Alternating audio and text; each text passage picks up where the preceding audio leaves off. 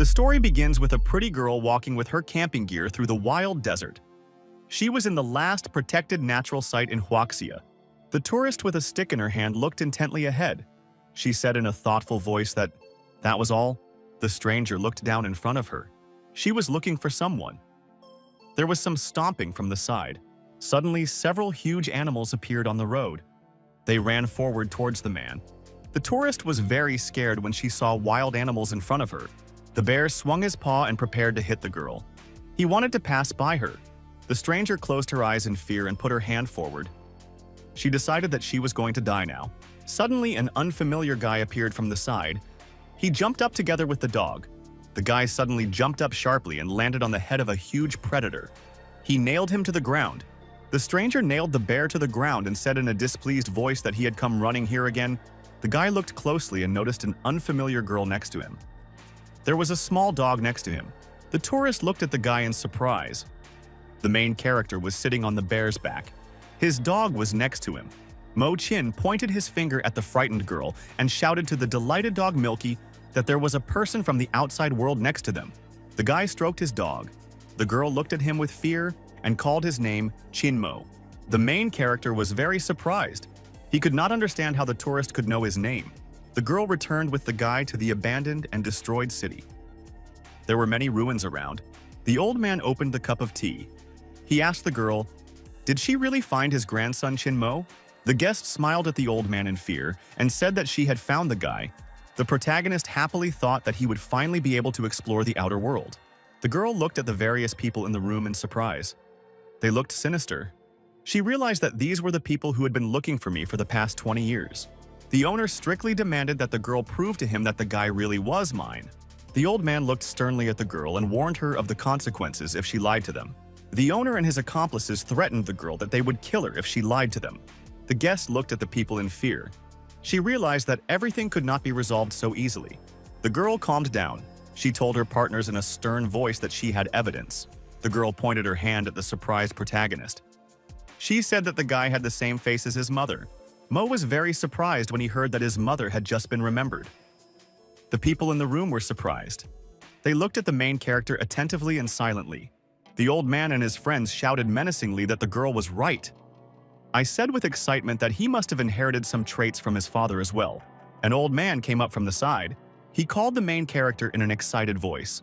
The guy looked at him in fear. The owner slyly looked at the guy and said that he needed to be sent to the outside world. There he would begin his training. As a result, the guy would be able to overcome his future limit. Mo was very surprised. He admiringly named Grandpa Long. The main character bowed to the old man and shouted in a joyful voice that he would not let him down.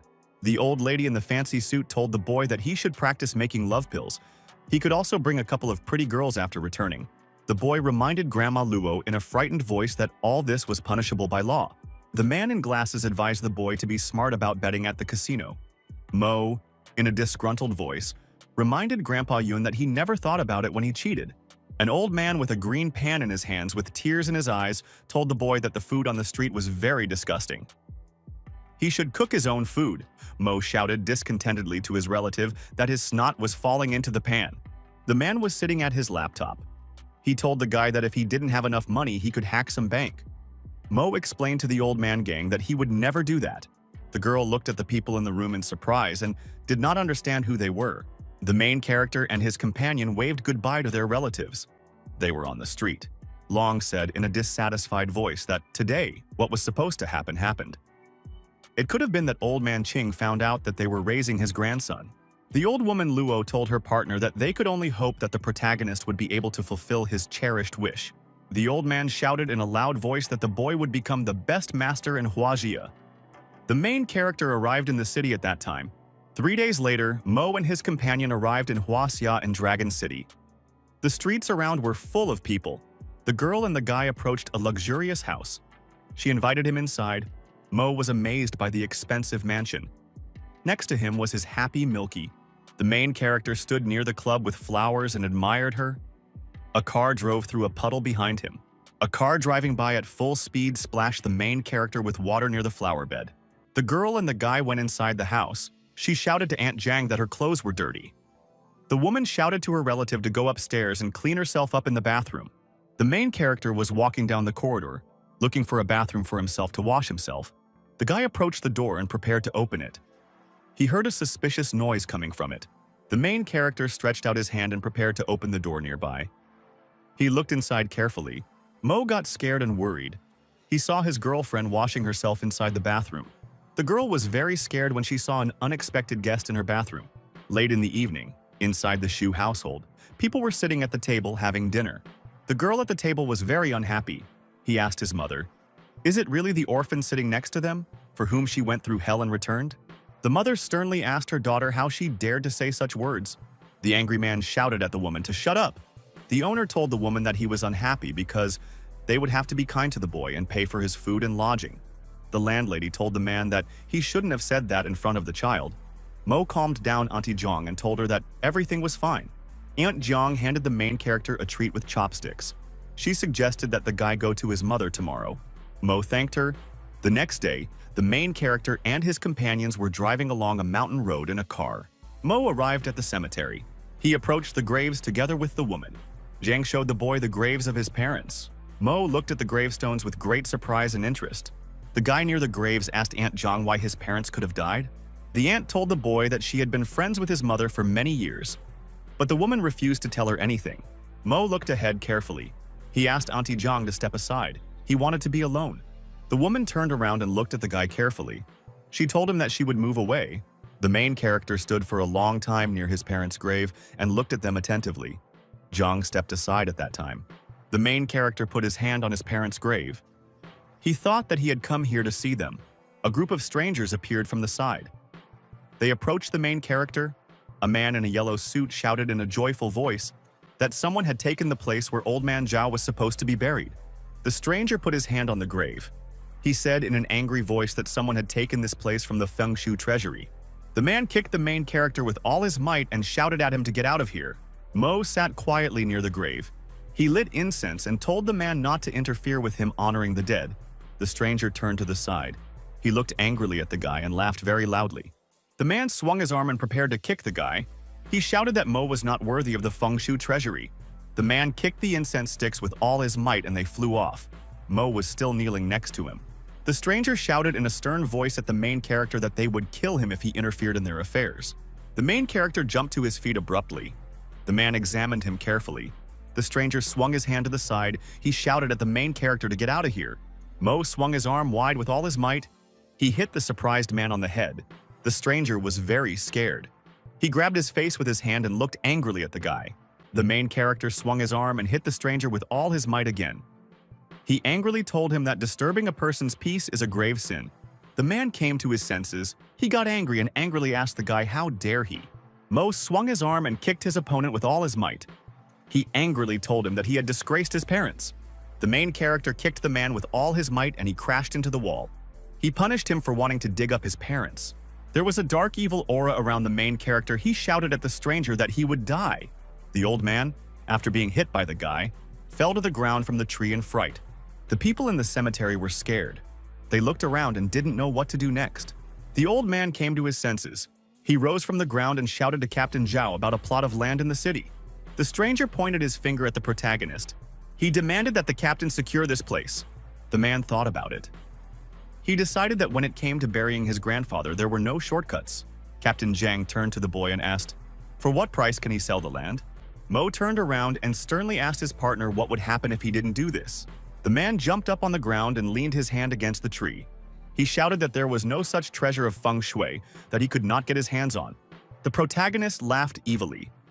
He asked the old man, "Is he really a feng shui master?" The stranger shouted in an angry voice that he was the #1 feng shui master of the Dragon City. His name was Tai Jing.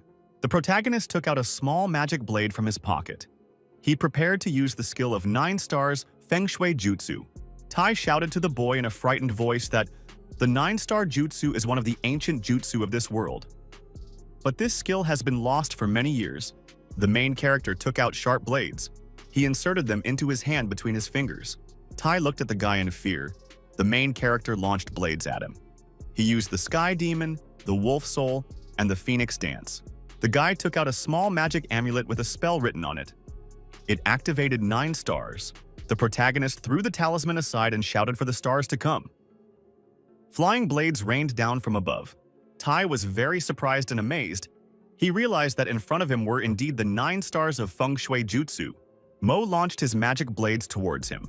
Feng Shui represented the potential of the stars. If the blue and red flames can be together, then it represents the perfect balance of Feng Shui. The old man looked at the main character in surprise.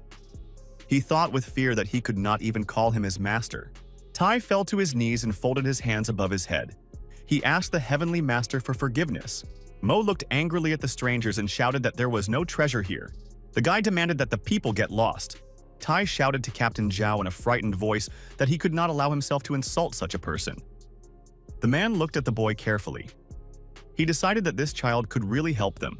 Zhang bowed to the main character and apologized for his rudeness. He asked the guy to save his grandfather. Mo answered the man that Grandpa would die tonight. He didn't want to save him. Zhang, in a frightened voice, demanded that the protagonist help save his grandfather. He promised compensation from the family and to leave the guy a plot of land in the cemetery with graves. Mo looked at the man and thought that he would now be his friend. The boy remembered that Lo's grandmother had told him to use his medical education to help everyone. The protagonist pointed out sternly to the man that now we are talking about disrespect to his parents. He demanded that Zhang send people to the cemetery who will clean and worship these graves for 3 years without stopping. The man promised the boy that he would do everything for him. After saving the grandfather, he is ready to send people here for 10 years. In the evening, the main character arrived at the hospital in the Department of Life and Management of Cardiovascular Diseases. The man came in and asked Dr. Zhu how his grandfather was doing. The doctor explained to the man with a sly smile that old man Zhao would not live more than a month. The man pointed his hand at the main character. He said that this guy wants to look at his grandfather's condition. Zhu looked at the guy with displeasure. He decided that Zhao Qing did not trust him completely. The doctor strictly demanded that the guy show him his practicing doctor's certificate. Mo explained to his partner that he had neither a title nor an academic degree. Zhu asked the guy with displeasure why he was working there. The main character calmly explained to the surprised people that he had never gone to school before. Zhang looked at the boy in amazement. He couldn't believe that Mo had never gone to school. Zhu laughed slyly and pointed his finger forward. He told the man that he wanted to entrust the life of a relative into the hands of an uneducated guy.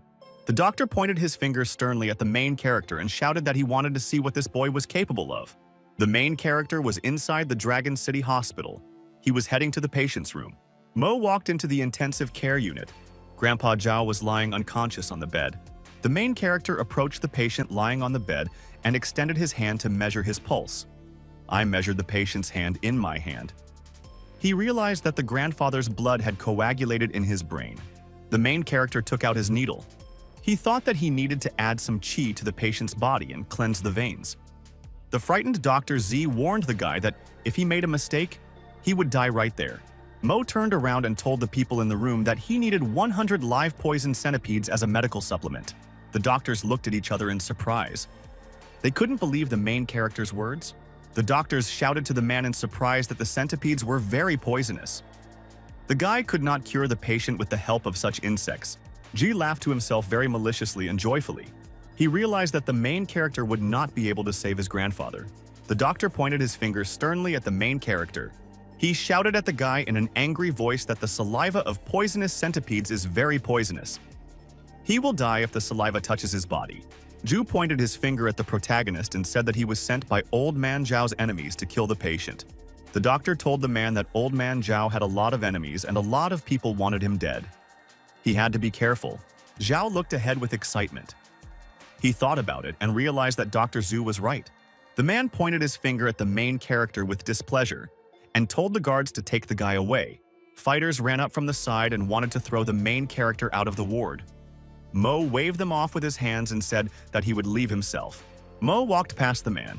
He told him in a quiet voice as he walked that his grandfather would die tonight, and it would be his fault. The protagonist walked out the door with the guards. The doctor said to Captain Zhao in an angry voice that he could rest with him. The main character was brought to the prison of the Dragon City. Guards with batons walked along the corridors.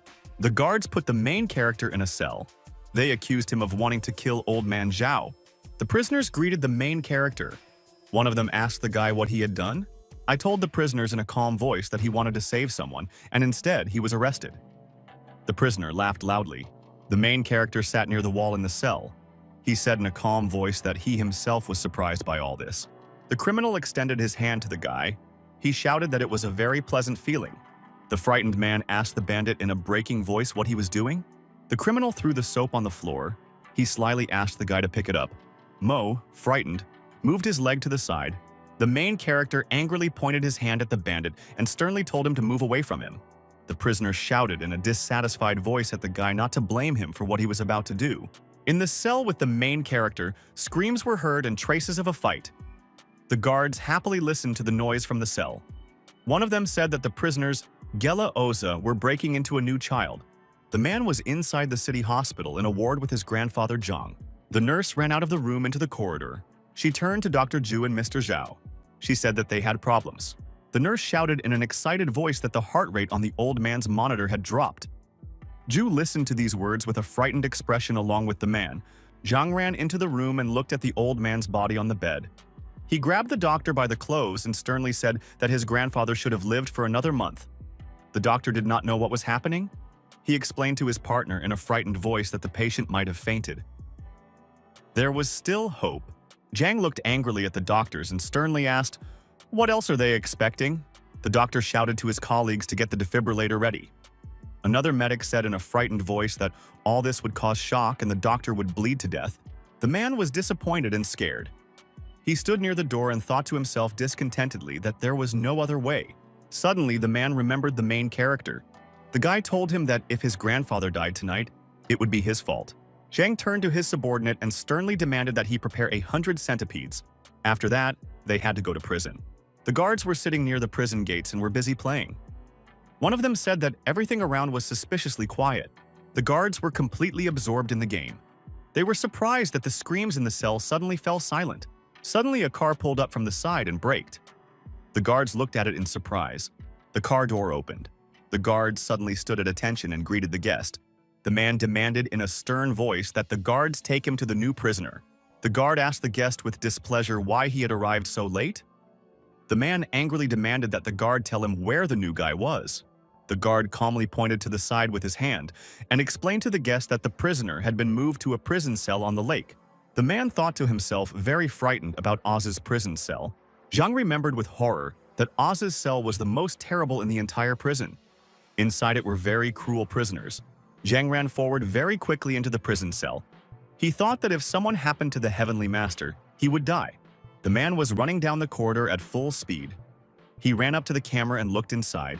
Zhang looked inside the cell with great attention and interest. He did not understand what was happening there. The man looked into the cell and was surprised to see the main character resting and relaxing there. The prisoners were serving him. I looked happily at the man and greeted him very cheerfully. The patient was lying inside the hospital unconscious. Soon the man Zhang arrived there, along with the main character. The main character ran into the ward. He looked at the patient and demanded that they prepare 100 pots for him. Very soon, 100 clay pots stood in front of the main character.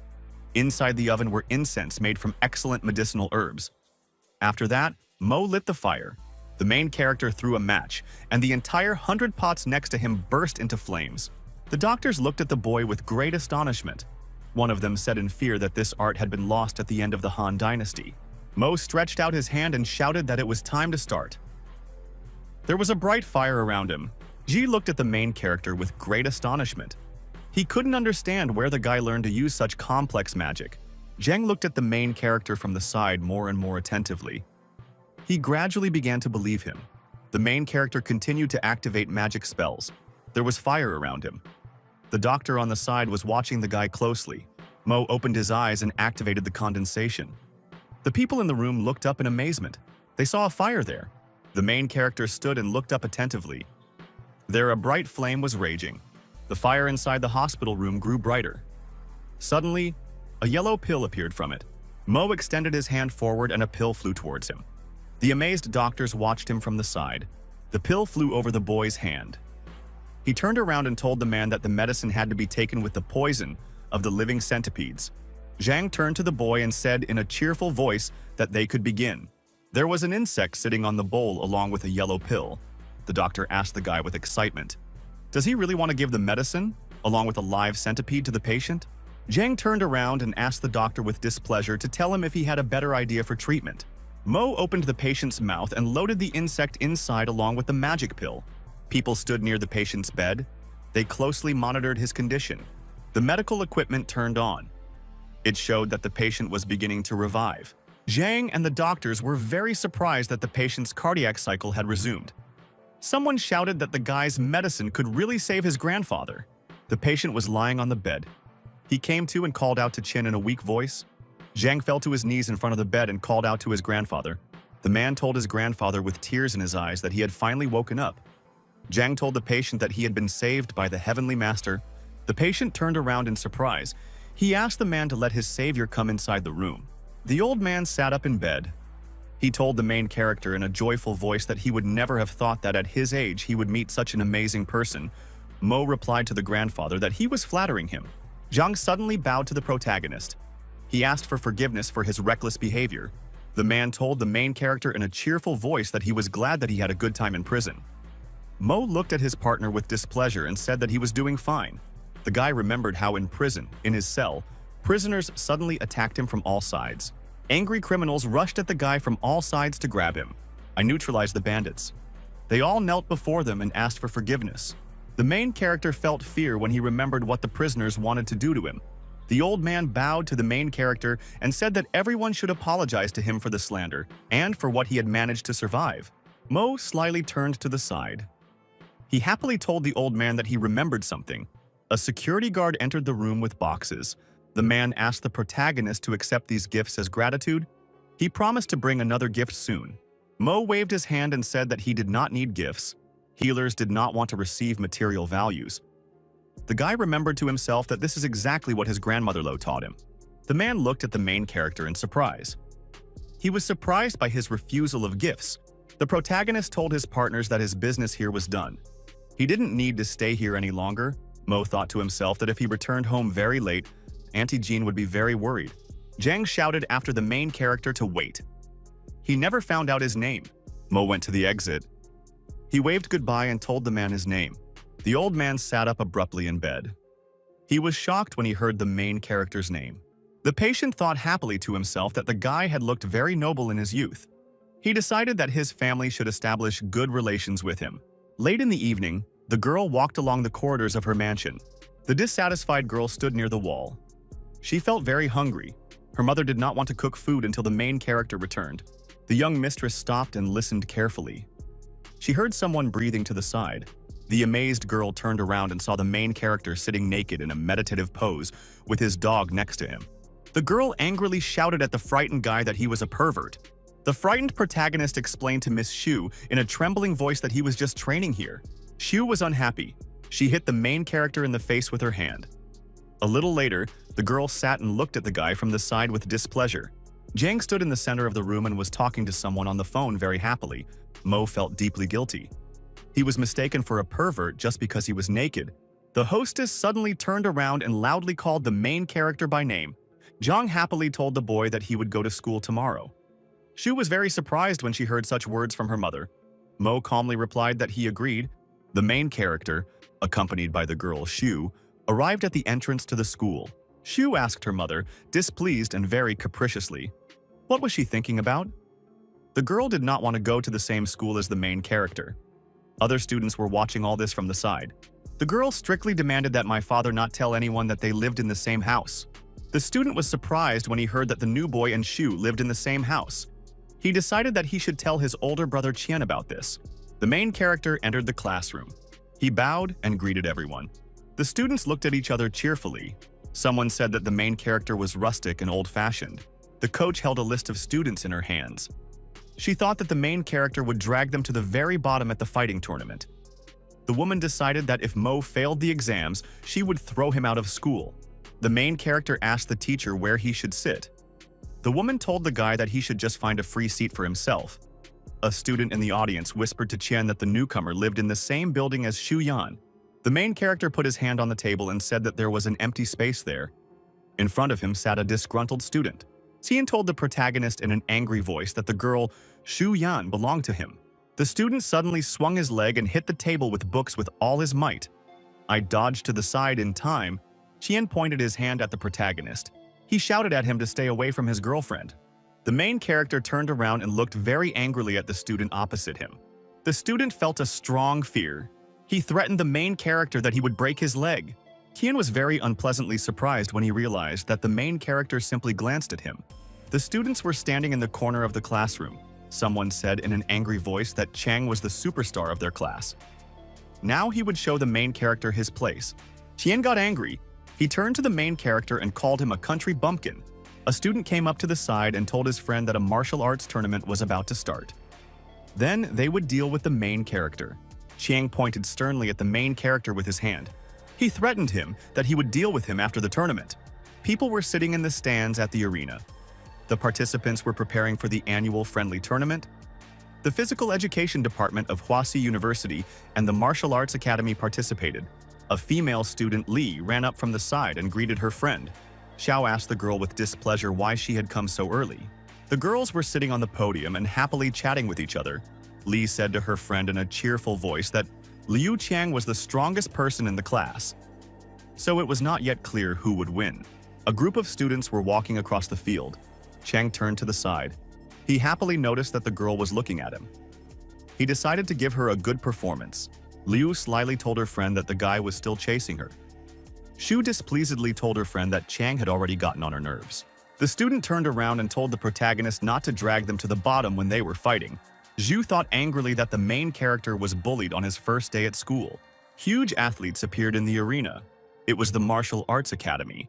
The spectators looked at the participants with admiration.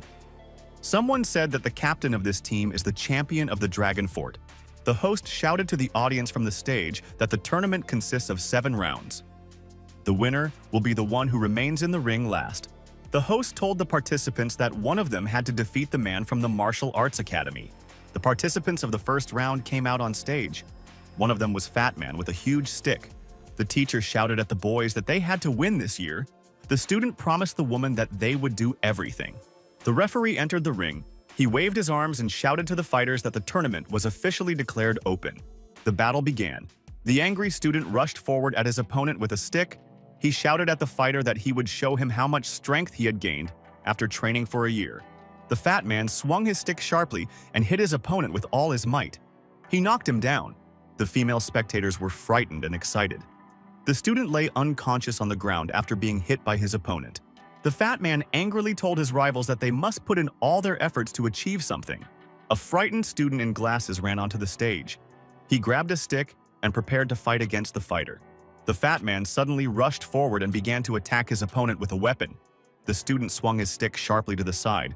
His opponent managed to quickly run away somewhere. The fat man hit the fighter with his stick with all his might. The host announced that the Martial Arts Academy had won the second round. The student fell to his knees. In a frightened voice, he asked his opponent for forgiveness. The fat man stood with a stick. He said in a dissatisfied voice that this was all that Huasi University could do to counter them. The winner glared at his rivals, calling them one big pile of trash. A group of disgruntled students stood near the table. The host shouted that the Martial Arts Academy had won 5 rounds in a row. The spectators in the stands were very unhappy. The girl shouted for Chang to show his true strength. The student was excited. He realized that he could lose. He couldn't show his bad performance to his girlfriend either. The student came up and humbly asked Kong's brother to give in to them and give him a chance to win. Chang bowed to his opponent. He knew he couldn't let his girlfriend see him lose. Kong angrily told his rivals that if they wanted to save face, their people had to start serving them. They could talk about it later. The student turned around. He angrily asked the main character why he was still standing there. The fighter extended his hand forward towards the main character. Mohi approached the fat man and handed him a bottle of water. The athlete extended his hand towards it. The fat man suddenly dropped the bottle of water from his hand, and it began to fall down. The angry fighter threw his towel at the guy, causing him to spill water on his clothes. The athlete sternly demanded that the main character kneel before them and apologize. The main character turned around and asked the athlete with displeasure, "Did he really want him to kneel?" Mo slowly reached his hand to his face and grabbed the towel. He turned to his opponent. The main character turned around and angrily asked the student, "Did he really think he had several lives?" The participants of the next fight were standing in the grand arena. The spectators were watching everything that was happening with excitement. The student turned around and asked his friend what was going on downstairs. The girl on the podium said excitedly that the new guy had angered the martial arts student. Chiang stood aside and laughed loudly. He told the protagonist that he was really funny. The glove fighter shouted to his friends to listen to what the guy was saying. Qian stretched out his hand. He demanded that the protagonist kneel down and apologize to Lun. Fat Lun stood in the arena with a huge stick. He told the main character to come out and try to defeat him. He promised the guy that if he won, he would apologize to him on his knees. The fighter viciously threatened the guy that he would simply crush him with his belly. A man with a microphone ran up from the side. He shouted that the sports department was not afraid of a strong enemy and was sending new participants. The man asked the woman, "What is the name of the new fighter?" The trainer responded that the participant would be excluded anyway. The people in the stands were surprised. Someone shouted excitedly that the sports department wanted to set up a random amateur. The man raised his hand up and shouted to the participants to get ready. The fat man suddenly rushed forward at the main character. He decided to crush him. Mo swung his arm and hit his opponent with all his might with a powerful blow of his hand. He didn't have time to say anything. The spectators in the stands and other athletes were very surprised when they saw Lu fall after the blow. The athlete was amazed. He couldn't understand how the guy was able to knock down his opponent with one move. The main character stood with his hand outstretched near the body of a lifeless warrior. A very shocked judge looked at all this from the side. The main character looked sternly to the side and asked who else wanted to go against him. Suddenly, a fighter with long hair jumped into the arena from the side. He was ready to continue fighting against Mo. The fighter suddenly rushed forward. He shouted at his opponent that he was doomed to lose in a fight with him. The student was warming up his hands. He happily shouted to his friend Yan Chen to beat the guy up. The main character swung his fist wide. He hit Yan in the head with all his might. The fighter flew far to the side after a very powerful blow from his opponent. The other athletes stood to the side and were amazed. Yan flew out of the ring after a powerful blow. After that, he lost. Mo remained standing in the arena. The athlete was amazed. He couldn't understand how the main character could defeat someone who was even stronger than Li Chaolin in one blow. The main character turned to the side. He told the fighters in a stern voice not to waste his time. Mo looked sternly at his opponents and said that they could all attack him at once. The fighters rushed forward towards the main character. One of them shouted at the guy that he was looking for certain death. The amazed spectators in the stands watched the battle closely. Chiang thought to himself with great surprise that the new student turned out to be a very good fighter. The amazed judge stood in the arena. He looked at the main character with surprise. The man shouted in a loud voice that the guy was very strong. The judge raised his hand up. He prepared to announce the winner of the martial arts competition. The people in the stands were very amazed. The performance was simply incredible for them. Li looked at the guy and shouted that he was very attractive. Next to her sat an amazed Shu. In the evening, the main character was returning home. A crowd of admirers was running after him. They wanted to be his students. The main character hid around the corner. He decided not to stick his head out. A crowd ran past him along the street. The guy heard someone's loud scream from the side. The girl demanded that her friend not call her anymore. The girl angrily demanded on the phone that her friend stop bothering her family. Mo was sitting in the corner near the piles of garbage. The girl came up and looked at him in surprise. The main character sat silently next to a stranger. She angrily told him that she would not give him her contacts on the internet. The main character didn't answer the stranger. She looked at his face with displeasure. On a clear day, the main character was walking down the street. There were a lot of people around. His dog was running next to him. An unfamiliar girl came up from the side and called the dog to her. Mo turned around in surprise. The stranger sat down and handed the dog a small piece of food in her hand. The main character recognized the girl from yesterday in front of him. Milky ate the pie very quickly. After that, he immediately threw up. The girl got scared. Mo asked his pet with displeasure what he was doing. The main character grabbed his dog in his arms. He explained to the stranger in a frightened voice that the dog did not do all this on purpose. The stranger told the main character in a displeased voice that he had used his dog on purpose. The girl explained to her partner that she would not give him any of her contacts or any information about herself. She accused the guy of using a dog to get close to her. The main character stood and held his dog in his arms. He could not understand what the stranger was telling him. A group of unfamiliar fighters in suits and with weapons appeared from the side. Their leader pointed his hand at the girl Chen Wan and angrily told her that he was looking for her. The guy asked his frightened girlfriend in an anxious voice why she hung up. The leader told the girl in a joyful voice that he wanted her to make pancakes for him with her own hands. The guy turned to the food vendor behind the counter and shouted that he wanted the girl to feed him. She yelled at the guy Wang Xianu in a very angry voice to respect his elders. She remembered that the last time this guy came, he broke their booth. Van rushed forward and grabbed the girl's hand with all his strength. He threatened her that he would not let her go today. Suddenly, the main character appeared from the side. He stretched out his hands forward and grabbed the hooligan with them. Van was very surprised when he saw Mo in front of him, who sharply twisted his arms to the side. Van was very surprised and amazed when he realized that the guy in front of him was very strong. He demanded out loud that Mo let him go quickly. The main character continued to hold the bully's hand. He turned to the surprised girl and said that he did not mean at all that he loved her. Van angrily shouted from the side at the guy that he was ignoring him. Mo let go of the bully's hand. He jumped aside and angrily asked the guy, "Does he really want to play the hero again?" In response, the main character calmly explained to his partner that he wanted to make pancakes for him. Mo looked slyly at his partner and told him that he would cook food for him. Van looked angrily at the main character and asked, "Can he really make pancakes for him?" Mo stood on the street and began to quickly cook food. A guy looked at him from the side in surprise. The workers looked at the main character with surprise. A man on the side said that the guy controls the heating and maintains the balance. Shirley stood to the side, very surprised. It was the first time she saw someone cook like that. She was impressed. The main character cooked a huge dish on an outdoor stove. The smell was coming from it in all directions. The passers-by were very happy. Someone said in a joyful voice that the Chen family's pancakes smelled very good. Van looked ahead with great fear and surprise. He felt a strong aroma. The main character held food in his hands. He asked the bully if he wanted to eat. Van sternly demanded that the guy give him a portion. The main character swung his arm and threw the food straight into the bully's face. Van shouted loudly that it was hot. The leader shouted in an angry voice to his subordinates to beat up the main character. The angry fighters ran forward with their weapons. She came up to the guy from the side and shouted at him to run away. She warned him that the hooligans would beat him half to death. The main character grabbed a small food shovel with his hands. He shouted to the fighters to come. I suddenly started throwing a pancake at the hooligans running towards me. The bandits fell to the ground. They were badly burned by the pancakes. The main character deftly twisted a pancake on his hand. He angrily asked the guy, "Does he still want to eat?" Van fearfully stretched out his hand forward and explained that he was completely full. The hooligans started to run away. I shouted after them to be careful. Van looked very angrily to the side. He told himself that he had disgraced himself today. Mo stood calmly and watched the hooligans leave. Van shouted something angrily at him as he said goodbye. Van viciously threatened the main character from a distance that he would return and take revenge on him. The worker came up and shook the main character's hand. He thanked him for his help.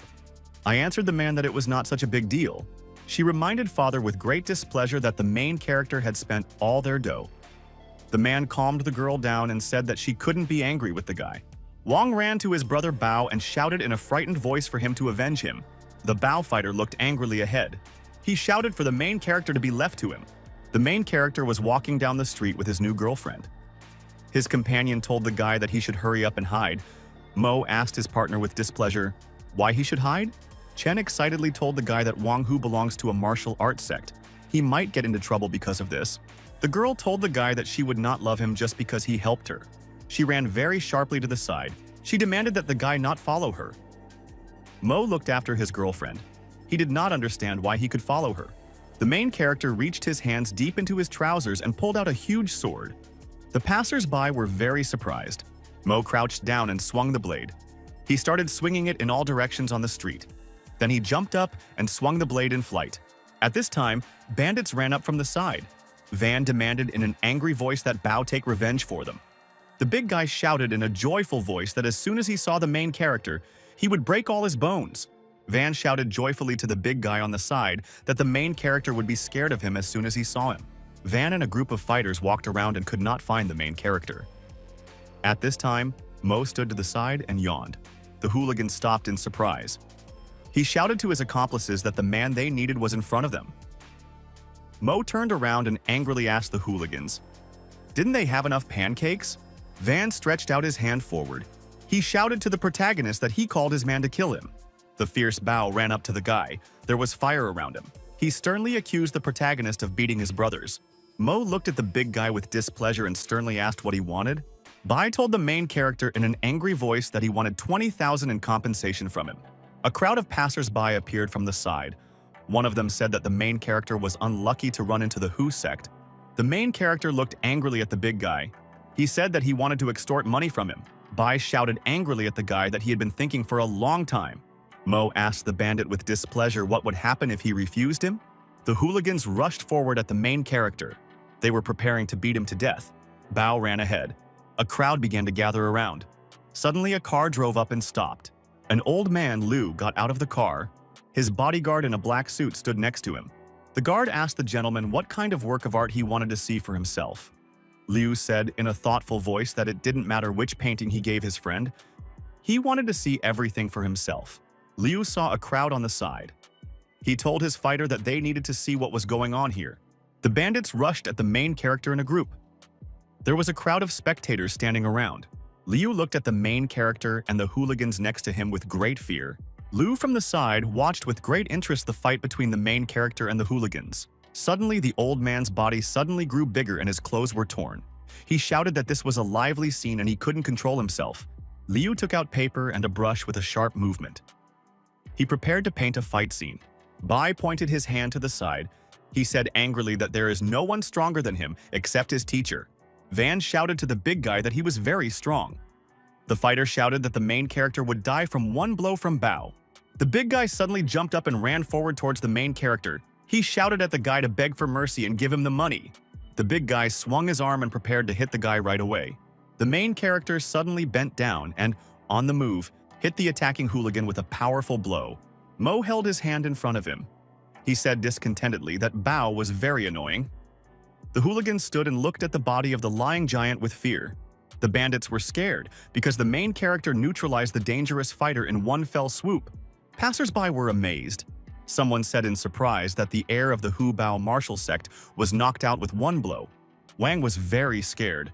He realized that his friend Bao had just been defeated. The main character sat next to the body of the big guy and examined it. He was surprised that he knocked him out so easily. A frightened Van stood to the side. The protagonist turned to the side.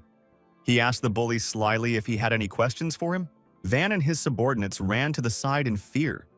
The leader realized that only the sect master could help him now. I looked after the fleeing bandits and called them weirdos. At that moment, someone came up to him from the side and called him. A surprised old man appeared from the side. He told the guy in a joyful voice that he was very lucky to have found him. The old man's guard showed the main character a black and white picture. Surprised passers-by stood to the side. Liu told the guy in an excited voice that he wanted to give him this painting. Passers-by around were very surprised. Someone said that the guy was lucky. Liu Bao's paintings can cost millions at auctions. The main character turned around and told the surprised people that the painting had some flaws.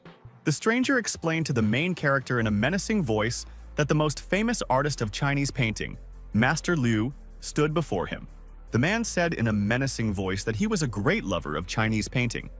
He was also a fan of Liu. He didn't like that someone was talking such nonsense about the works of this master. The old man suddenly stepped forward. The man looked at him from the side in surprise. Liu came up behind the main character. He asked the guy what was wrong with this picture. At that time, he was drawing something on paper with a brush. The main character continued to persistently draw something on paper. Passers-by did not understand what he was doing. Mo made some sketches on paper. He turned around and showed the painting to the master. Liu was very happy. A fiery glow appeared around him. He joyfully shouted that the guy had corrected all the mistakes in his work with the help of technology. The drawing became more energetic and alive. The old man excitedly asked the boy his name. He said that he wanted to be his student. The passers-by were very surprised. The main character turned to the side and told the old man his name. The boy explained that he was just inspired and wanted to draw. Liu realized with surprise that Mo had drawn even better than all his portraits. The amazed master fell to his knees. A servant ran up to him from the side. He stretched out his hand forward and called the main character. The man asked the main character for forgiveness for yelling at him. He wanted me to draw something for him. The main character handed the stranger a black and white drawing. The man was very happy. The stranger looked happily at the picture in his hands. He shouted that he liked it. Mo stood to the side. He decided to himself that the man overestimated him. The man smiled and handed the protagonist a small golden card of the gifted tavern. For a customer with such a card, food and drinks would be free. The main character looked at the card carefully. The man told the guy that this thing was very valuable and he should accept it. Mo walked away and held the card in his hands. He told himself that he was not interested in such places. At that moment, someone ran up to him from the side and called him.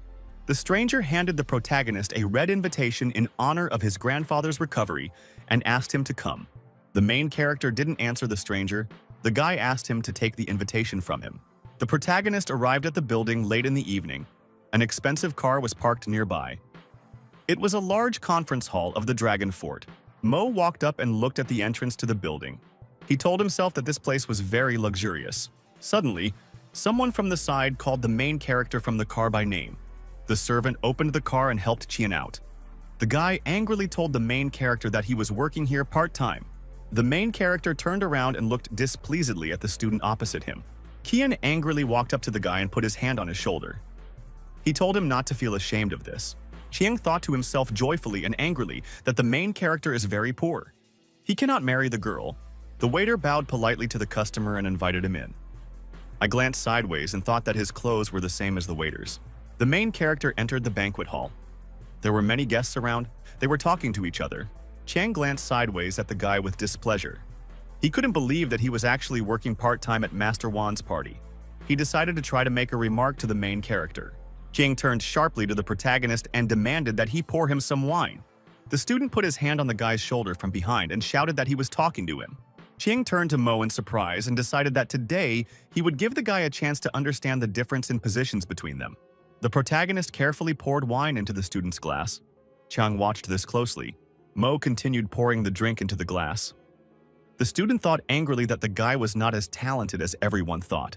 Chiang thought happily to himself that he felt pleased when he saw his enemy working as a waiter. Suddenly, an idea came to the student. He held a glass in front of the main character in his hand. Jian suddenly turned his hand and turned the glass with the drink inside out, and all the wine spilled onto the floor. The wine spilled on the guest's leg. The student asked with displeasure where the manager was. Chang pointed to the side at the main character with his hand. He shouted that this worker had dirty his shoes. Surprised guests stood around. A manager wearing glasses ran up from the side. He apologized to Mr. Liu and said that he was very sorry about it. The manager sternly demanded that the main character kneel before the client. He thought to himself that the guy looked strange. Ching explained in a calm voice that the protagonist was his classmate and did not need an apology. Tio said in an angry voice that the protagonist must kneel before him and clean his shoes. The manager sternly demanded that the guy do it.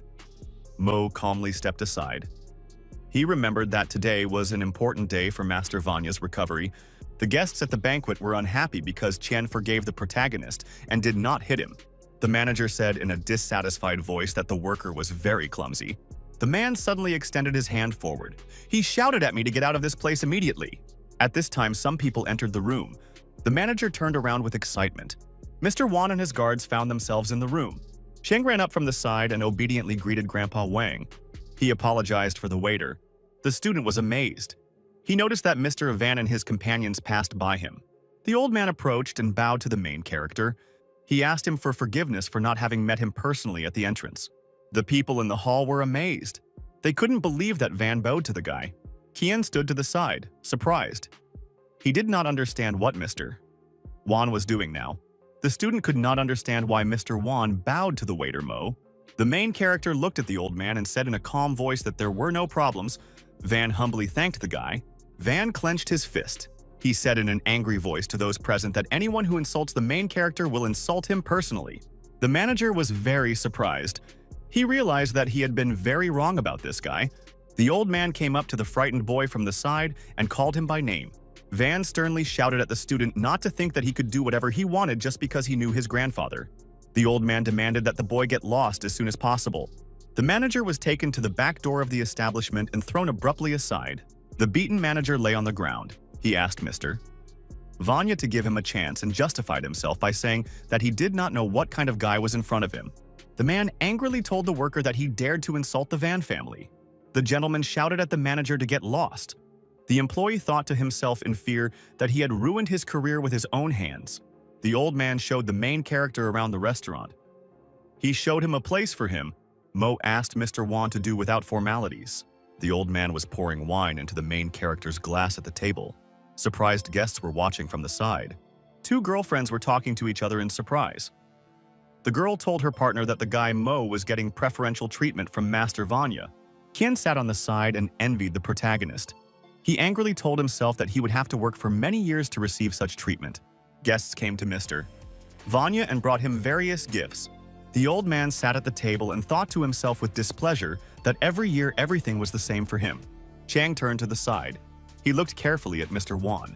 The student looked at the crowd of guests in front of him. He decided that this was his chance.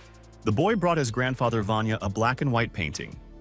He said it was a gift from his grandfather. The guests around were delighted. Someone shouted that it was a portrait of Master Lu. The main character heard a noise in the crowd. He turned around carefully. Qing held a painting in his hands. He told the guests that his grandfather bought this painting from a martial artist in the park. This martial artist beat up 10 guys from the Hu martial sect in the park and incapacitated the #1 fighter Bao with one blow. The main character stood to the side and listened attentively to the student's story. The guests listened with interest to the student's story about the martial arts master. They would have dreamed of meeting him. Chen pointed his finger at the protagonist. He angrily asked his partner, "Is he really stronger than the martial arts master?" Mo turned to the student and explained in an angry voice that the master was certainly stronger than him. Chang pointed angrily at the protagonist and asked, "Does he have any gifts for Master Wani?" The old man told the boy in a frightened voice that there was no need to get anything from him. The student waved to Master Vanya and shouted that there was no need. Qian angrily pointed at the protagonist and said that he had not brought anything to the ceremony. He accused the guy of not respecting Master Wan. The main character took a glass of drink and calmly prepared to drink. He said in a calm voice that he gave the old man a chance to live on. The guests around were very surprised. They could not understand what the main character was talking about. The boy whispered to someone in the crowd that the main character had cured Wan Beifeng's illness. That's why the old man showed so much respect to the young man. Chang angrily asked the main character why he came without a gift. Mo sat at the table. He calmly explained to his partner that he had corrected the flaws in his grandfather's portrait. The guests at the party laughed very merrily. They could not believe that the main character could fix the picture. Chang pointed his finger at the main character. He shouted at the guy that he didn't know anything about his grandfather's position in the art of drawing. The guests at the banquet were unhappy. They did not believe that the guy could correct Master Lu's mistakes. The old man entered the room. He said that Lu was a great artist in the Dragon Fort. Chang demanded that the boy ask his grandfather for forgiveness. The guests at the party turned their heads towards the exit. They noticed someone coming in. An old man, Lu, entered the room. He cheerfully asked the people what they were arguing about. The old man greeted the master. Lu explained that he was delayed because of a traffic jam. The student excitedly told the master that some guy had said that he had corrected the flaws in his paintings. He pointed his finger at me. The old man extended his hand. He walked towards the guy and wanted to see his face. Liu was amazed to see the main character in front of him. Mo looked sternly at the master. The old man was very surprised. He immediately recognized the guy in front of him. Chang looked at the main character with malicious interest. He was wondering what the guy would do now. The audience at the banquet was eagerly awaiting the master to teach the main character a lesson. The master rushed forward and hugged the main character with all his might. He shouted in a joyful voice that he met him again, and this was his happiest day. Qiang was very surprised. He did not understand why his grandfather showed respect to Mo. The master told the surprised guest that the main character had actually painted the picture himself. The people around were very amazed. Xia stood behind him, very angry and shocked. He remembered that he had bragged about this painting. Qiang was very frightened when he realized to himself that, in reality, he was bragging about the main character's painting. The master wanted to introduce his main character to his grandson. They studied at the same university. The old man demanded that Chang call the guy Uncle Chin. Tio said the words about Uncle Chin to himself in a weak voice. Mo put his hand on his shoulder and told him not to be afraid. Mo happily patted the boy on the head and said that he was a good boy. In the future, he should listen to his grandfather. The student thought angrily that he no longer wanted to see the main character in his life. Late in the evening, the protagonist returned to the Shu family's house. He greeted Aunt Zhang. The main character entered the large dining room. The family members were sitting at the table and looking at him. The owner slammed his hand on the table. He told the guy that he came home very late every day. Jing turned around and in an angry voice demanded that her husband not speak like that. Yu said, in a dissatisfied voice, that the guy comes home late every day. He hasn't done anything good. Mo looked at her dissatisfiedly. The main character asked his family for forgiveness for his late return. The owner couldn't understand why the guy was apologizing now. I explained to my partners in a calm voice that from tomorrow onwards, he would be living in the school dormitory. Jiang shouted after the guy in a frightened voice, telling him to stay home. The main character turned to the side. He thanked his aunt and said that he had already made a decision. The woman jumped up from the table and continued calling the main character. The man told his wife that she could follow the guy if she wanted. Shu slammed her hands on the table and said that the guy couldn't tell right from wrong. The girl ran to the side. She screamed that she didn't want to eat anymore. The amazed man didn't understand what had happened to his daughter. The main character entered the building and headed towards door number 335. Mo opened the door. Inside, he was met by students with bright firecrackers. The main character was very surprised. The guy grabbed the main character by the back and told him to come in faster. The student shouted to me that he would take his things to the office.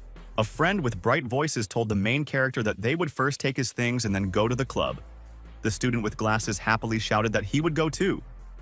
But I didn't want to go anywhere. The students kept pulling the protagonist out of the room with them.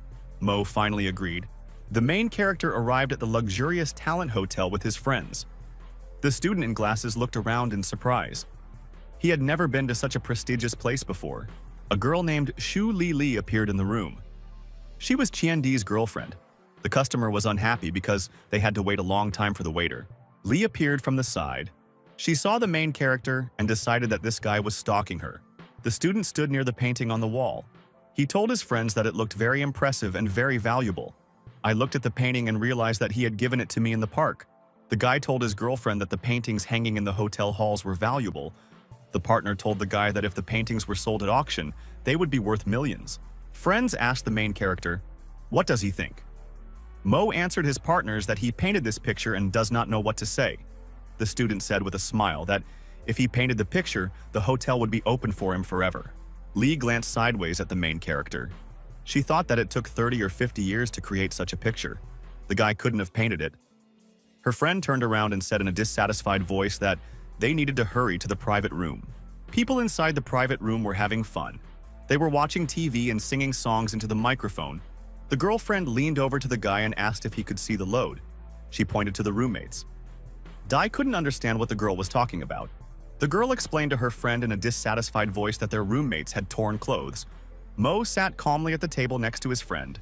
At this moment, the door to the room suddenly opened and a guy walked in.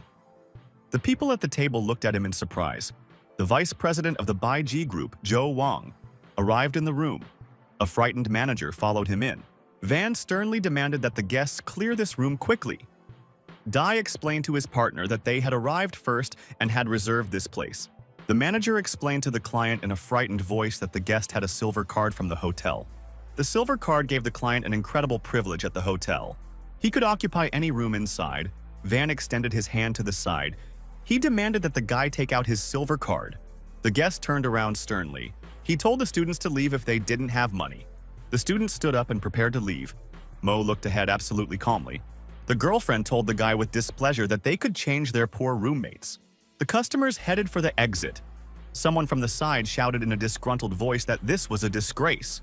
The main character took out a gold hotel card and shouted to his friends to stop. The people around were very surprised. They couldn't understand where the guy got such a map from. The client was very shocked. She did not understand how I got a gold card to this hotel. The main character stood and held a gold card in his hands. Surprised customers were around him. The manager knew that in the whole city only 2 people had a gold card. He didn't understand how a simple guy could get it. The girlfriend pointed to the side with excitement. She reminded the guy about his gold card. The girl excitedly asked her friend if his card was really a fake. The amazed manager and the client looked at the main character for a long time. Van grabbed the card. He shouted, "A poor student can't have a gold card." The manager sternly asked the customer, "Did he steal or pick up this thing?" The main character calmly looked at the man and said that he did not steal or pick up the card. The client looked at the main character with great displeasure and said that she was very ashamed of him.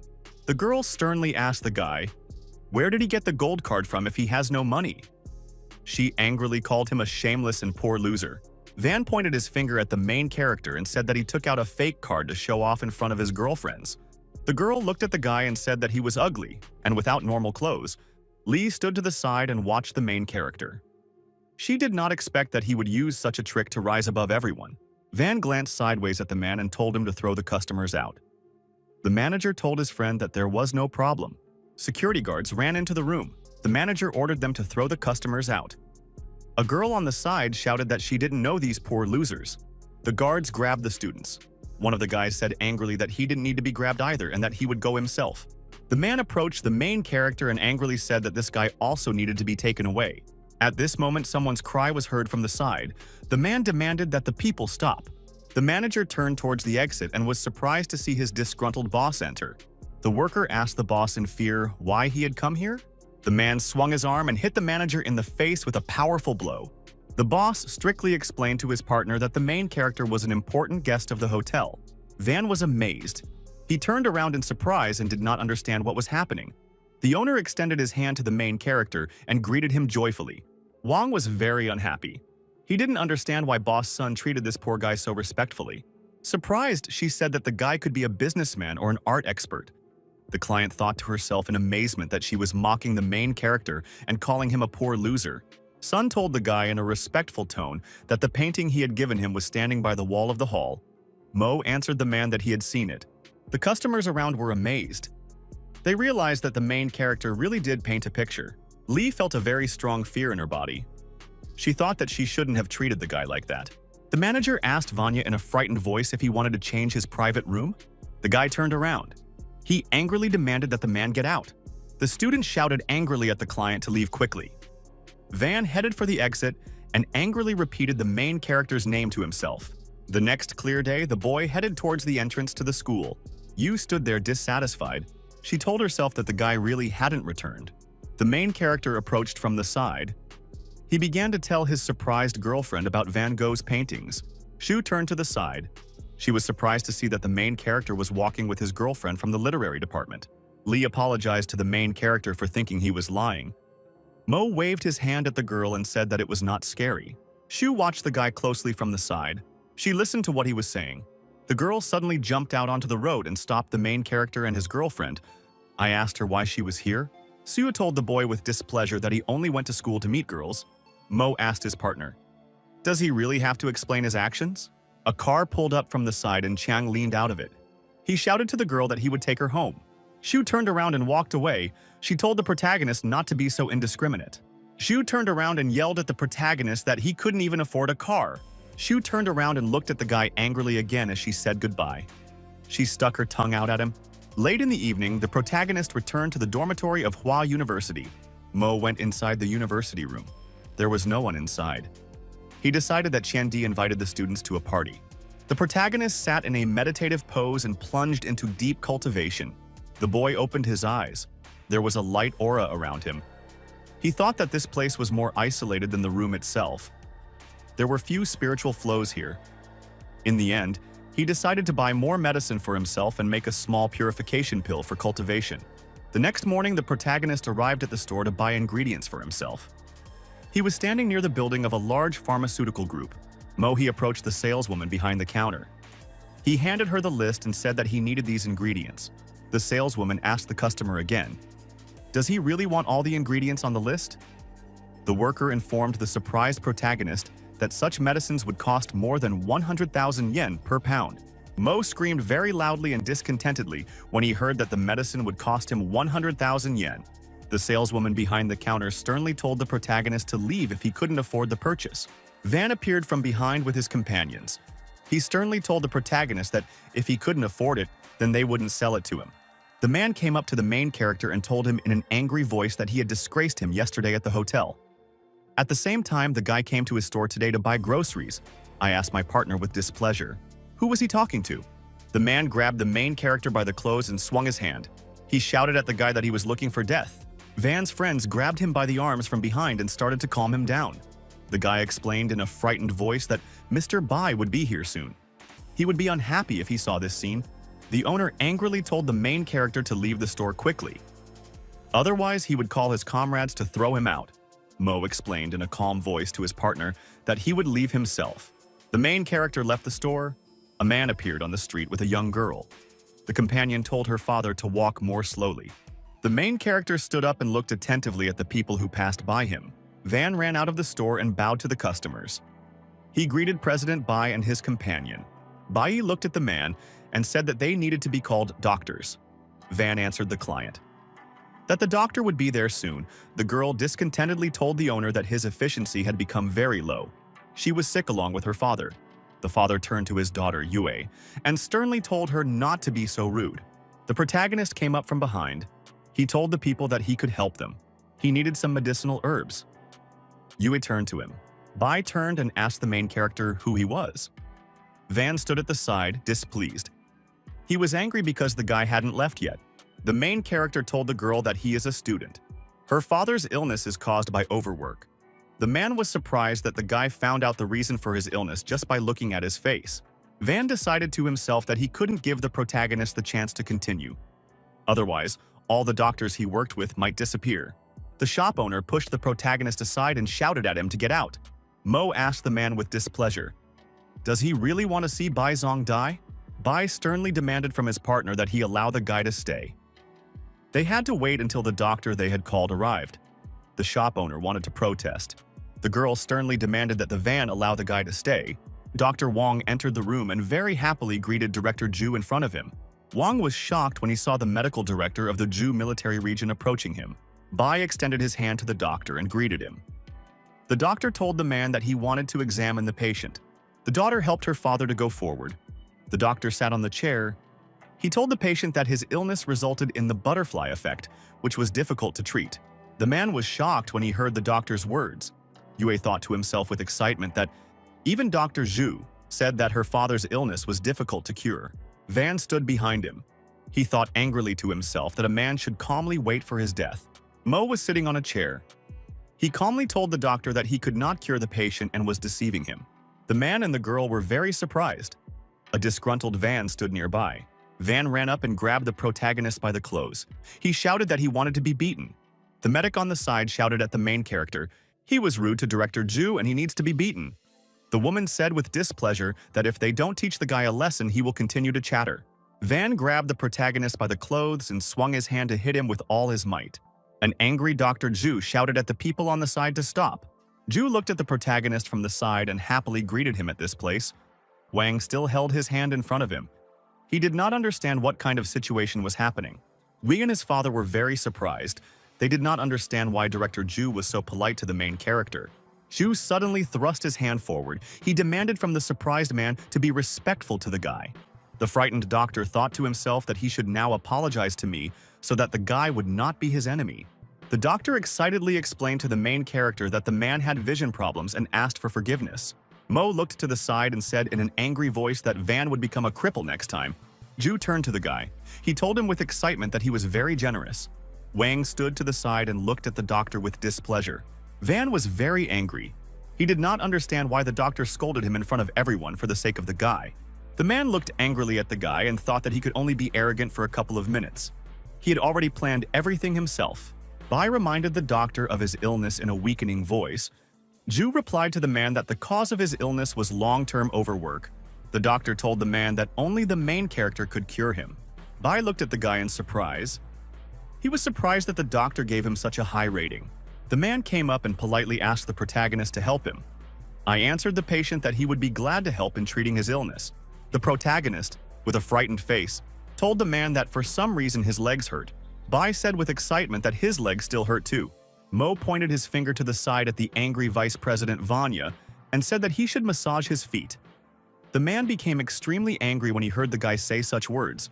Bai looked at Vanya and asked with displeasure why he said such words. Mo sat on a chair and smiled happily.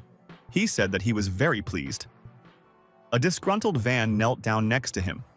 He did not understand why Bai made him massage this guy's feet. The patient was lying on the bed. The main character was standing next to him, holding incense sticks in his hands. He was getting ready to start. Zhu, from the side, excitedly asked the guy what he wanted to use. Mo launched a fire stream from the jug at the frightened patient. He used the fire cauterization technique. Zhu looked at the guy. He said with admiration that this method is very complicated in traditional Chinese medicine. He saw it for the first time. Yue looked at the main character happily. She did not expect that the guy could be so strong. Van stood to the side, very angry. He couldn't believe that the main character could cure the patient. Mo commanded the man to get up. Bai raised himself and looked at his hands in surprise. He did not understand how he had been cured in such a short time. He began to feel good. The patient grabbed the protagonist by the shoulders and thanked him. He said that he had never felt as good as he did now. Van stood to the side and became more and more angry. He realized that his plan did not work. The patient cheerfully suggested to the main character that he go to work for the Bai family. Van came up from behind and said in an angry voice that he didn't think so. Bai turned around. He asked his partner with displeasure what he meant. The man suddenly pulled out a gun.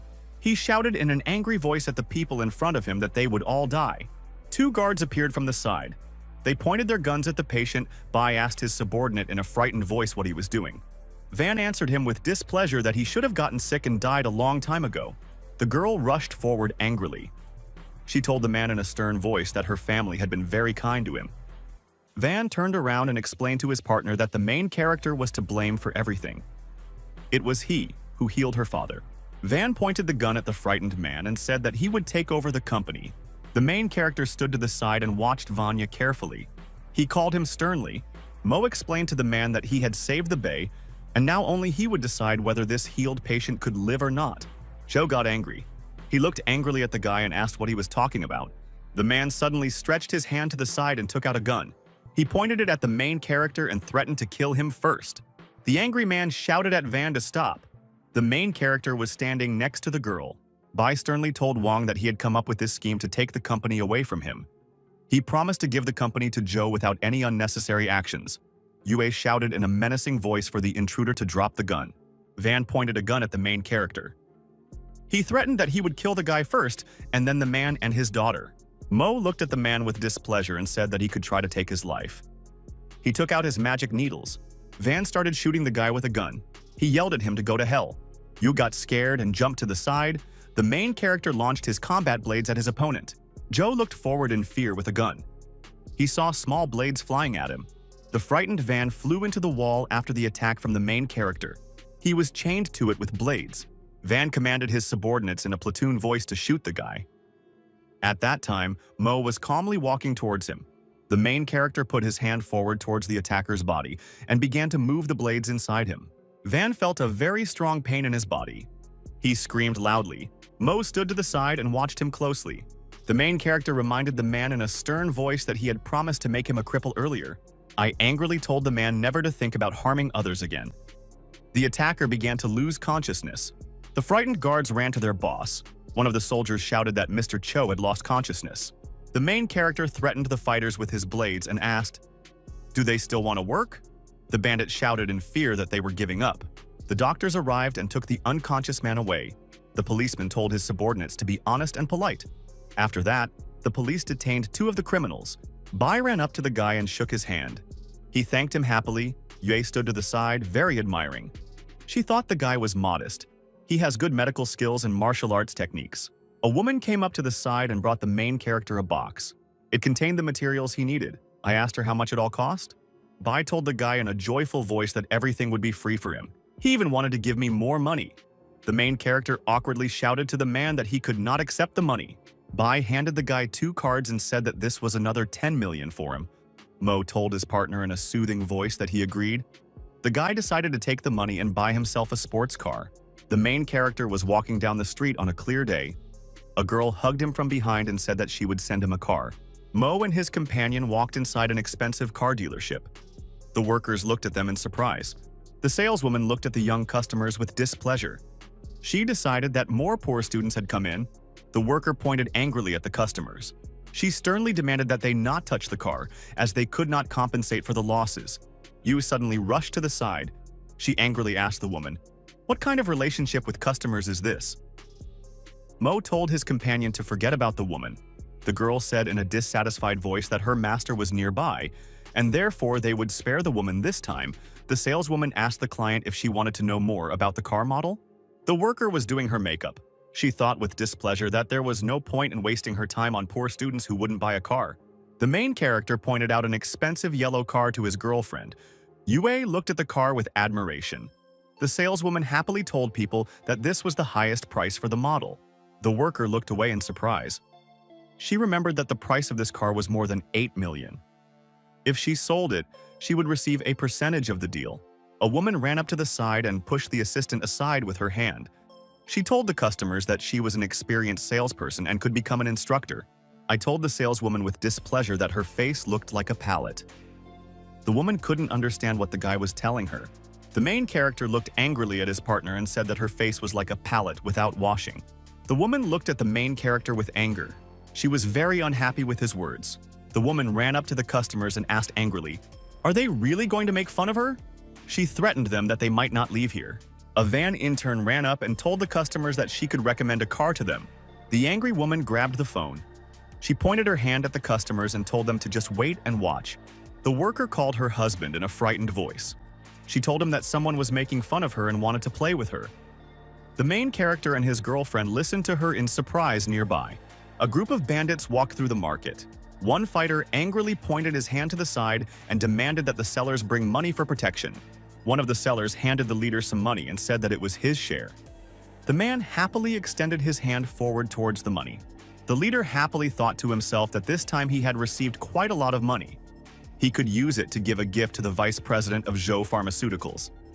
Then he would be able to rise to the level of the buy group. The man was daydreaming. He looked at the money and thought that he could manage the profits more carefully. At this time, the bandit's phone rang. He picked up the receiver and cheerfully asked his wife what had happened. The man became very angry when he heard that someone insulted his wife. The woman turned around and angrily shouted at the customers that her husband would be arriving soon. They still had time to beg her. The main character did not pay attention to the woman's screams. He asked the saleswoman, "How much does the car cost?" The girl answered with a smile that the car costs 8 million. The main character looked at the car. He told the saleswoman that he needed some adjustments. The manager explained to the guy that he had the best modification in front of him. She asked him, "Does he really want to change anything?" The main character thought about it. He didn't know exactly what to change in the car. Yue looked at the guy from the side with admiration. She was glad that he knew how to modify the car. Suddenly, the door opened wide.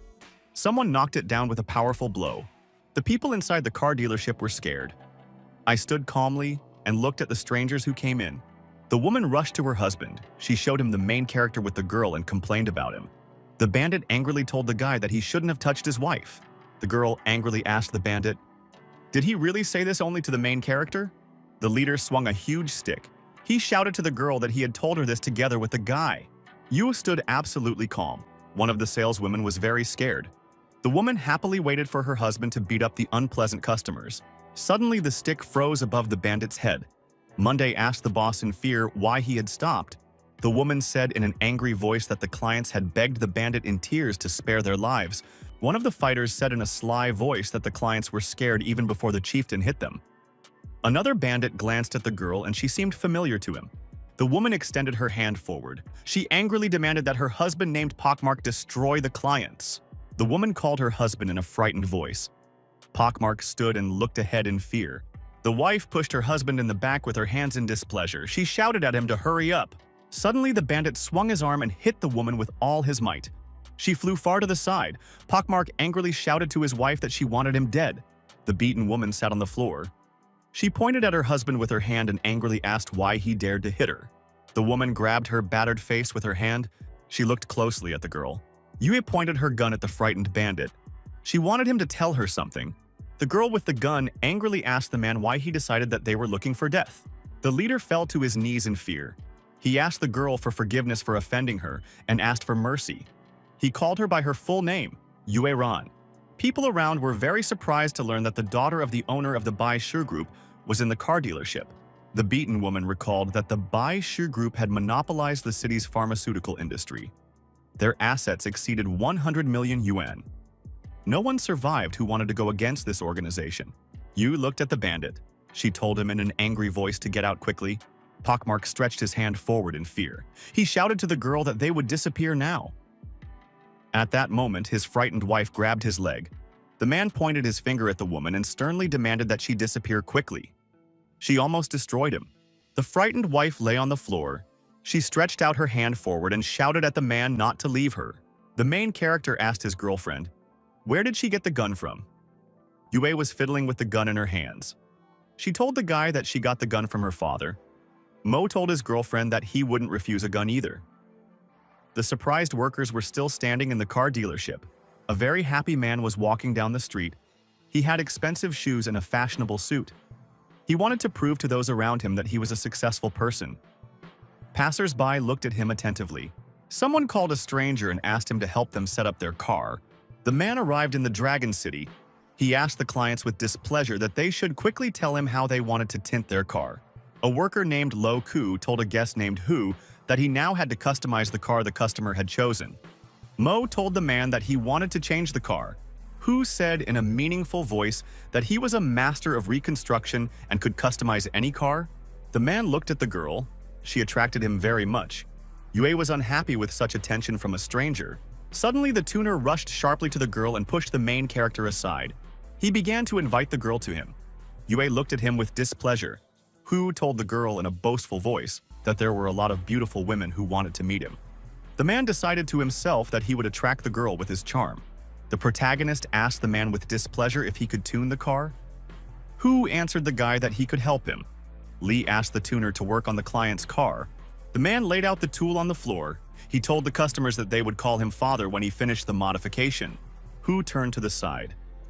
He looked at the yellow car with great interest and admiration. The man shouted in an admiring and surprised voice that there was a Lamborghini in front of him. The man pointed his fingers at the guy. He asked angrily, "Does he really want to tune such a car?" I asked my partner discontentedly. "Is he really not going to tune anymore?" The main character looked at his partner with a sly look. Hu looked angrily at the guy. Lu asked the man from behind, "Can't he tune this car?" Hu thought with displeasure that if he didn't do the job, it would be the end of his reputation. The man turned around and pointed at the guy. He told the main character that he just wanted to start a fight. Hu looked slyly at the client and said that he just didn't have enough money. Mo told the man to shut up. The protagonist threw the man aside with a powerful movement. He told the people around him not to bother him. After that, he asked the store manager to bring him all the spare parts. The main character looked piercingly ahead and said that he would do the tuning himself. The customers in the store were amazed. They didn't believe in the main character.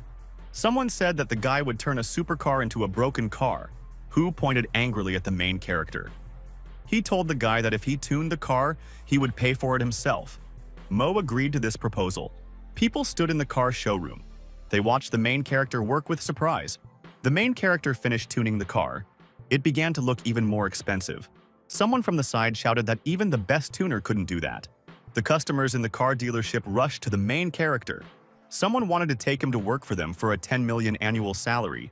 Hu slowly walked to the side. The girl behind him put her hand on his shoulder and said that she would not let him leave. She asked him for 2 million for the tuning. The main character was racing along the street in an expensive car with a girl. They were chatting happily with each other. Yuk sat in the car and thought that the guy was really great. She wanted to say something to him. The girl looked slyly at the guy and told him to go to her house. She needed help. The girl was sitting next to the main character. She asked him if everything was okay. The main character imagined that a small angel in the form of a grandfather appeared next to him. He tried to dissuade him from agreeing to his girlfriend's request. The grandmother angrily told the guy to take the girl into his arms. Mo, who was driving, told the girl in a happy voice that he could come to her.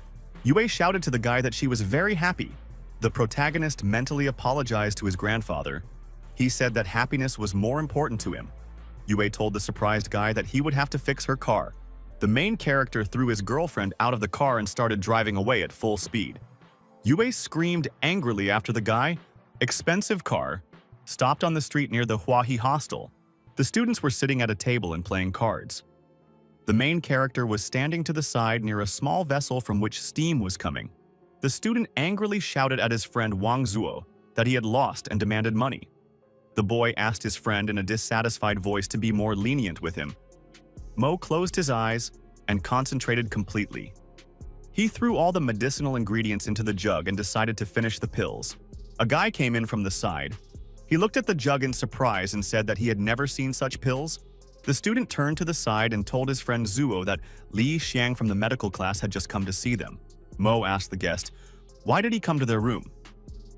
Xiang watched the preparation of the pill attentively. Xiang turned around and asked the protagonist what kind of pill he was purifying. Mo reached out to the jug. He said that such a pill helps to maintain the body in normal condition. At this time, someone ran into the student's room from the side. The guest shouted that there was an expensive Lamborghini Aventador car parked outside. There were many surprised passers-by standing around the car on the street. The students looked at the car in amazement. The guy told his friends that such a tuned car is hard to find. Zuo shouted in admiration that he would like to ride inside such a car at least once in his life. The guy said in an impatient voice that he was ready to call the owner of such a car daddy if he could ride in it. The main character handed the surprised student a bunch of car keys. Mo was wiping his head with a towel. He told Chen Di that he could take a ride in the car. Dai was very much shocked. He slyly called the main character daddy. Mo answered his partner that he sees him as his brother. The student happily told his friend that they could go for a ride. Zuo smiled and told his partner that that was all true. People were standing around an expensive car and shouting that they wanted to get into it. Chen came up from the side and shouted that this car was very beautiful. Chang looked at the car with great admiration. He couldn't take his eyes off it. A student with a phone came up to her side. She told her friend that the car was very beautiful. Shu looked around carefully. She wanted to take a photo as a keepsake. Yu smiled broadly and took a photo against the backdrop of an expensive car. The girl held the phone in her hands. She decided to send a photo of the car to the main character. She thought that I would never have such a car. Suddenly, the sound of running feet was heard from the side. 3 guys ran up to the car. Dai was twirling the keys on his fingers. Surprised passers-by stood around. The student asked Di with admiration, "Is this really his car?" Dai turned to the side. He told his partner that he shouldn't ask such a question. Zuo sat inside the car and thought that all the girls were looking at him. The guy next to him said that he felt rich. The main character was in the room. He was busy preparing medicine in a jug. The process was over. I opened the lid and looked inside the vessel. Shan stood to the side and watched the jug closely. The main character looked at his phone and did not understand why the girl sent him a photo with his car. Xiang looked closely at the magic pills in the jar. They looked unusual to him. The main character turned around and asked the guy what was going on. Xiang explained to the guy in fear that his method of making pills was very interesting. Sang waved goodbye to the guy and said that he was going to his classes. Mo was holding a jug in his hands. He wished his friend good luck. The main character shouted goodbye to his friend that he still had a date with Shen Yuan. Mo put the pot of pills in the cabinet. He said it was not too late for him to go. The student at the side watched him closely. Shang hid around the corner. He looked out carefully and watched the guy leaving. The main character went about his business. At this time, the student carefully opened the door to enter his room. Xing walked into the room. He reached out his hand to the cabinet to take the jug. Without thinking twice, the student took a small golden pill and swallowed it. Shang was very much affected by the effect of the pill. He felt a new sensation in his body. The student happily held a jar of pills in his hands. He looked at them with admiration. The girl stood on the street and called for customers. She shouted that the Shen family's fried cake was very delicious. People on the street happily rushed to get food. The girl with a smile told the customers to wait a little. Customers started running to the place where the pie was sold. They all wanted to buy it. The saleswoman at the next counter said in a disgruntled voice that the Shen family was using the girl to lure customers. A guy ran up from the side and wanted to take the girl's contacts. At that moment, some big guy from the side threw him aside with his hand. Van appeared with his fighters. People around looked at him in amazement and fear. Van put his hand on the counter. He sternly demanded the girl to call the main character. The partner frightenedly pointed to her partner's hands. The hooligan looked at his burning hand in fright and shouted that he was very hot. The bandit shouted to the people that he would not be afraid of them just because the main character was their support. The girl angrily replied to her partner that she did not know where the main character was. Wang was angry that his partner didn't tell him where Mo was. The sect master told the fighters to avenge the defeat of senior brother Bao. After this, the bandit swung his leg with all his might and smashed the counter next to the girl. The girl shouted at the bandits to stop. Her father extended his hand to her and told her to be quiet. Van swung his hand and hit the girl in the face with all his might. She screamed loudly. The bandit shouted to his subordinates to destroy the place and leave nothing. The man and woman fell to their knees and demanded that the hooligans spare them. From the side, the saleswoman and the man happily watched as the bandits destroyed the store. Van shouted to his subordinates to destroy everything. A frightened girl looked on from the side. A guy came up from the side and grabbed the frightened girl by the hands. I calmly handed my girlfriend a rag and told her to wipe her face. The frightened girl screamed for the main character to go away. There were a lot of bandits. Mo, without turning around, told his partner that it was all his fault. Van was very maliciously happy when he saw the main character in front of him. The leader rushed forward with his subordinates at the guy. Van shouted to the main character that they would kill him today. The girl stood next to her parents. She looked at the main character and the hooligans with fear. The main character beat up the bandits on the street very quickly. Broken food counters were scattered around. Mo was standing in the middle of the street. He stepped over the beaten van on the ground and walked to the side. The man and woman frightenedly made excuses to the guy. They claimed that they hadn't said anything. Beaten Van shouted threats after the main character. He promised the guy that he would be beaten by the senior boxing master. Mo waved goodbye to the bandits and said that he would bring their boxing master a gift. The man and the woman were inside the poorhouse. The owner said in a frightened voice that they had lost their only income. Mo entered the house. The woman told her husband in a frightened voice that this guy was responsible for the destruction of their family kiosk. The protagonist told the girl in the room that he would help them buy a new kiosk to restart their business. The partner, with tears in her eyes, explained to the guy that they would not be able to make money with the new kiosk. They were constantly being harassed by other traders. The girl complained to the main character about a trader named Liu Pojiao. She constantly interfered with their trade. Mo looked at his partner and said that he wanted to teach her how to make pancakes. The main character looked slyly at the girl and said that they were friends. The surprised girlfriend looked at the guy and said that she agreed. The next morning, merchants gathered in the city center. Someone shouted that his business had gone uphill since the Shen family disappeared. The sellers stood and discussed among themselves whether the Shen family could return. The woman said in an angry voice that she didn't believe their competitors would come back. A guy and a girl appeared from the side next to a small trailer. He was shouting at people to buy Chin family pancakes. The main character shouted joyfully to customers to buy pancakes for 5 yuan. Next to him was a happy girlfriend. The people at the market were very surprised. They didn't expect that the Shen would be able to return. The woman angrily shouted at her competitors that they should feel her wrath. Passers-by on the street were surprised that the Shen family had actually returned. They were able to buy a new kiosk. Liu looked angrily at the guy. She didn't know what he would make pancakes out of since he had no flour. The man next to her cheerfully shouted at the woman that she was telling the truth. The owner pulled out a huge sack of flour. The woman turned around and looked at him with interest. Liu shouted in a shocked voice that the man wanted to use corn flour for pig food. Passers-by were talking to each other.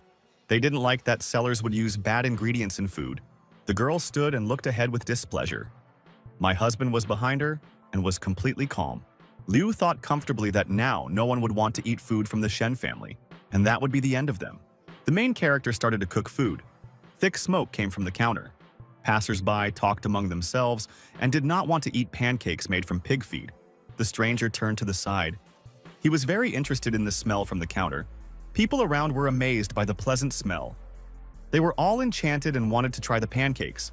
A whole group of passers-by began to approach the place where the Shen family's pancakes were sold. The crowd gradually began to increase.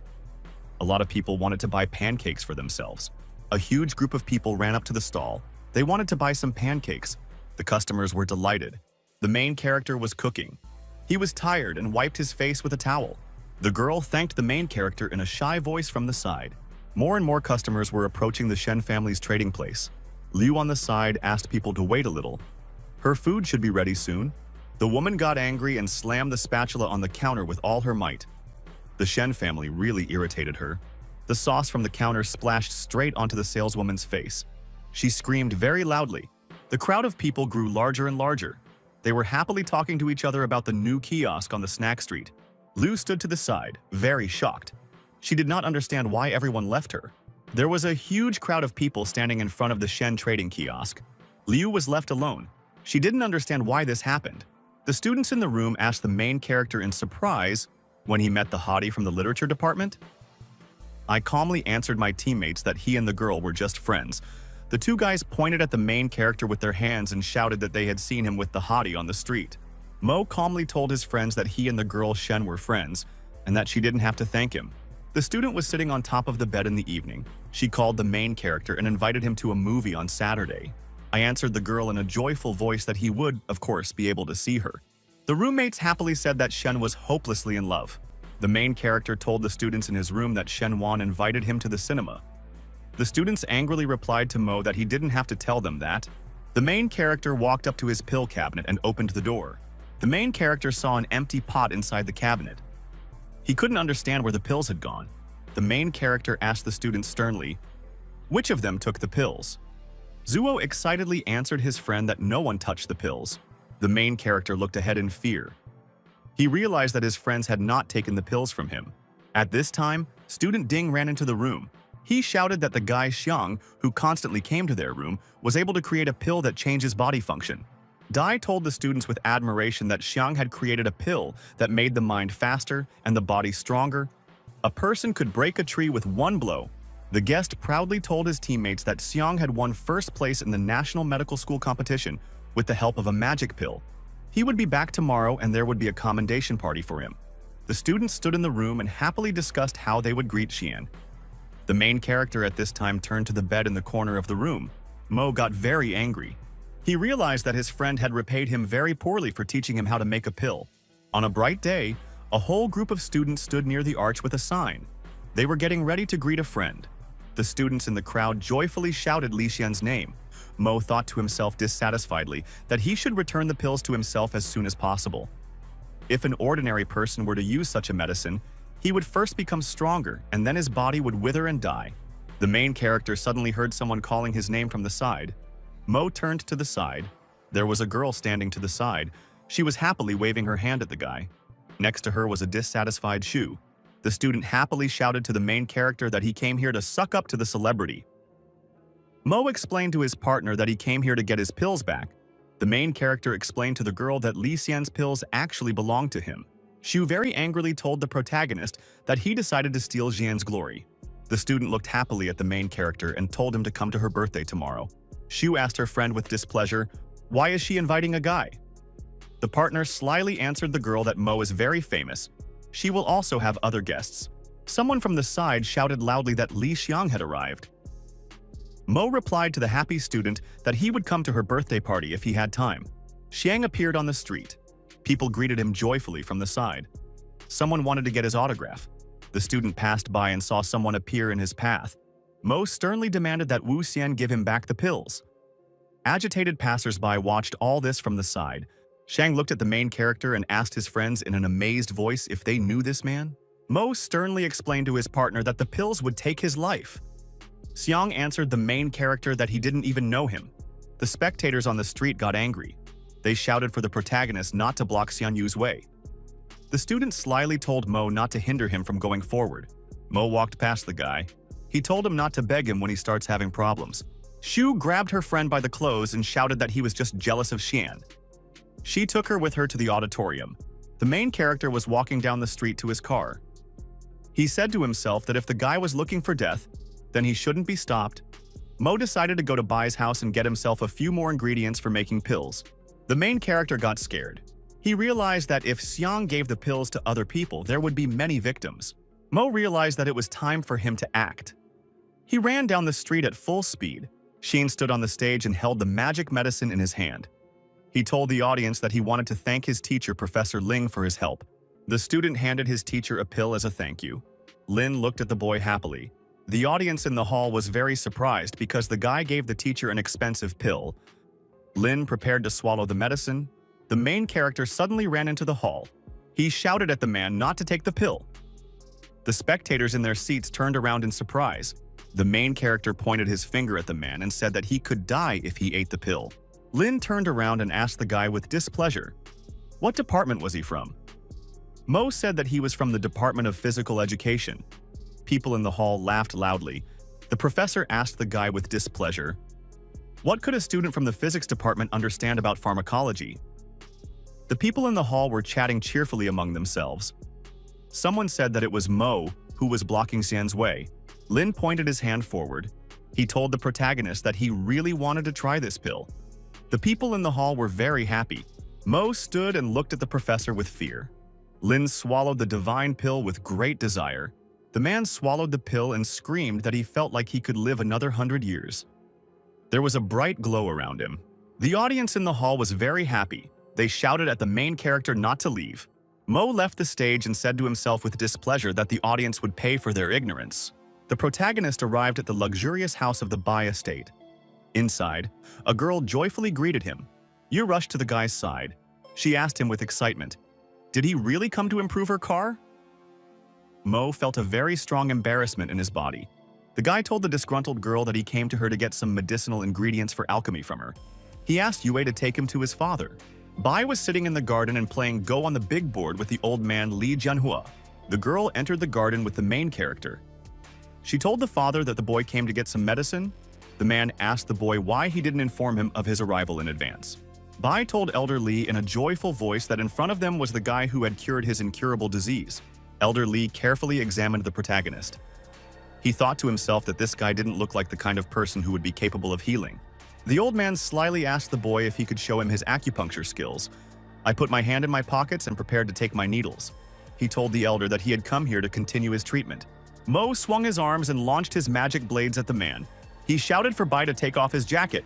The man took off his clothes and sat in the room in a meditative pose. There was fire around him. Mo stood to the side with his eyes closed. Mo held his blades in his hands and said that everything was ready. Bai and the elder looked at him with admiration from the side. Was surprised when he realized that the main character used fire cauterization. He asked the guy who his teacher was.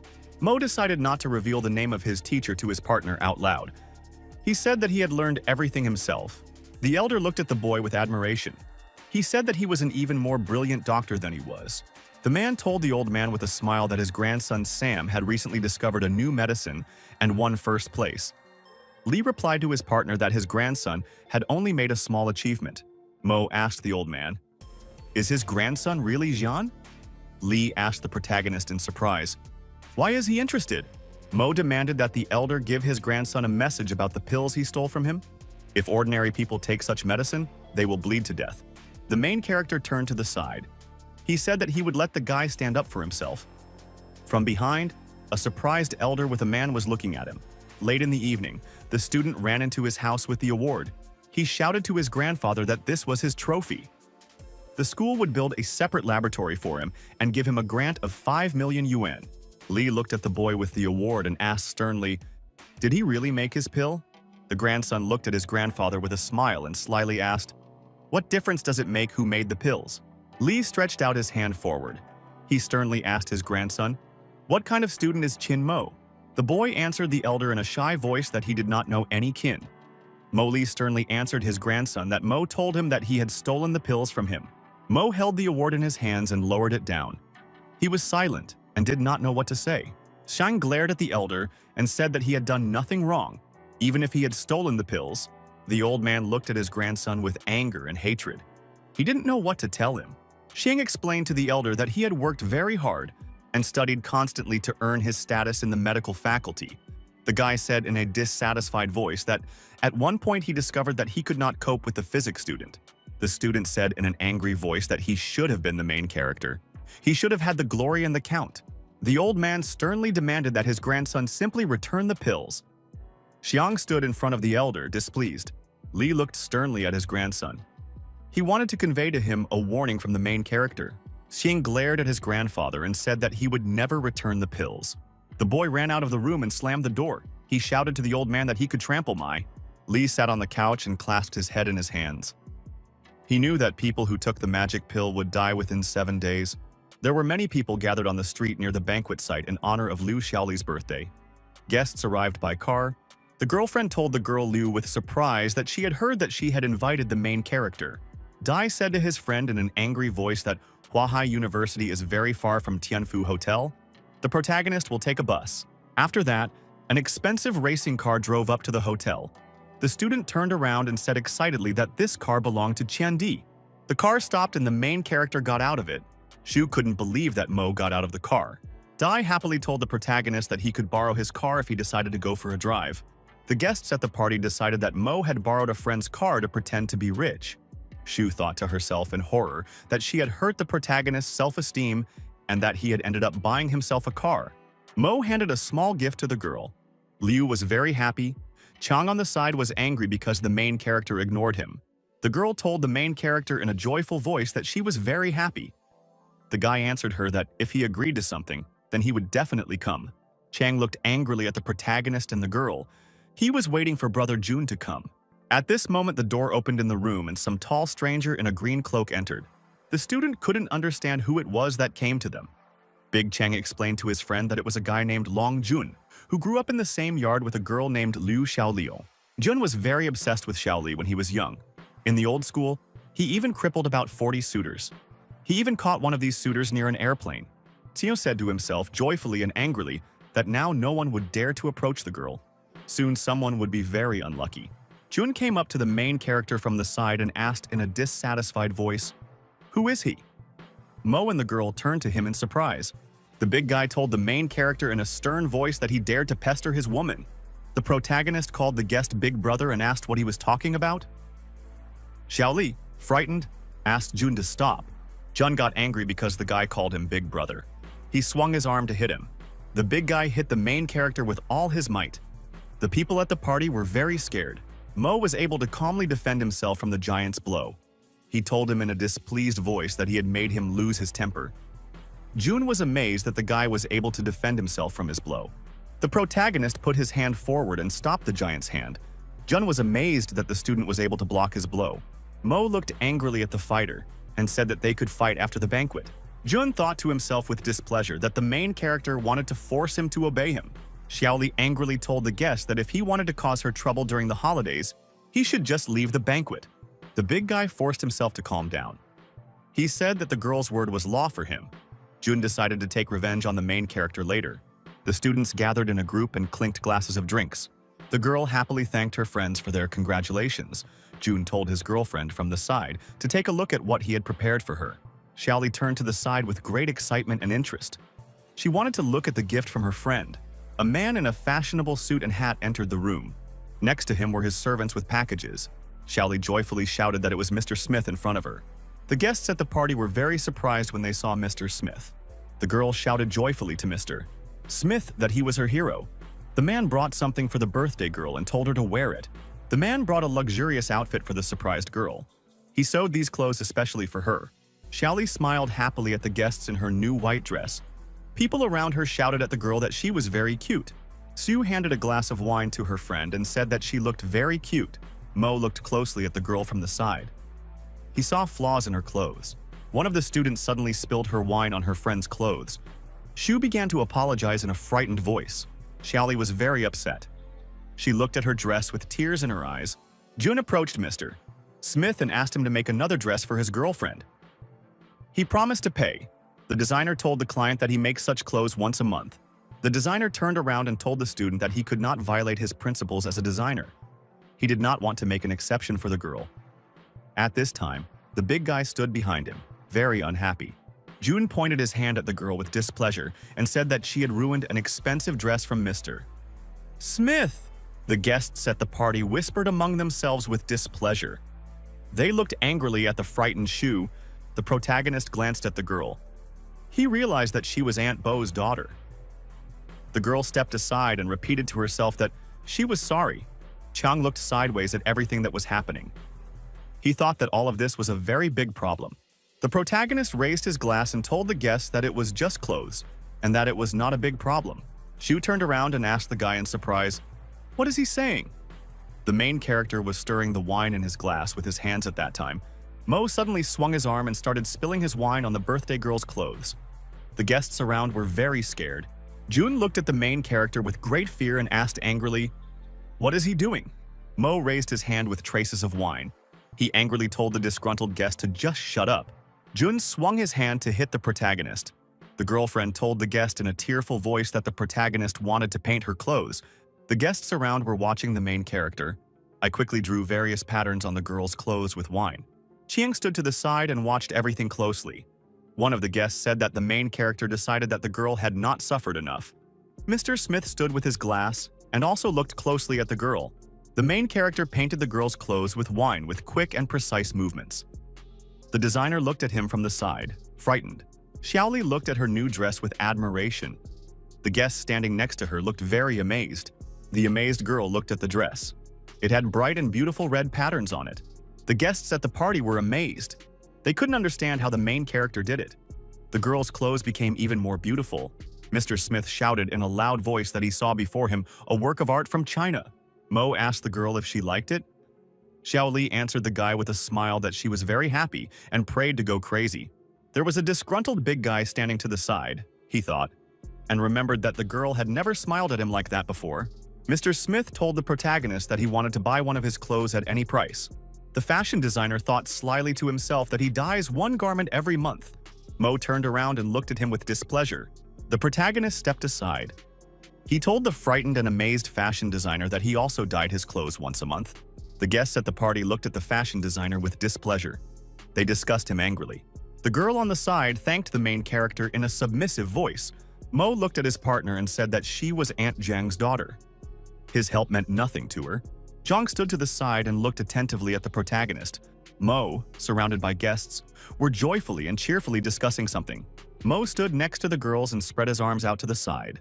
Shu looked away with displeasure. Chang looked at the protagonist with great anger. Next to him stood Jun, who was equally displeased. Jun and Qian thought angrily that they would still take revenge on the main character. After the banquet, the guests began to leave. People waved goodbye to each other. An expensive car was parked near the building. Jun was very disappointed with the banquet. He expected that the girl should have been touched by his gift. He was interrupted by the protagonist. A man in a suit suddenly appeared from the side. He told the guys that he had a cousin named Vandali. This relative likes to offend weaklings. He breaks their arms and legs. This man can be invited to deal with the main character, but he will not be cheap. Jun said in an angry voice that he was willing to pay a lot of money to get rid of Mo. The girl stood near the corner and listened attentively to what the stranger told the guys, that he guaranteed that the main character would beg for mercy tomorrow, kneeling before them. Mo was walking to his home in the dormitory building of Huahai University. Zuo told his friend excitedly that he had received a letter. The main character took the letter in his hands and began to read. He felt as if a bright glow was coming from it. Hu Tianxiao in his message suggested to the main character to find out who is stronger at the boxing gym tomorrow at noon. The main character read the letter and squeezed the paper in his hands. He smiled to himself. The boy threw the message in the trash. He remembered that tomorrow was supposed to be the 4th day. His pills were almost ready. He decided to improve his cultivation. Mo sat in a deep cultivation position. In front of him at this time stood a small pot from which smoke came. The main character sat with his eyes closed. One of his friends slyly said that Mo had wrinkled his face to such an extent that it looked like a macaque. Dai slyly told his friends that they should take his friend out for some fun sometime. Zuo happily responded to his partner, making his face wrinkle up too. The main character suddenly opened his eyes and looked in front of him. A bright glow came from him. The students in the room covered themselves with their hands and shouted that they felt a strong wind. Mo reached the intermediate level of cultivation. The protagonist clenched his fist and said that if his grandfather Long saw this, he would definitely be happy. At this time, the main character's phone rang. His girlfriend called him. Mo asked his partner what she wanted. Shu warned the guy in a frightened voice to be careful. Zhu was lying on the bed. She told the guy that there was a person who wanted to annoy him. Mo excitedly explained to his partner that he didn't need to be careful with anyone from Lungxi. The main character explained to the girl in a bored voice that he didn't interfere in people's affairs and everything should be fine with him. The next day, people gathered in crowds outside Hu's boxing gym. People were talking among themselves. Someone said that today a man would come who wanted to challenge the Hu boxing sect. Someone said with displeasure that the stranger was so arrogant that he dared to call the boxing sect. A crowd of people stood and waited for the arrival of the master, who had many victories in a row. The fans stood in several rows near the doors. Someone shouted that the senior master had arrived. One of the fighters joyfully shouted that this master had defeated numerous opponents. He was taking their lives. Other spectators were also joyfully looking ahead. The crowd of fans loudly greeted the formidable martial artist named Hu Tianxiao. Hu raised his hand up and greeted his fans. Suddenly, a huge door came down on chains from above. People jumped back sharply. The amazed spectators looked in surprise at the door that came down from above. Hu glared ahead. He thought his opponent would be a worthless piece of trash. The audience in the hall jumped back in fear from the door that fell from above. The guests stood on the street and could not understand why the door, lowered from the crane, blocked their entry into the building. Hu laughed evilly in the hall inside. He told the guests not to worry. This was just a test for their opponent. If the guy doesn't pass this test, then he can't qualify. The fighter shouted loudly to the spectators that he wanted an absolutely fair fight. The purple-haired spectator said in an angry voice that Master Hu was absolutely right. Wang Dali told his partner that Wimp had no right to call Master Hu at all. The spectators looked closely at the huge doors. They weighed more than 800 kilograms. Someone from the side shouted that Master Hu had thought of everything. He left a small hole in the door. The spectators looked closely at the small entrance below the door and laughed. It looked like a hole for a dog. The fighter on the side said in an angry voice that if the main character came here, he would not be able to enter or retreat.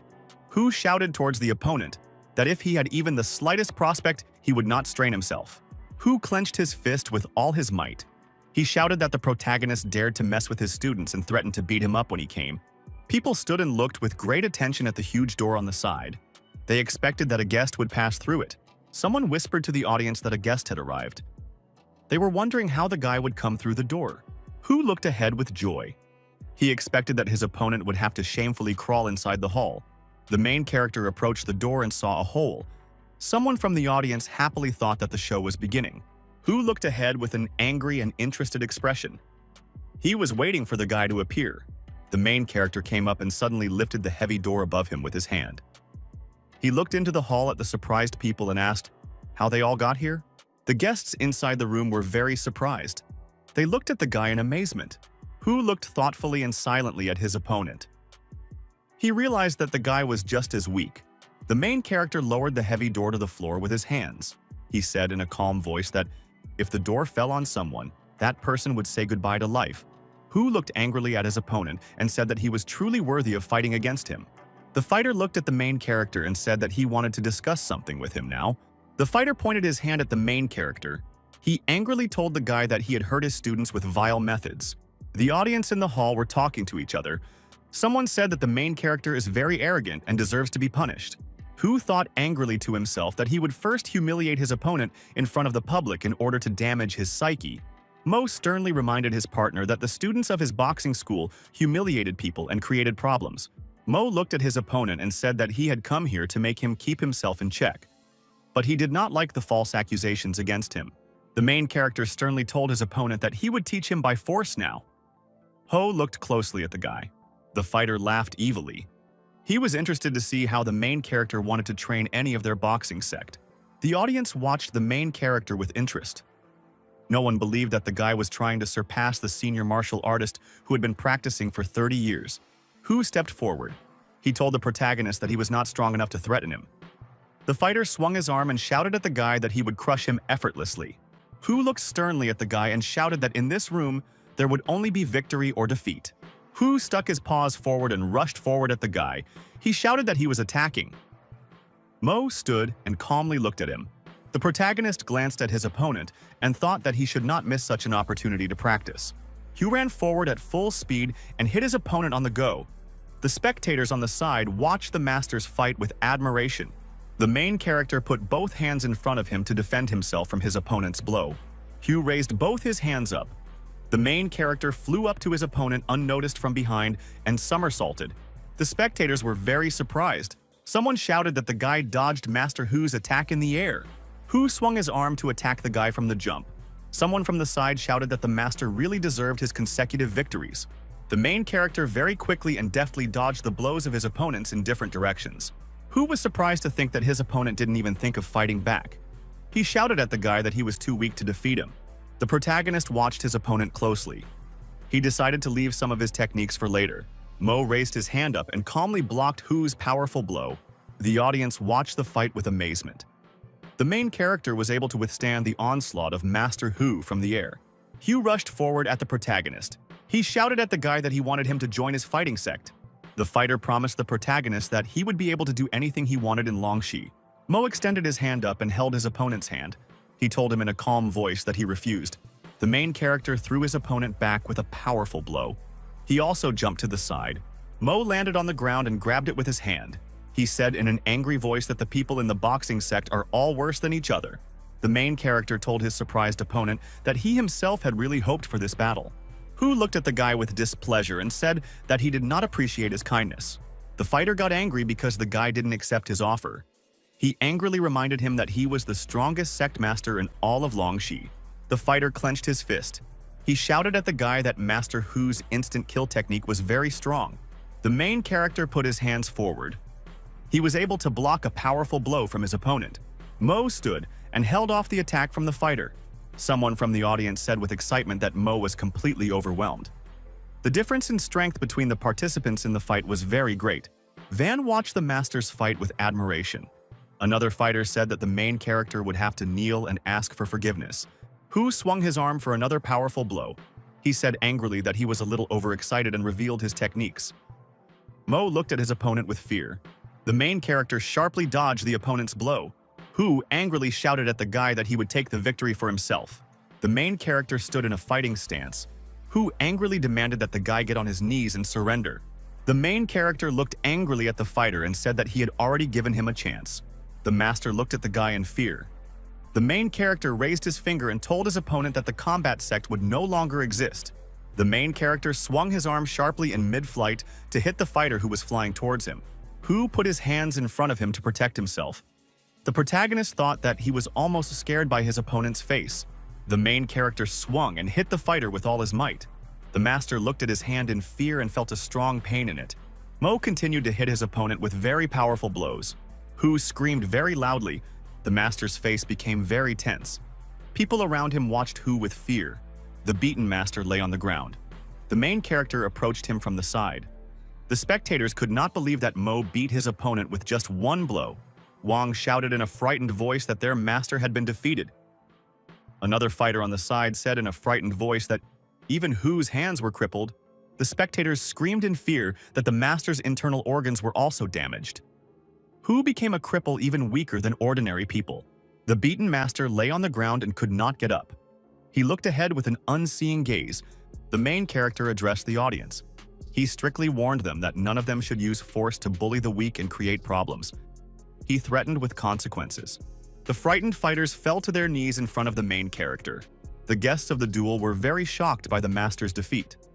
Someone thought that it looked as if a man with absolute power was teaching a lesson. The students came to visit Wang Tai. Li Chang demanded that his partner kill one student for them. Tai told the guests with admiration that he had seen a fight in the Hu family's martial arts hall yesterday. He had learned all of the guy's kicks. With his new techniques, he could have knocked out all the students at the university. The guests were very happy with the mercenary's answer. Someone shouted that the main character would definitely die this time. A girl was standing around the corner and eavesdropping. The mercenary promised the students that he would come as soon as they called the victim. The girl thought to herself with excitement that if Tai really was a mafioso, then the main character would have problems. Yu stood near the wall and grabbed the phone. She decided to call her friend and warn him. Suddenly, she heard the phone ringing next to her. Chong extended his hand to the protagonist and told him to come to him. A frightened girl was watching all this from the side. She thought angrily that I was an idiot. The main character angrily asked the students what had happened to them. Chiang sternly threatened the guy that he would return home in pieces. Jun accused the protagonist of interrupting his girlfriend's birthday. So now Mo will be maimed and recorded. The whole process. The main character asked the students, "Where is the man who came to kill him?" Chang angrily answered the guy to look at the enemy. Tai suddenly fell to his knees in front of the main character and began to ask for forgiveness. He shouted that it was the students' idea, and he had nothing to do with them. Chiang and Jun looked at him from the side, amazed. Jun couldn't understand why the mercenary called the protagonist a master. Chang shouted in fear that Mo couldn't kill Hu Pian with one blow. Tai raised his hand and shouted to the protagonist that he was already leaving and wanted them to forget about it. Jun and Chang were amazed when they realized that the fighter and his subordinates had decided to leave them. The main character asked the students with displeasure, "Do they really want to say anything else?" He explained to them that he needed rest in the middle of the night. His partners waved their hands in fear and began to make excuses. The girl peeked out from around the corner. She watched the guy closely and could not understand who this Chin Mo really was. Shang approached the frightened girl from behind and angrily asked why she was at school at night. Yu explained to the student in a trembling voice that she had just gone to the snack alley. Now she was heading home. The student decided to get this girl for himself to gain even more fame. He offered her in a sly voice to become his lab assistant. Xiang handed his surprised partner a pill to increase heat. Shu looked at the pill in surprise. She thought that she could not agree to become student Xian's lab assistant. The girl was surprised that the guy gave her an expensive pill. The student turned and looked at the girl with a burning gaze. He told her to take the pill. The girl decided to agree to her friend's request. She extended her hand to her mouth with the pill. Suddenly, someone ran up from the side and knocked the pill out of the girl's hand. Mo angrily told the student that she couldn't take this pill. Shu got very angry. The angry girl rushed forward at the main character and demanded that he return the pill to her. Xiang angrily demanded that the protagonist give the pill to the girl. Xu continued waving her hands next to Mo.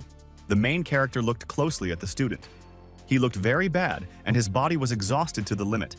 He said out loud to his partner that he could die himself, but he would not allow him to drag the girl into this. The girlfriend on the side told the main character that it was all just a gesture from her friend. She didn't want me to worry about her affairs. The main character turned around and walked away. Zhu angrily shouted after the guy that she hadn't told him everything yet. Xiang was very unhappy that the main character prevented him from giving the pill to the girl. The next day, the protagonist arrived at the Daxing supermarket wearing a long dark cloak.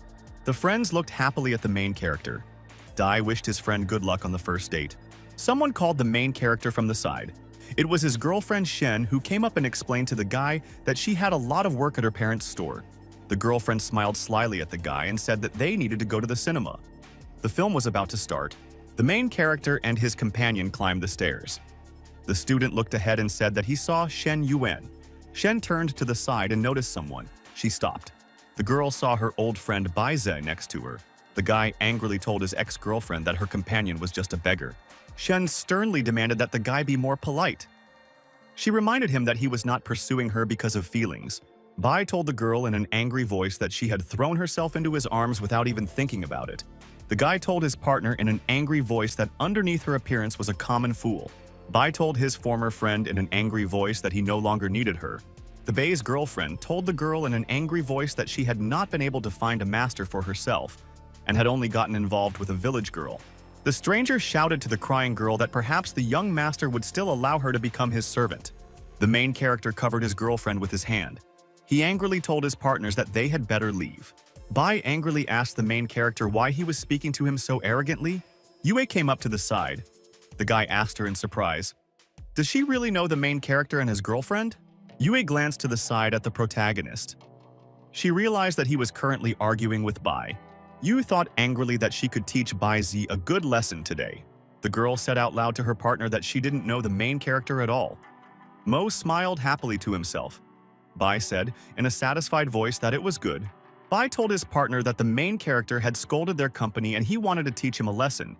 Yue encouraged the guy and told him to continue.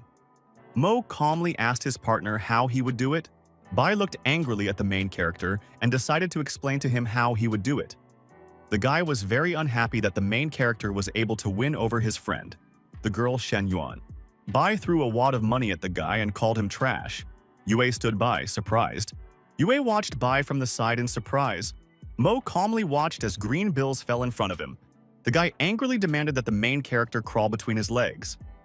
He promised to forgive him and give him the money. Yue stood to the side and watched the main character closely. She happily thought to herself that Bai would definitely die now.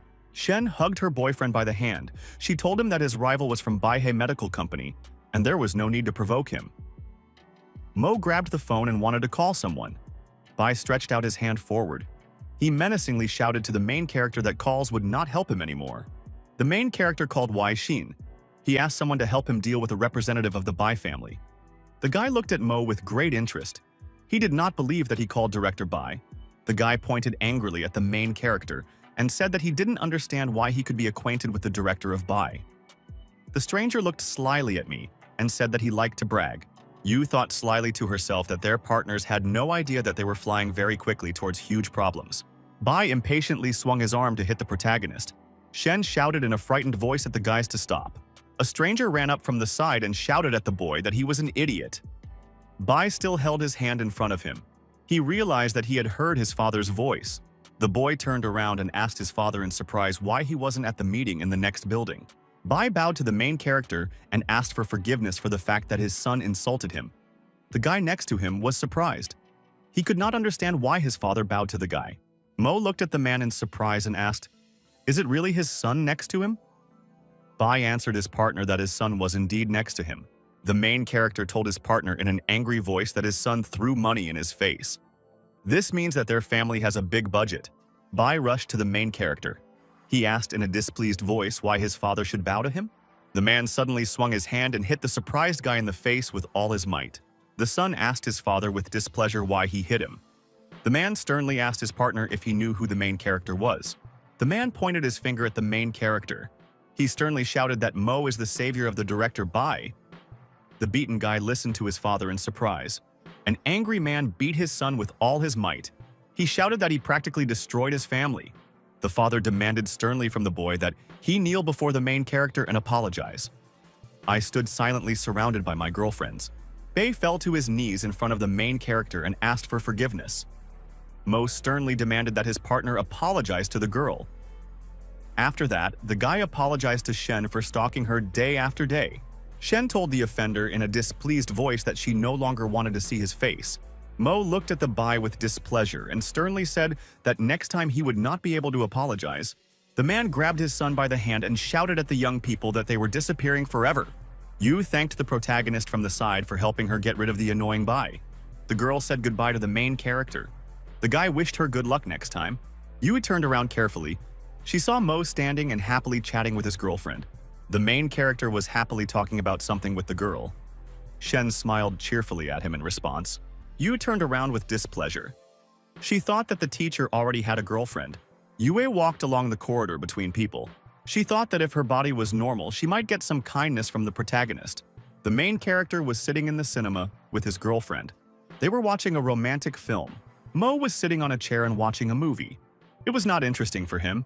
Shen followed the movie and thought that love was very beautiful. Shen suddenly turned around and addressed the main character by name. Mo looked at her with interest. The girl was sitting in a chair. She wanted to ask the guy something in a shy voice. Shen told the main character in a very joyful voice that girls always want something from their beloved. Mo grabbed his girlfriend by the arms and shouted in a joyful voice that he wanted her too. Suddenly, something fell out of the main character's pocket. Shen looked at the green object with great excitement. Mo looked at the green package with fear. He didn't understand how it could have fallen out of his pocket. Inside the dormitory, students were sitting at computers. They were completely absorbed in the game. Zhu turned around and happily greeted the protagonist as he entered. Mo couldn't understand where the item could have come from in his clothes. The main character remembered how the girl ran away from him during a date. She screamed that she didn't want to see him anymore. The friends looked slyly at the main character and asked how much fun he had today. The students surrounded the main character and began to question him. The friend told the surprised guy that CND had prepared everything for him. Mo asked the student in a shocked voice, "Is it really his fault?" Dai shouted in fright to his friend to calm down. The main character ran after his frightened friend and shouted that he wanted to punch him.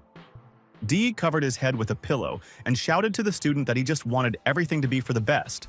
The main character grabbed his friend on the street with his hands while walking. Dai continued to ask him for forgiveness in a frightened voice. Dee was frightened and covered his head with a pillow. He showed the main character an advertisement near the road. The protagonist glanced to the side at the notice.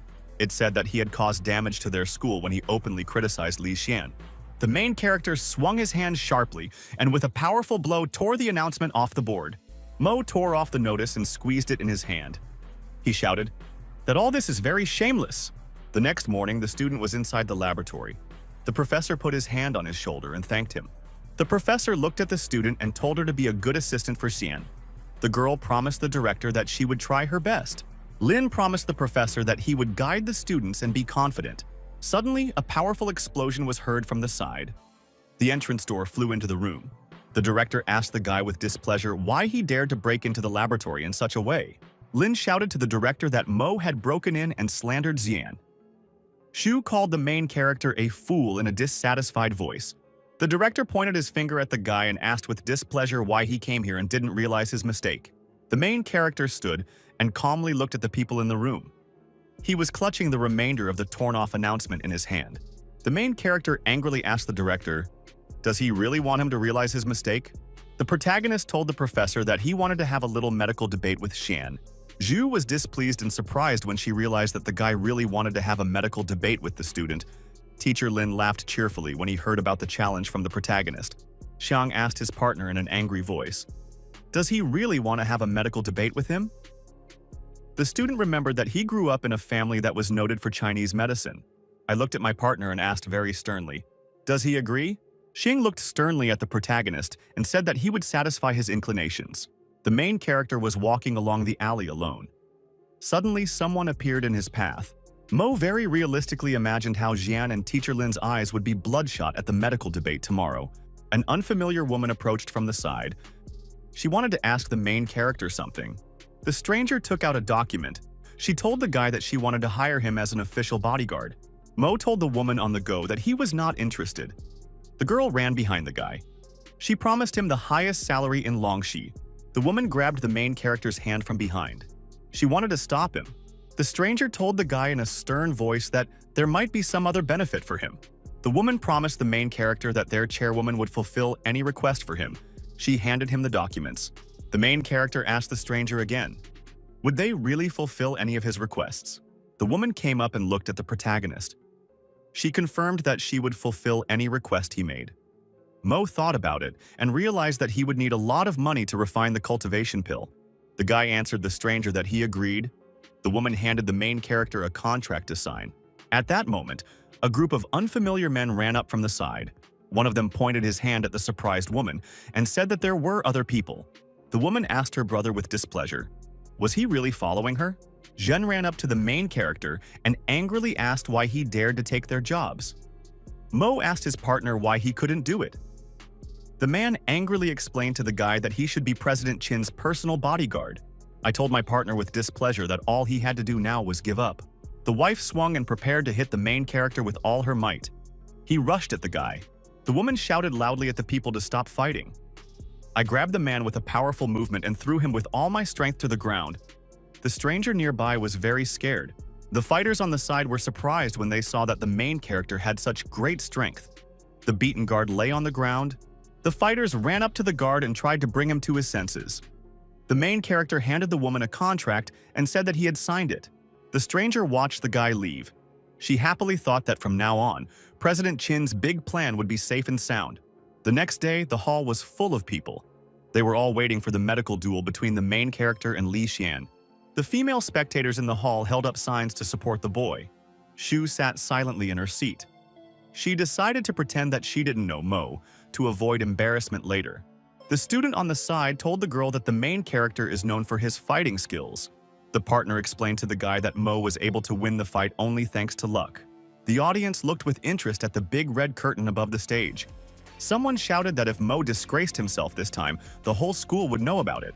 The main character opened the doors and came out onto the stage. He looked attentively at the audience. The audience in the hall looked at the guy with interest. Xu thought discontentedly that the main character came because he was not humiliated enough. Dai looked at his companions and sternly demanded that they thank the main character. The students raised the poster and all began to pump out words of support for me. The main character listened attentively to the words of his friends. They promised him support, even if he was beaten. The main character looked at his friends on stage with displeasure. He didn't like their persistent support. Yu sat on the chair and looked after the guy.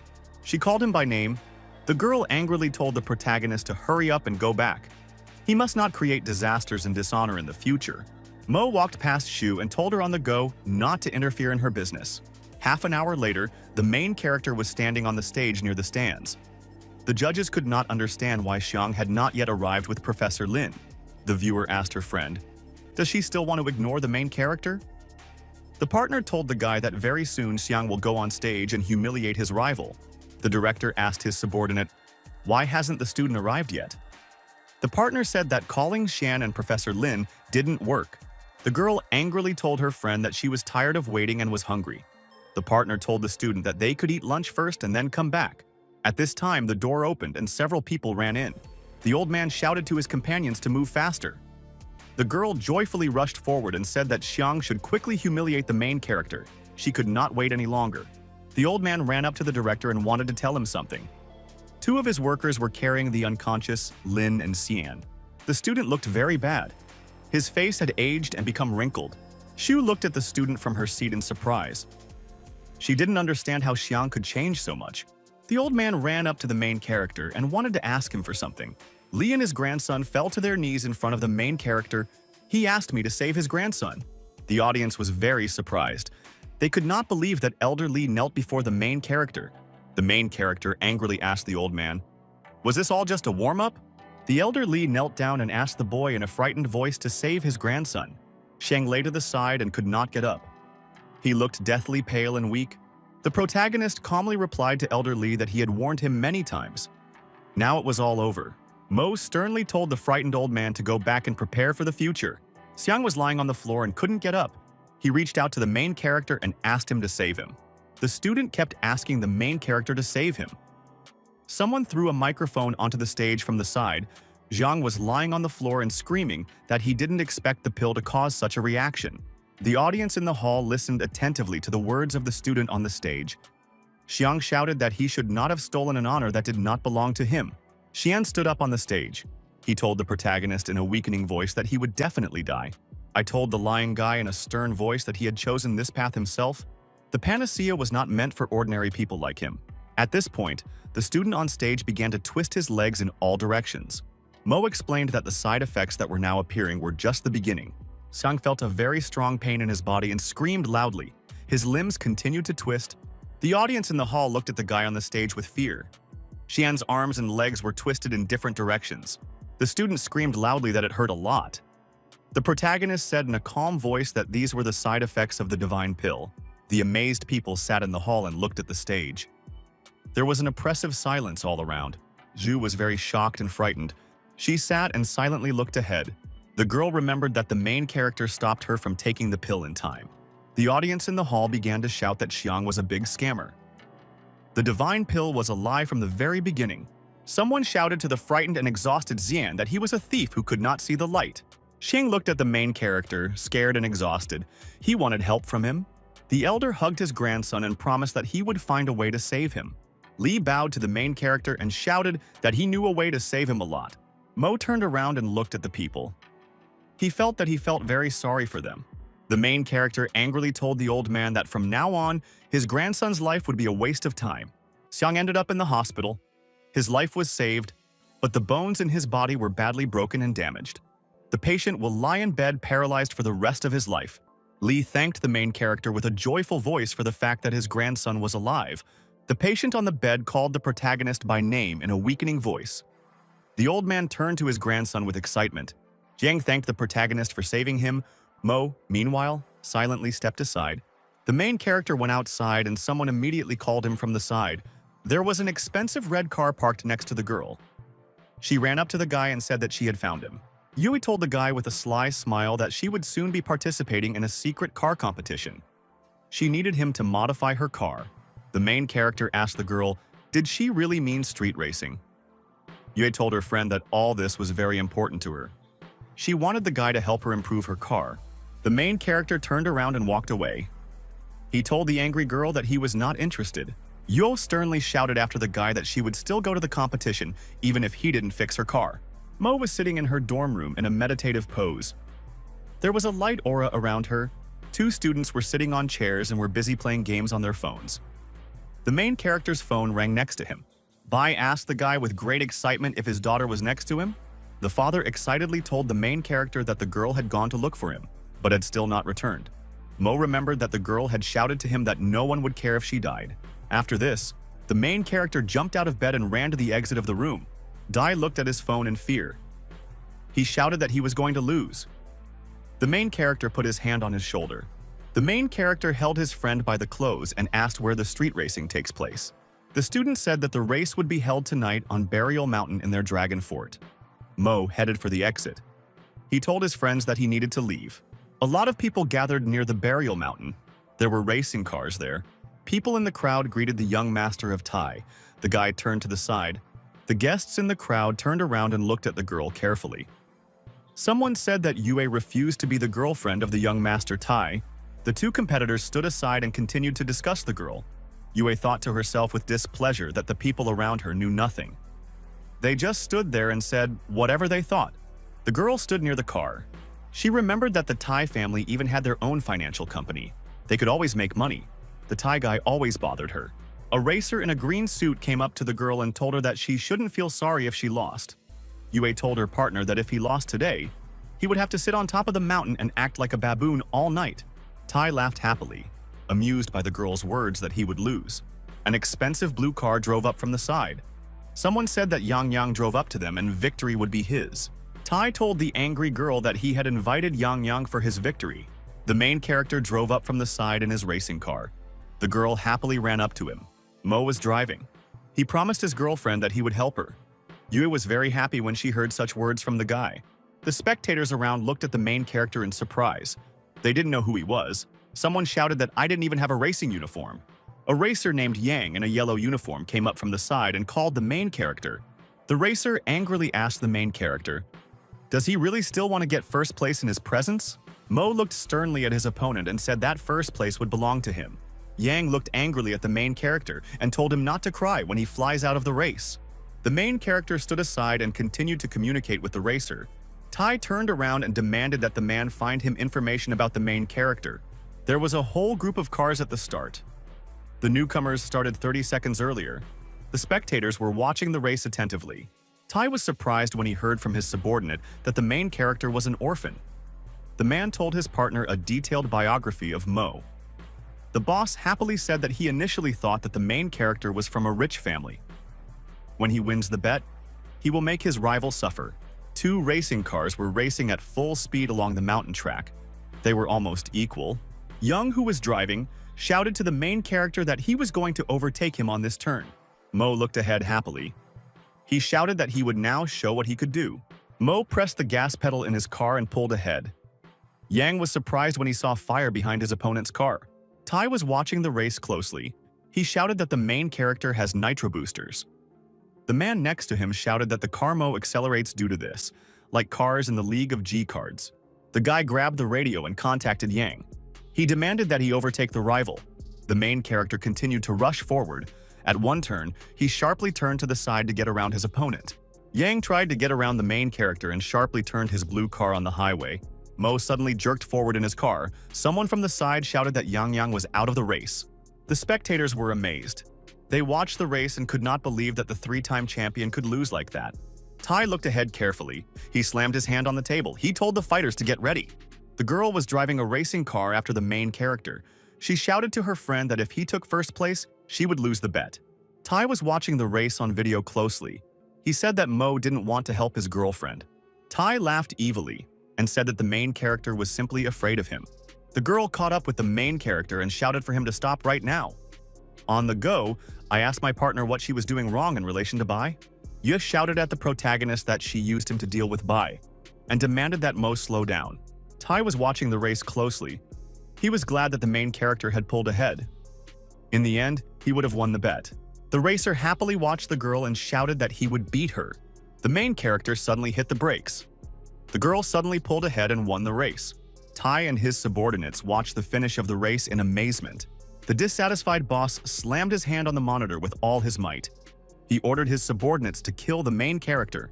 The girl rushed to the main character and began to thank him. Mo explained to his girlfriend that there were many people standing around them and looking at them. An angry racer came up from the side. He called the main character by name. Tai pulled out a gun and pointed it at the guy. He shouted at him not to even think about leaving here today. The spectators around looked in surprise at the young master of Tai who had come. The racer approached, accompanied by his subordinates. Someone shouted that something was wrong here. Yu shouted to her partner that he had lost the bet. Now the racer would have to spend the night on the mountain like a baboon. Tai pointed his hand at the main character and told him to stay with the girl on his territory. The main character looked at the racer and asked what would happen if he didn't listen to him. Tai looked at his partner and threatened that he would then beat him to death. Mo reached forward and covered the girl. He told the racer to come to him himself.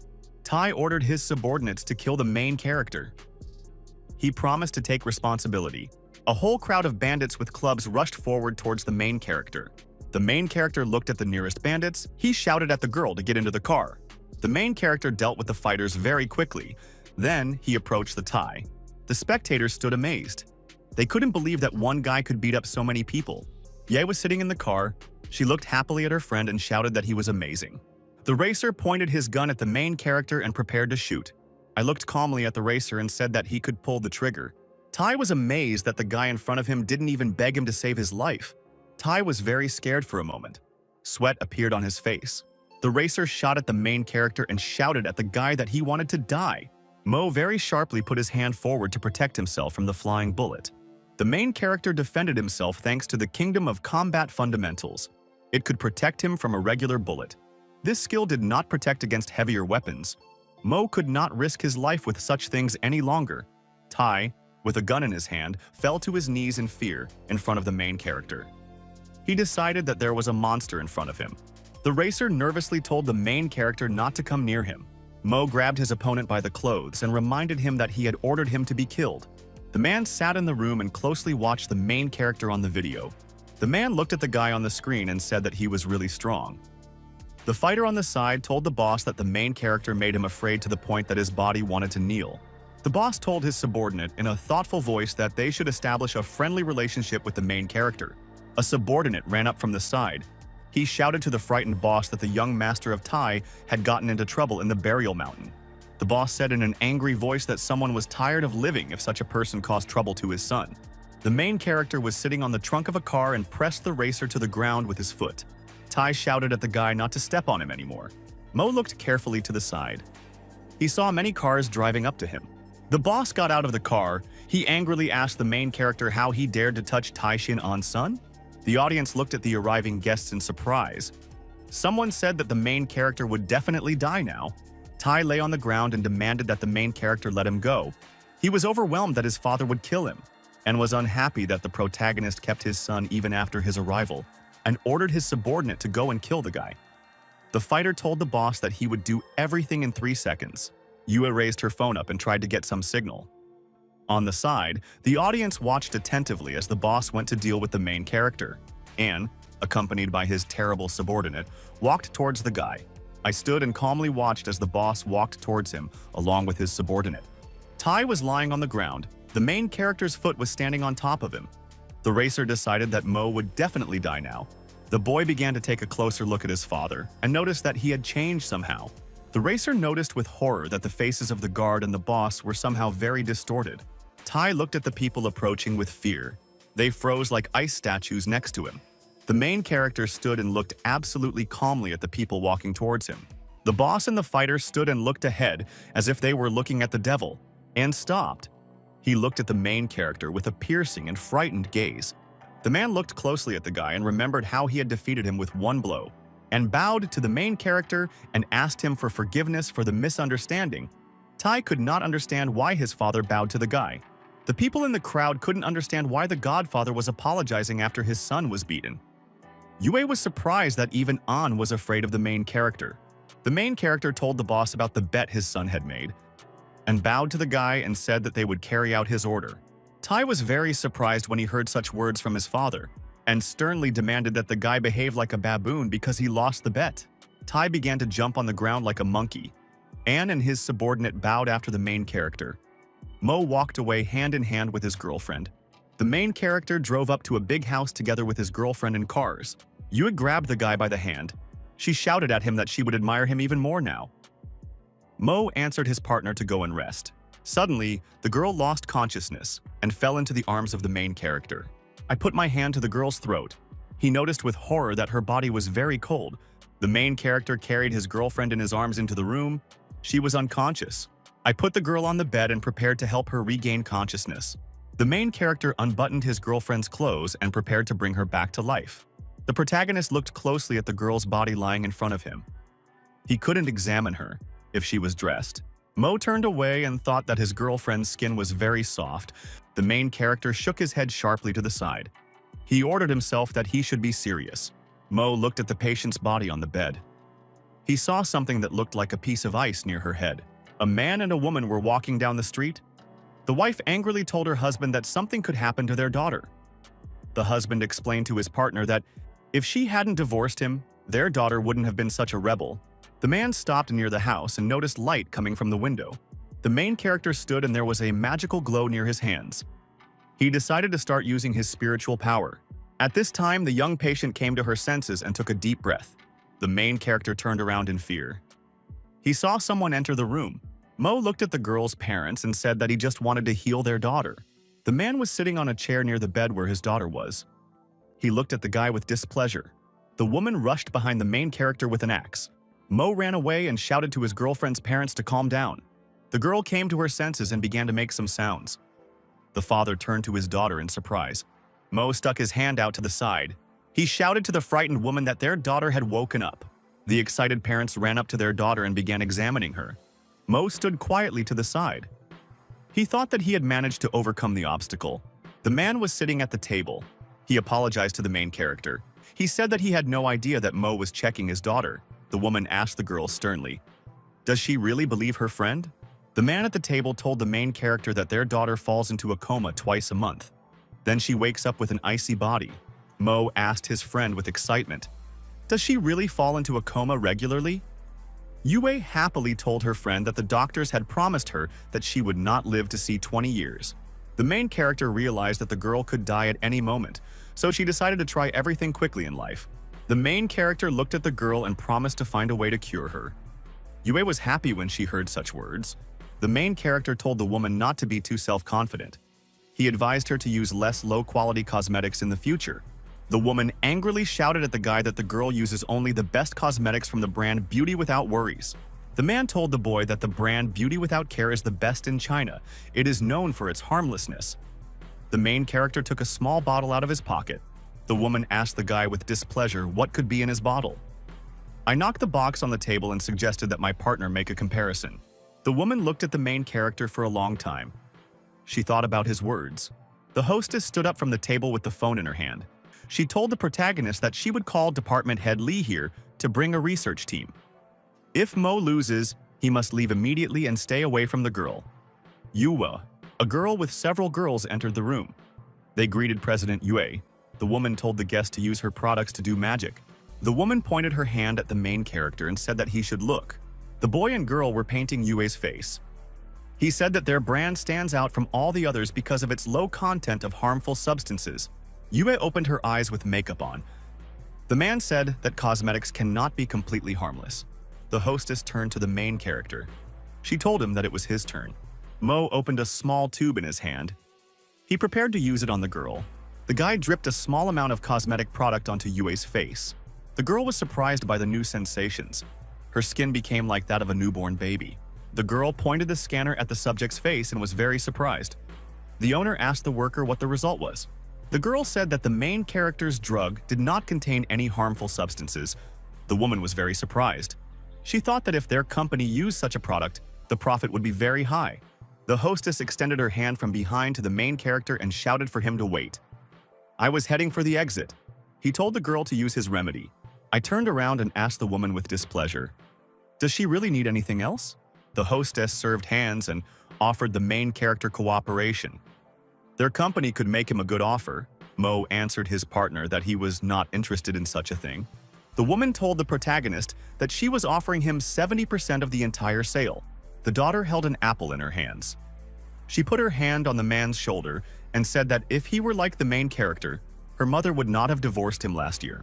The main character smiled and told the mistress that he was leaving this matter to her.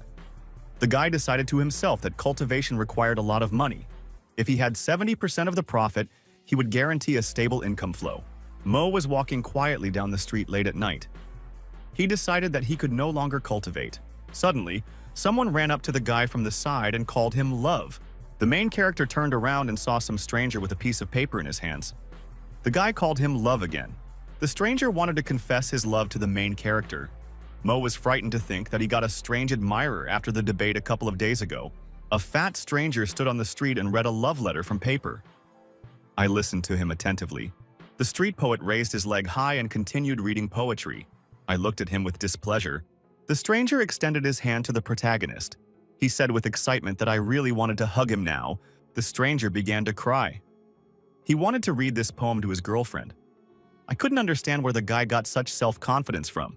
The main character held a piece of paper in his hands.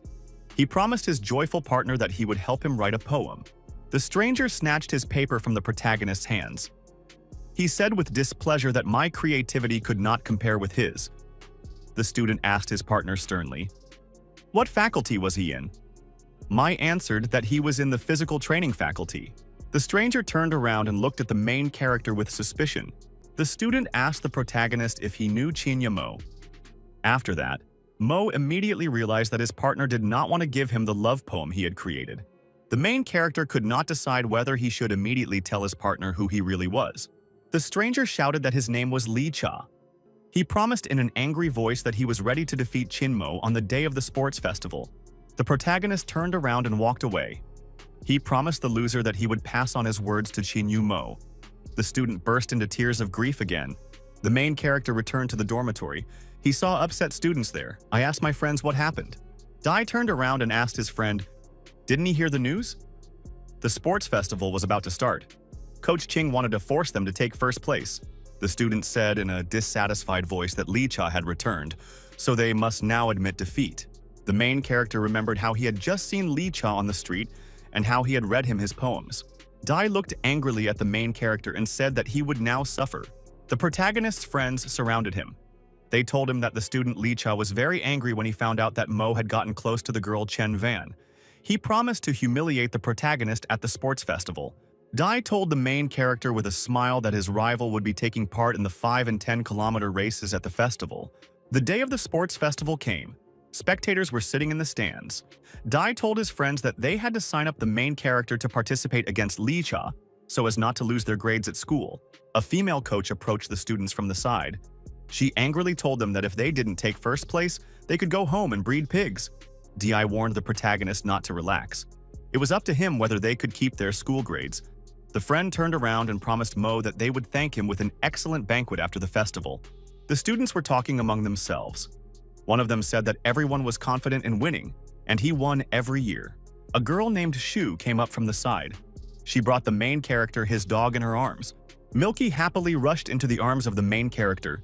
The girl told her friend that the dog really wanted to come to him today. She promised me that she would root for him today. The students stood and looked angrily after the girl who was leaving. The host told the guests that student Li Cha wanted to give a speech today. The student stood near the microphone and read a speech. The principal thought that this student deserved to be a celebrity in the school. The student began to read the message to his girlfriend, Chen Wang. The student sat and listened to the guy with displeasure. Her friends looked at her in surprise. Li Cha continued to read the poem. He promised the girl that he would spend the rest of his life with her. The student shouted in a dissatisfied voice that the guy was reading a lousy poem. Shen felt very awkward. The student turned away with displeasure. He thought he had a few more spare poems. Li Cha began to count a new poem from a piece of paper. The main character wrote this poetry for him. The girls near the podium were very interested. Shen listened to the boy's poems with surprise. She did not believe that Li Cha wrote them. The guy on the podium continued to read the poem. The delighted female students on the ground joyfully applauded him. Li Cha read at the end of the poem that its author was Qin Mo. The female students were unhappy. They realized that the author of the poems was Qin Mo. The girl shouted that the main character wanted to use Li Cha to announce to everyone his love for the girl. Li Cha looked down from the stands in fear. The girls happily told each other from below that the poems were actually written by the main character. Shen told herself in a romantic voice that he felt this way about her. The spectators sat in the stands delighted. Someone shouted that the girl didn't have enough courage to cheer for her friend. The friend hugged the frightened protagonist and asked how he got another person to read his love letters. Li Cha grabbed the microphone. He shouted in an angry voice at the main character that he was declaring war on him and would kill him. The student was angry. He realized that his plan with the poem had failed because of the main character. The spectators sat near the stadium and waited for the 5-kilometer race. A student told someone that after one day of competition, only Liu Qiang from the physical education department received a silver medal. Shen excitedly wished the protagonist to do his best. The coach was sitting in the stands. She thought that the main character should be a participant who met with athletes in the national team. The director greeted the sand trainer happily. The trainer told his partner that he had come here to remind the Che woman to be gentler with the students. The main character stood at the start with his rival. Li Cha turned around angrily and told the guy that he would crawl on the ground if he couldn't overtake him 3 times. The main character promised his opponent that he would do everything possible to make him lose. A shot rang out, and the athletes ran forward together. The main character broke away from the first meters of the distance. The surprised student ran and thought that his opponent had sprinted right at the start. A happy Li Cha ran next to him. Coach San was watching the main character closely. He said that this guy wouldn't last even 10 seconds at this pace. The director was sitting nearby and thinking about something. The main character rushed sharply across the stadium. 2 minutes later, he overtook his rivals. San was surprised that the athlete was still running so fast. The director happily thought that he was proud of the main character. The athletes ran after the main character and did not believe that he was really human. The main character approached the athletes from behind, in order to overtake them by a whole circle. He ran further. The main character hit his opponent on the head with all his might while running and shouted that he looked good. Li Cha looked angrily at the guy and shouted at him to stop running so fast. The spectators in the stands watched the main character with amazement. The coach noticed that the guy didn't even have sweat on his forehead. The main character overtook his rival on the third lap. Li Cha could not keep up with me. The joyful protagonist was able to overtake the athlete in the fifth circle. A contented dog ran next to him. The main character finished. His very happy dog was running next to him. The spectators in the stands were happy that the main character was able to win the race. The coach said with excitement that the guy received a gold medal. Shen was very happy that the main character won. Shu thought excitedly that the guy had potential. The director told the coach that he could send this athlete to his national team. San said, in a joyful voice, that he would do it himself. The main character bowed to the audience. The girls joyfully shouted to him that he was the best. Li Cha fell to the ground and couldn't get up. He didn't want to give up at any cost. The main character smiled and told the athlete to take a good break. His dog was barking loudly next to him. The athlete suddenly started vomiting blood. The main character called the medic for help. Li Cha fell unconscious on the treadmill. The trainer came up and joyfully called the main character. The coach enthusiastically invited the main character to join his team.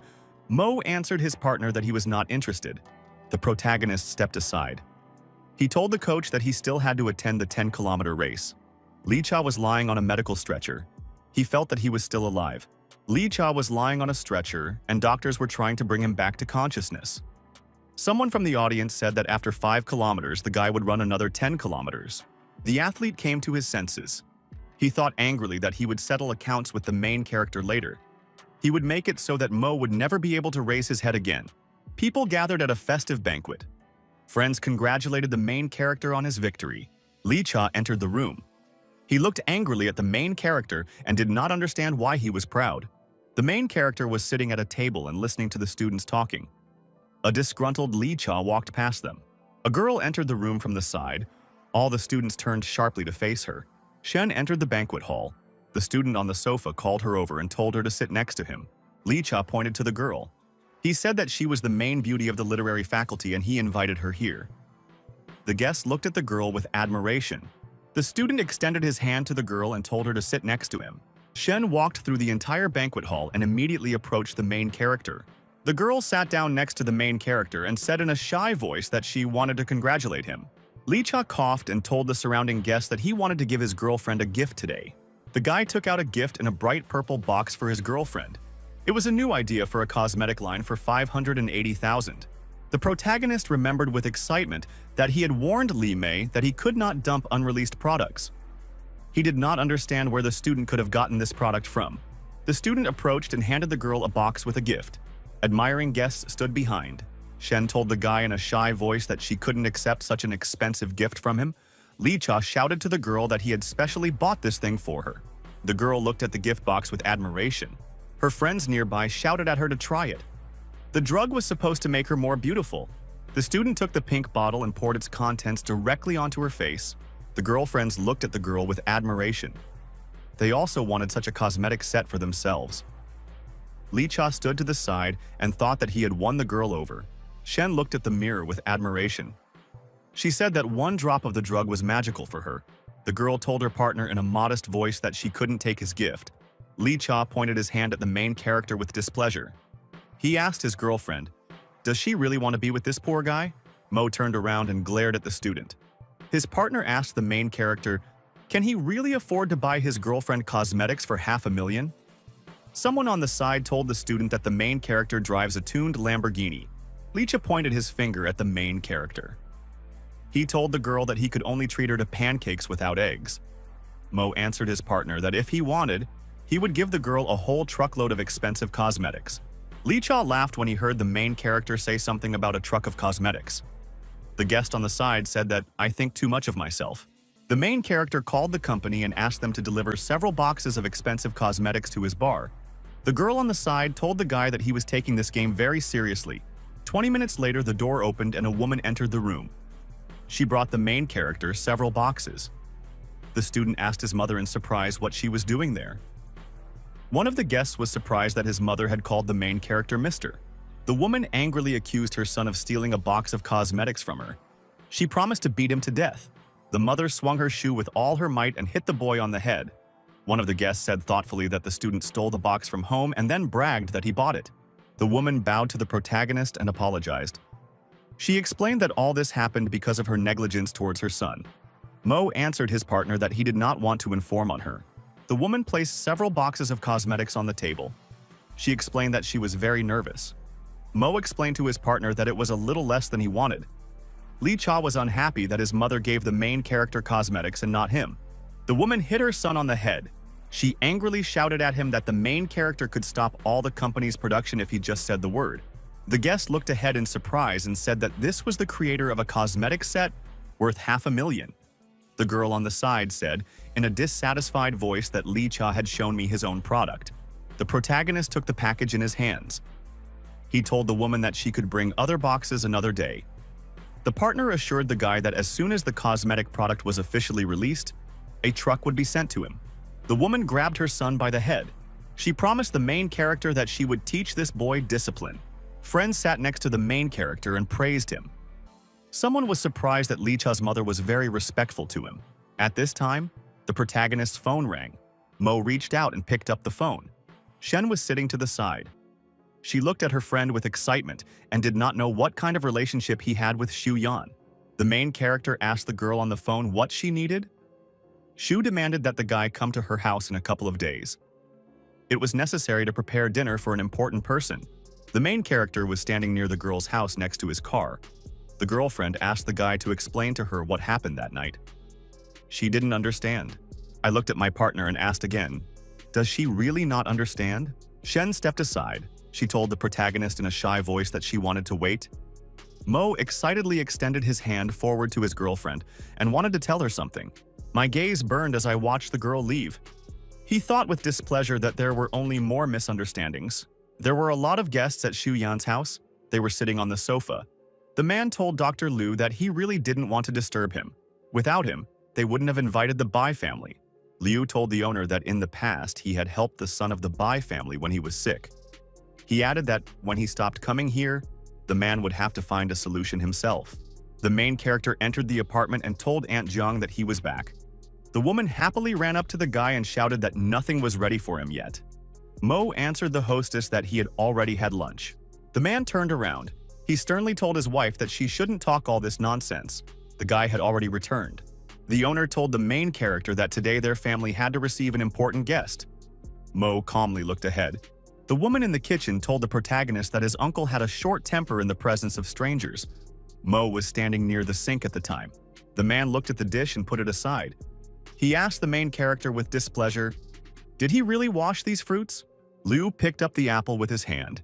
He said in a dissatisfied voice to the protagonist that there was a large piece of dirt on the fruit.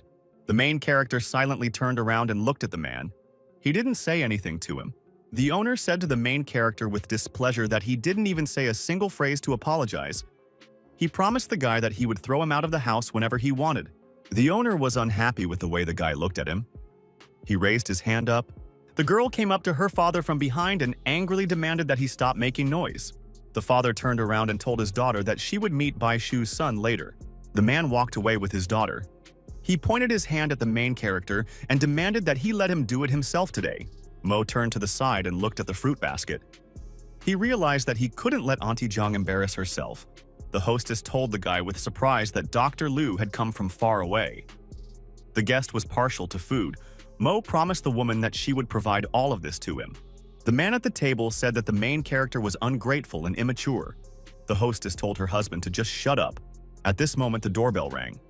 The man ran forward to greet the guests. Father Bai appeared with his son. He said that he was very busy and asked, "Is the food ready?" The host looked at the guest and told him in a joyful voice that the food was already being prepared. The owner shouted to the kitchen for the main character to quickly come out and bring out food for the guests. Mo answered his partner that everything was almost ready. The owner wanted to tell the guests at the table details about the work of their pharmaceutical factory. Bai extended his hand forward and demanded that his partner not talk about business at the table. The woman wanted to tell her husband something. The owner sighed with displeasure. Bai looked angrily at the girl and said that if she did something to him, then perhaps they would continue in the same spirit. The owners looked at the guy in surprise. They were surprised by his words for the girl. Xu looked at the guy with displeasure. She really didn't like his words. Bai looked at the girl and said that if she didn't want to talk to him, then they could just leave. The main character came in and put the dish on the table. The guests were immediately surprised. The amazed man saw that the meal included both the riot and the calm of seafood. The father and son looked at the food with joy. The man shouted that this was a perfect depiction of the secrets of Confucianism and Taoism. The guest happily asked the host what kind of cook in his family had prepared such a dish. The main character with the towel told the guest that when the dish cools down, it will not be so tasty. The father and son were amazed when they saw Mo in front of them. The man and woman were amazed that President Bai showed respect to the main character. Liu on the side also looked at the guy with surprise. The main character explained to the guests in a calm voice that he was invited here to make dinner. Bai looked at the main character with a frightened voice and said that if he had known that he would be here, he would not have dared to go to him and eat. The guy suggested that they all eat together. The guest bowed and asked him, what kind of relationship does he have with Shude? The guy answered the man that Shude had no connection with him. The man looked at the main character with a smile and said that everything was fine. The owner was surprised to notice that the president was buying and actually paid attention to the guy's mood. The man told the protagonist in fear that he had gotten a little confused earlier. Mo turned to the surprised guests and told them with excitement that it was still like that. The protagonist explained in a calm voice to his partners that he was one of the friends of the Jian family. Yu stood near the door. She thought that she was also one of the main character's family friends. Bai looked angrily at the main character. He was thinking what to answer the guy. Bai stood up from the table. He promised the Qian family that he would help them. The woman happily thanked the protagonist. The man stood up and thanked the president of the bay. The guest reminded the surprised host to thank the main character. The owner thanked the main character in a very exhausted voice. Mo calmly explained to the man that he was not helping him, but Auntie Jian. The owner bowed and apologized to the main character. Liu from the side told the guy to leave the feud. The protagonist prepared to leave the house.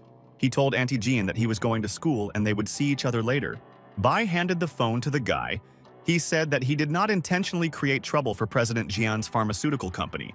But there were big difficulties in the medical circles of Long City. The man showed the main character the face of a sick girl. He explained that people in the slums got a skin disease because of bad water. There are no medicines for such a disease in pharmacies. The man told the main character that people leave the city of Longa for neighboring places and buy medicine there. Bai explained to the guy that this is exactly what is causing President Jian's problems. The main character asked his partner, why not just buy medicine in Yaosheng City? The man told the boy a story called the Red Tiger Pill. Competitors want to take over the pharmaceutical industry in the city and take the profits. I thought to myself that I was unhappy that many people were waiting for salvation, while other people were simply profiting from the grief of the sick when they set a high price. The man told the main character that in a couple of days, President Bai would go to Mount Shu for tea. There, he would have negotiations with the son of a pharmaceutical company. The partner asked the guy to go to President Bai in his free time. The main character calmly looked at his partner and promised him that he would go there. 2 days later, the girl happily greeted the main character. A man with an old man was sitting at the table next to her. Mo looked ahead in surprise. He didn't raise his hand. How could Bai Xin take the girl with him? The old man greeted the main character joyfully. The man pointed to the table with cups and told the guy to sit down. Mo sat down at the table. The old man explained to the main character that he had some kind of request for him. The guy asked the elder, does he really want him to improve the winged tiger pill? The man and the old man were very surprised that the main character found out about their request. Mo explained to his partners that in order to succeed, he needed to research the winged tiger pill. The man happily shouted to the guy that he could take a sample for research. A girl came up to the side. She asked in a displeased voice when they decided to let such vile people in for tea. A group of strangers appeared from the side. A guy in white clothes walked in front of them. The old man greeted the guests and introduced the main character to them. The stranger with blonde hair and white clothes said that someone just refined a strong body with a lot of side effects. This does not mean that such a person is worthy of respect. The stranger looked at the main character and shouted that this guy makes him laugh. He laughed. The old man looked at the guest named Yao Wen. He thought that he was really arrogant and ignorant. The elder hoped that the protagonist would not be offended. After a short pause, I answered Yao Venyu in a calm voice that he himself was nobody. The guest looked at the guy and said that he understood everything, and he would not waste time on him. The old man offered the guy to sit down. The man at the table approached the guy about the winged tiger pill. Yao demanded that his partner give him half of the profit. Bai angrily explained to his partner that his requests would be equivalent to 100 human lives. Yao told the man that if he did not agree, that was fine. The guest turned around and asked his partner, "Is it really his daughter standing next to him?" Yao stood up and looked at the girl. He angrily told her that later he would be able to say a few words to her in the presence of his father. The man and the old man got very angry when they heard the guy say such words. Yao asked his partners angrily, "Do they really want him to repeat his words again?" A disgruntled girl stood behind him. Bai thought about it and realized that he would have to agree to the guy's terms. Bai told the guy that he would promise him half of the profit. Yao happily replied to the man that if everything had gone like this from the very beginning, they would have gotten by with this nonsense. The guest looked at the girl and said that it was a great pity that she had missed out on a man like him. The man asked the guy to give them a winged tiger pill as a sample. Yao handed the man a contract and told him to sign it first. Bai promised the guest that he would sign everything. A woman came up from the side. She asked in a frightened voice that, "Mr. Yao saved her daughter." A sick mother carried her infected daughter in her arms. She tearfully asked the guy to give the child a pill. Yao looked at the woman with anger and hatred. He didn't want to help her. Yao swung his arm and kicked the stranger and the girl with all his might to the side. The man and the old man stood and looked at Yao in amazement. The guy angrily demanded that the sick people just leave. The daughter shouted to her mother that she was in a lot of pain. The elder bowed to the boy and asked him to save the girl's life. Yao asked Li in a dissatisfied voice, "Is the girl really his relative?" The old man bowed and explained that the sick strangers next to him were not his relatives at all. Yao demanded that the elder drive the people away.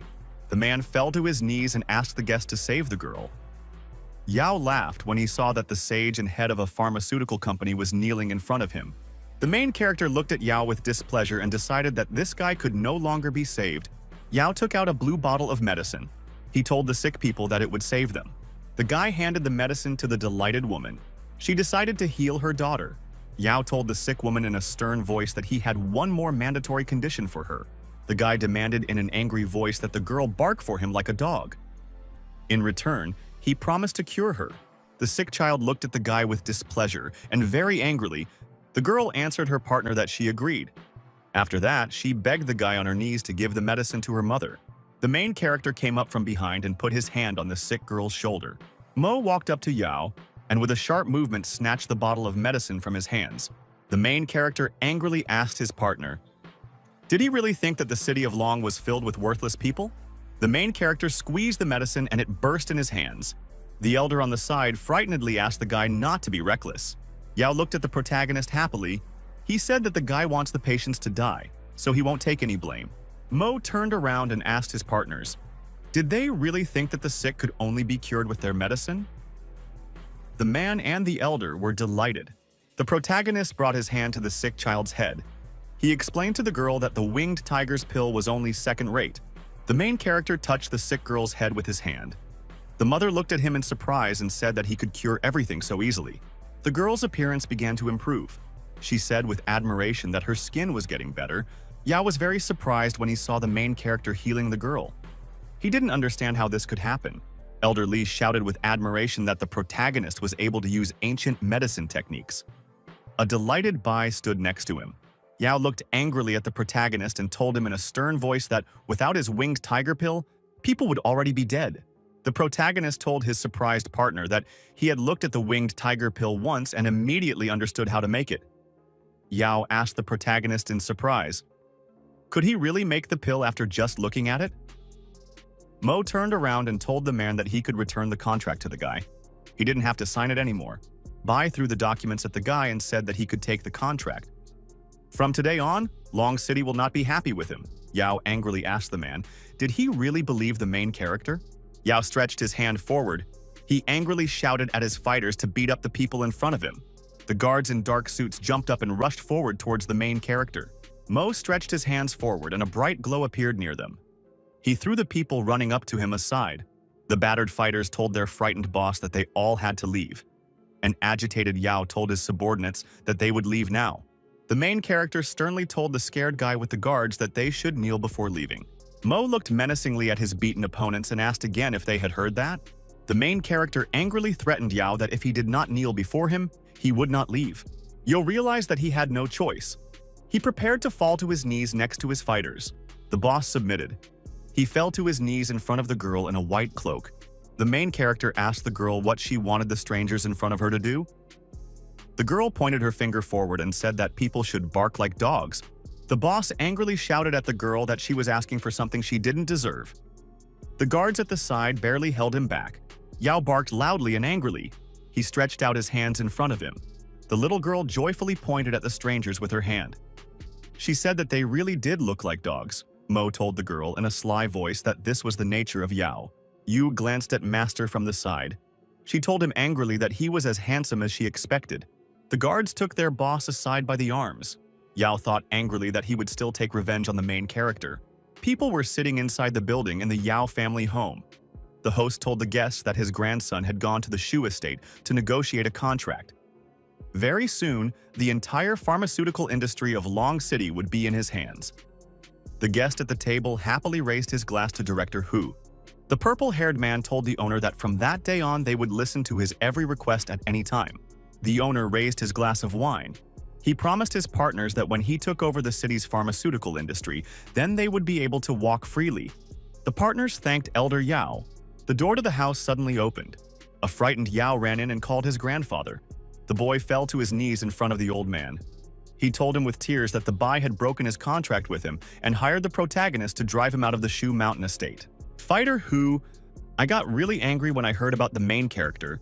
The guest told the elder that the main character had destroyed their boxing gym. Now he had beaten his grandson. The elder demanded that the hero Q remove Mo.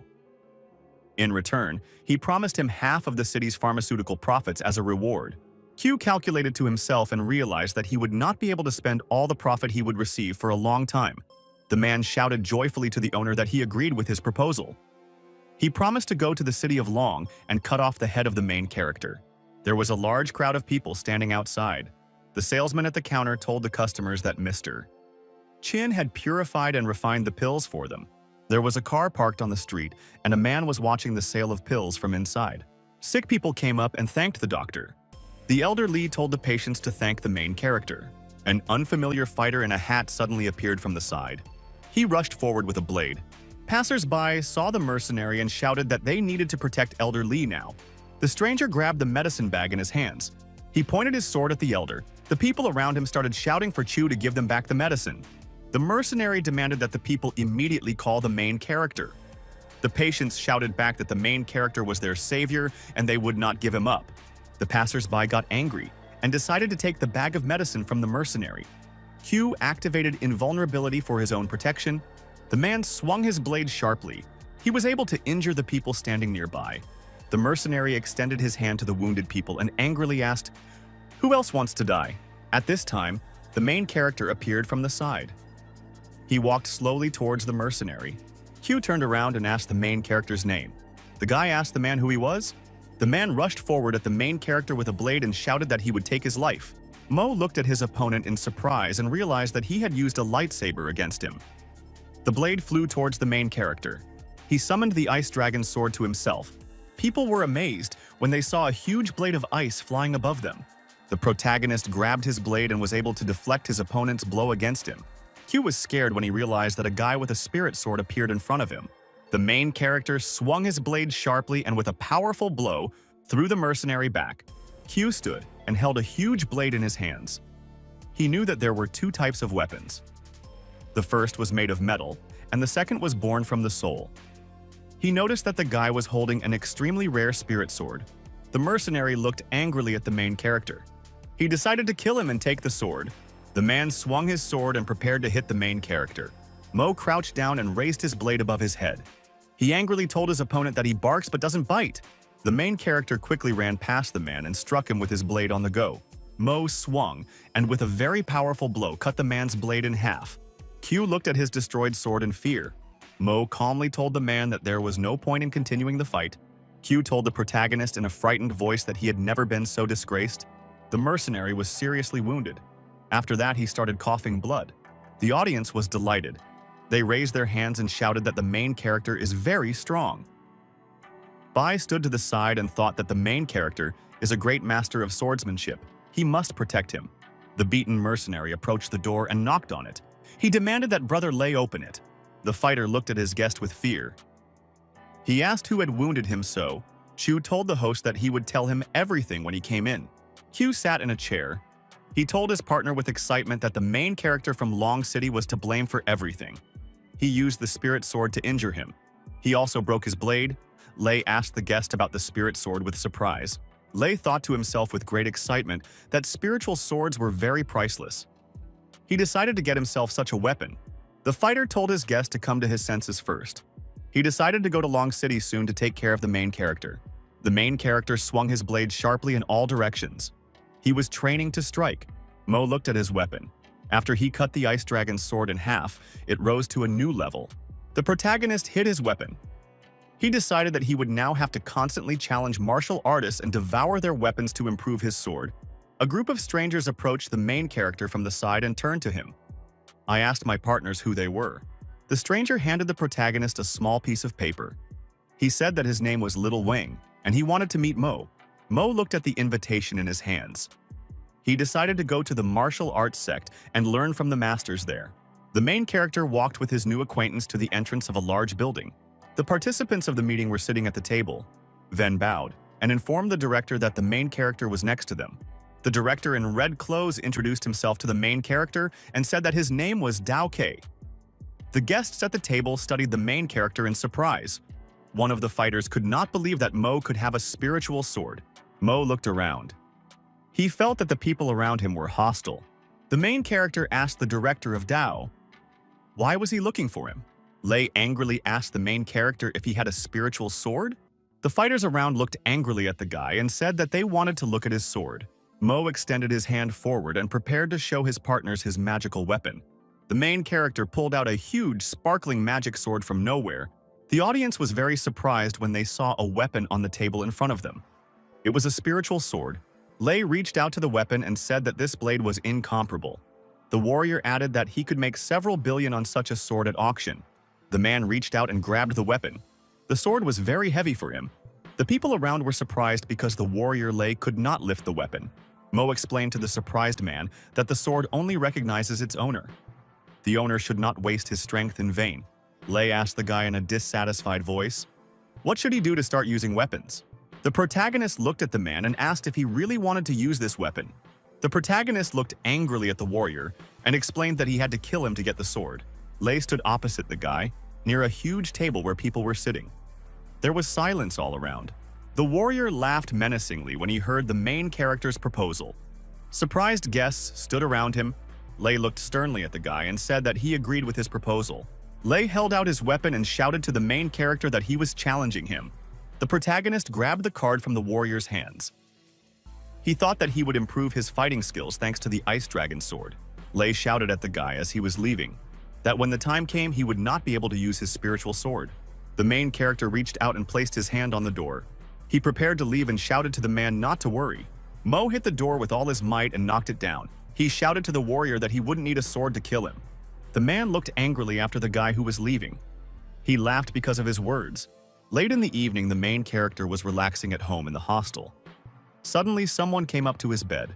The main edge woke up and jumped up abruptly. He grabbed his friend Zuo by the hand. The main character asked his neighbor, what is he doing here in the middle of the night?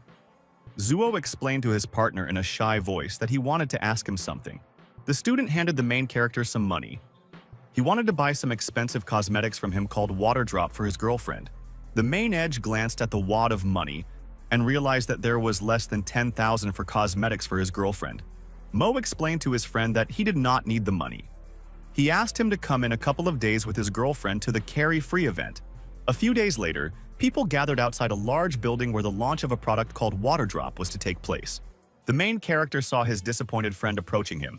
He asked where his girlfriend was. So looked at his friend shyly. He wanted to tell him about his girlfriend. The student told the main character that he had sent a message to his girlfriend. She didn't answer him. Mo explained to his friend that the girl might have been busy and forgot to answer.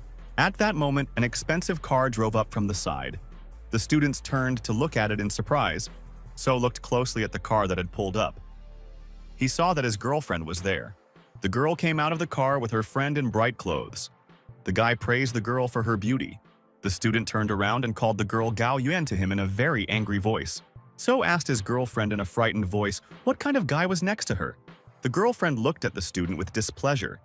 She shouted at him in a displeased voice that she would not date him, no matter how much he courted her. The stranger called Zuo a disgusting idiot. The student tried to justify himself to his girlfriend.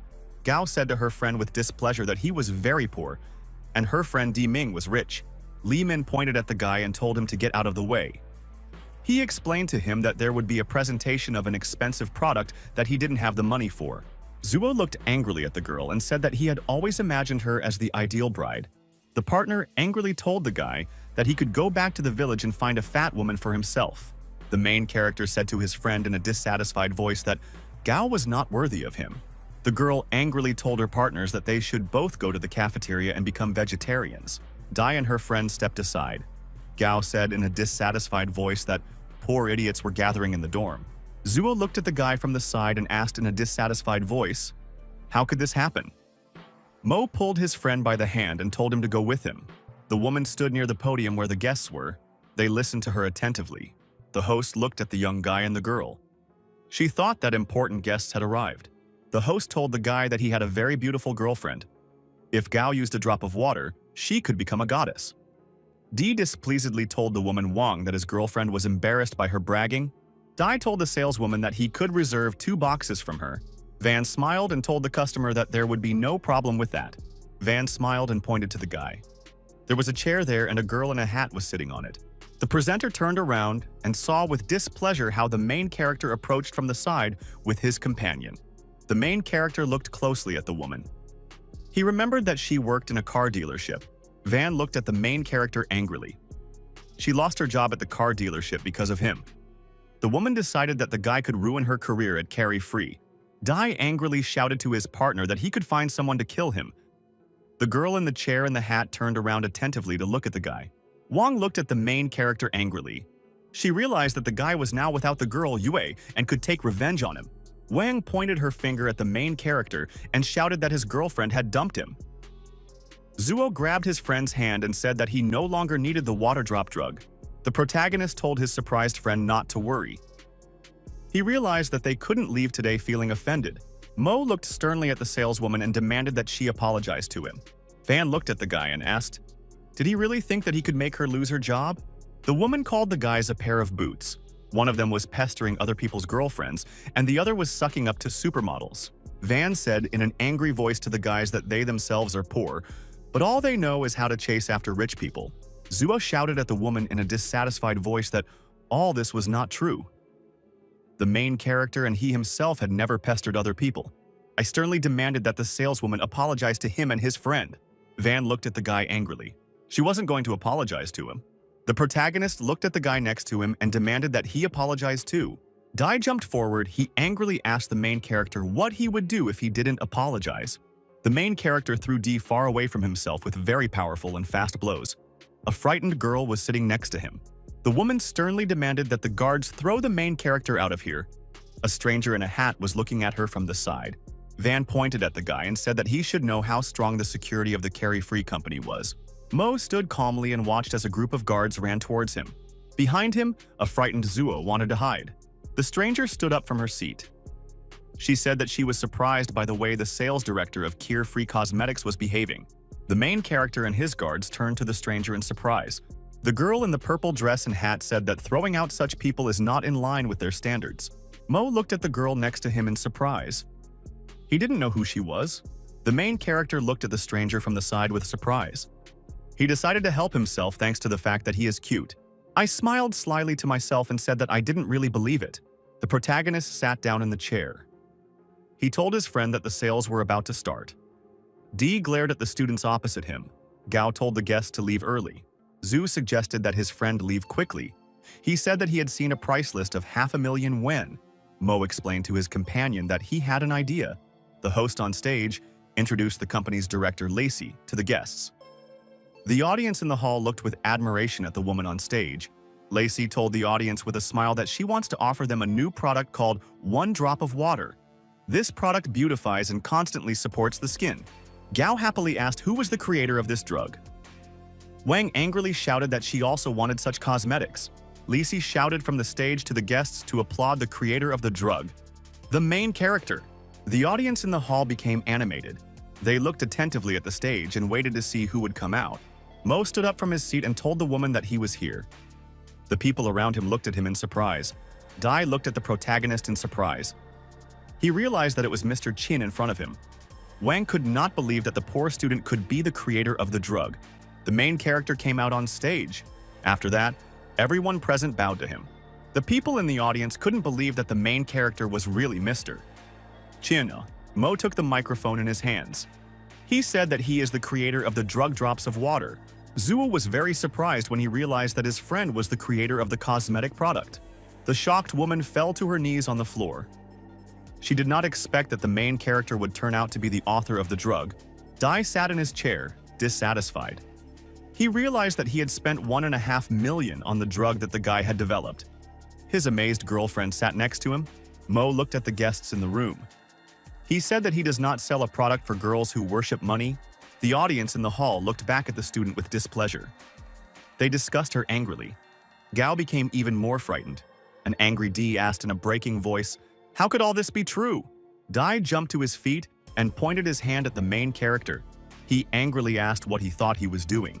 Li Si explained to the guests in an angry voice that the main character's words were her words too. Dai stood very surprised. His girlfriend said with surprise that she had listened to the main character. The protagonist extended his hand forward and told the guards to start acting. The boy and the girl got scared. They saw the fighters rushing towards them. Dai tried to escape from the guards. He threatened them with his father. The fighters also dragged the girl away. Gao looked at her friend who was sitting on the chair in fear. She decided that the main character could help her let go. The girl screamed at the guy in an angry voice that she was wrong. She called for Mr. Chin to help free her. Zuo calmly turned around and watched as his girlfriend was dragged out of the room. He said nothing. The girl looked at her friend from behind in fear. The guy turned away from her. The girl at the door was screaming at her friend that she was wrong and was calling for help. Van stood in the hall and thought that it was all over for her. Mo said in a thoughtful voice that he was afraid that dogs saw people as low. The frightened woman fell to her knees in front of the guy. Li Su sternly pointed at the worker with her hand. She said that she could not come here anymore. The worker was frightened. She called out the name of the president with tears in her eyes. The woman on stage ordered the guards to come. Van fell to her knees in front of the main character and demanded to be given another chance. The guards came up, grabbed the woman and started dragging her out of the building. The main character told the woman that he was ready to leave first. Lacey demanded that her partner take care of himself. A stranger came up from behind and told the main character to wait. The girl in the hat took off her glasses. She told the guy to get into her car. They could talk there. The main character got into the stranger's car and slammed the door. He decided to see what would happen next. The guy looked around carefully in front of him inside someone else's car. The stranger turned around and asked the main character, "Is his name really Chin Mo?"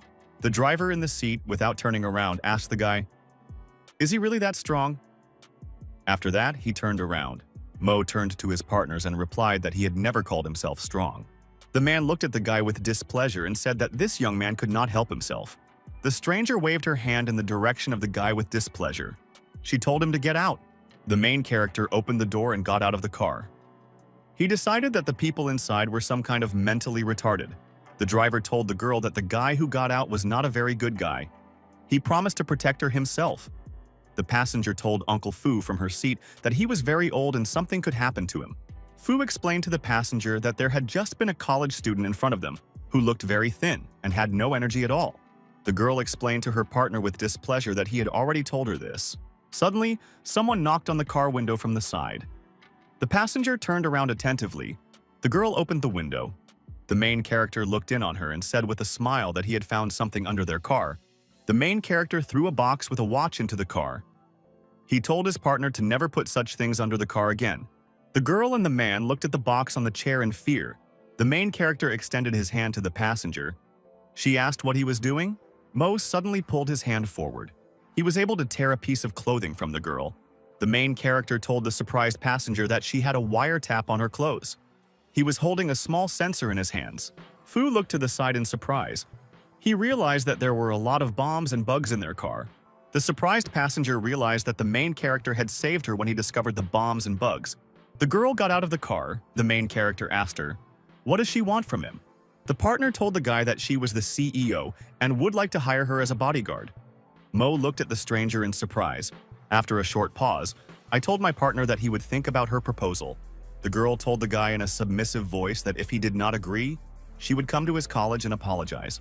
The main character looked at his partner in surprise. He didn't believe that she would come to his college. Mo told the stranger that he forgives her. The girl looked at the guy and said that in 2 days he should go to Longxi Airport. There, his first mission awaits him. 2 days later, the main character arrived at the airport building. There were guards around him. The commander informed the guy that they were now under his command. The man saw the helicopter landing. He shouted that President Qin had arrived here. A girl came out of the helicopter with her guard Fu. Next to her was her cousin Qin Chu. The fighters all bowed to Qin in unison. The main character stood calmly, Ravno. Qin looked at the guy and said that there would be a lot of killers at the trade talks this time. She would leave it to him.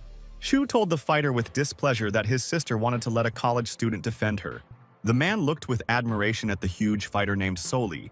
The guards on the side looked at the huge fighter in surprise.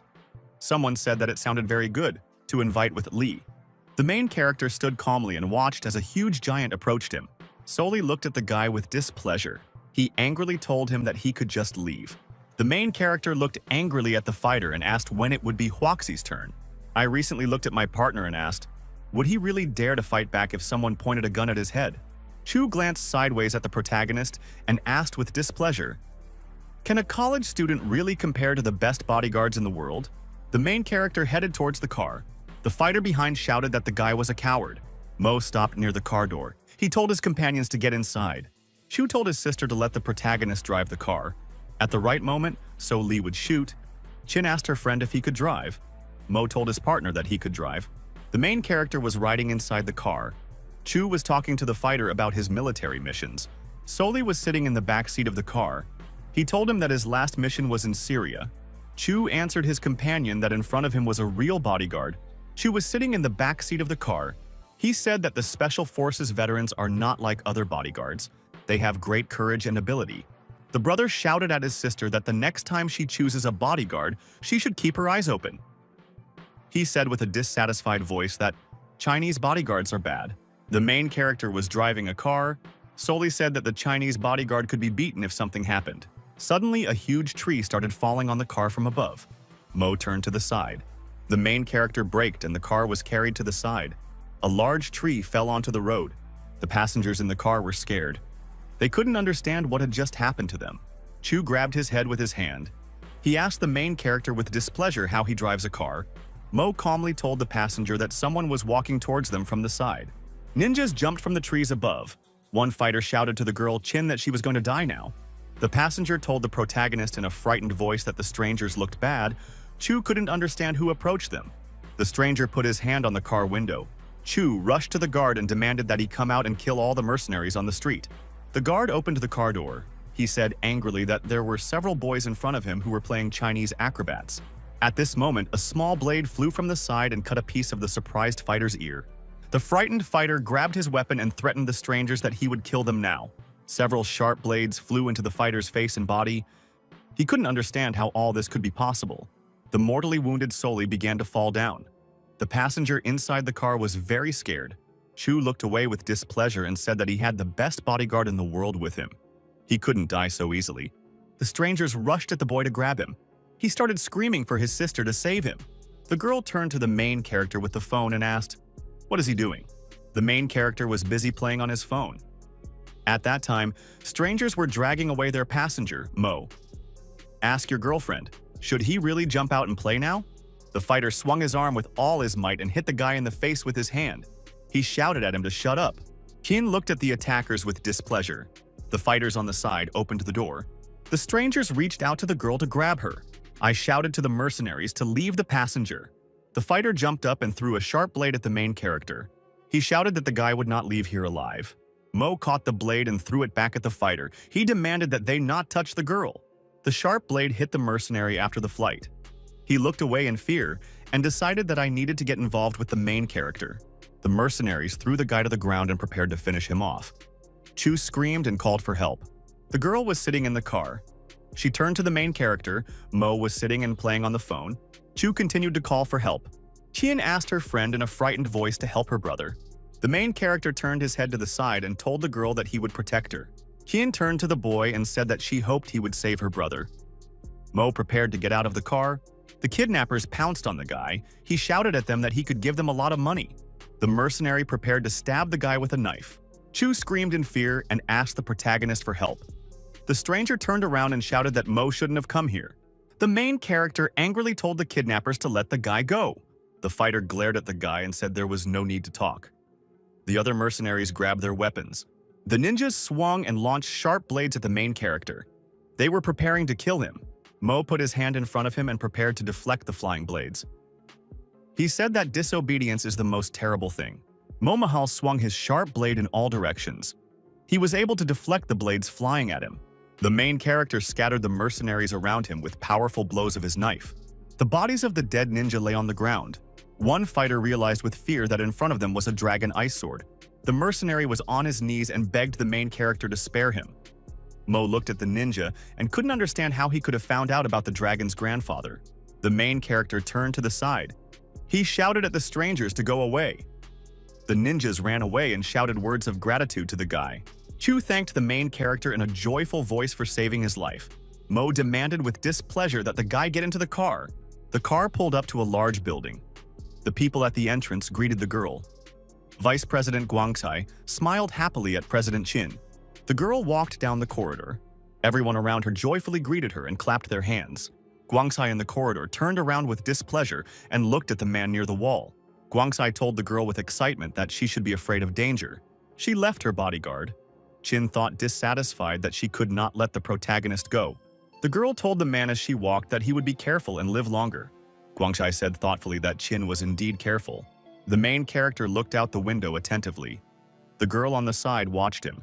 I turned around and excitedly whispered to my girlfriend that he had found something interesting. The main character put his hand on the surprised man's shoulder and promised him success. Qin turned around with displeasure. She glanced at Guangcai and thought that the meeting was not easy. The main character was walking down the corridor. He called Zhenya Jianan to him for a task. Jian approached the guy and asked what had gone wrong. Mo called the elevator and told the man that the two of them needed to go to the top floor. The guy asked the fighter if he had taken his weapon. The guard asked the guy, "Will it really be dangerous from up there?" The main character demanded from the fighter on the roof that he aim his pistol at the top of the opposite building. Zhen, with a gun in his hand, looked closely at the roof and said that there was no one there. Mo told his partner in a dissatisfied voice that he couldn't be a good bodyguard. Zhen asked the guy, "Why is that so?" The main character pointed to the roof of the house opposite. He said that the best sniper spot was there. Zhen looked at the guy in surprise and did not understand who he was. Mo grabbed the guard's hand and pointed it to the side. He shouted at him to shoot, inside the Chamber of Commerce. The girl sat at the table and asked the man what he meant about her family. Guangcai threw the documents at the girl and shouted for her to sign. There was a contract on the table. The girl looked at it and slapped her hand. She shouted that it was impossible. The man angrily told the girl that she could not refuse. He walked to the window and pointed his hand at the neighboring building. There sat a sniper for Qin. The old man stretched out his hand to the side. He angrily asked the man, "Is he crazy?" Guangcai said in a cunning voice that after the girl signed, he would order the sniper to leave immediately. Chu hid under the table in fear. He shouted to his sister that they would all die if she didn't do it. Qin looked ahead and thought that her family could lose everything. The president's wife looked angrily at the man. She told him that she would not sign the document even if he killed her. Guangcai waved his hand to the side. He shouted at the girl that she was going to hell now. The girl closed her eyes. She thought that if the main character had stayed with her, this would not have happened. The man stood near the window and held his hand above himself. A frightened girl stood nearby. Qin opened her eyes and looked ahead in surprise. She realized that nothing had happened. Guangcai continued waving his hand, demanding that the killer shoot quickly. The door to the room suddenly opened. The main character entered. Zhen shouted that he had brought a killer with him. The people around were amazed. The guard threw the sniper to the floor. Mo came up from the side and held the rifle. Guangcai looked ahead in fear and thought that it was all over for him. The main character pointed a gun at the frightened man and asked, "Who was behind this?" Guangcai looked at the protagonist with fear and told him that he would not say anything. Mo aimed his rifle at the man. He threatened to kill him. The frightened man shouted to the protagonist that the Mao family forced him to shoot the girl. Qin was scared and angry when she learned that her murder was ordered by the Mao family. The main character was walking down the hotel corridor at night. He was talking to a girl named Chinyu. She thanked him for his help today. Mo answered his partner that it was his responsibility. The girl took the card and prepared to enter the room. She approached the door and remembered the company that had grown in recent years and occupied the main share of the city's clothing market. Chin prepared to open the door with her card. She thought that the Mao family thought she was a fool and would try to deal with her. The main character stood at the door. He told his companion that he would return to the dormitory. Chin shouted at the guy to wait. Chen looked thoughtfully ahead. She told the guy to stay with her. Mo asked his partner with displeasure, "Where will he sleep?"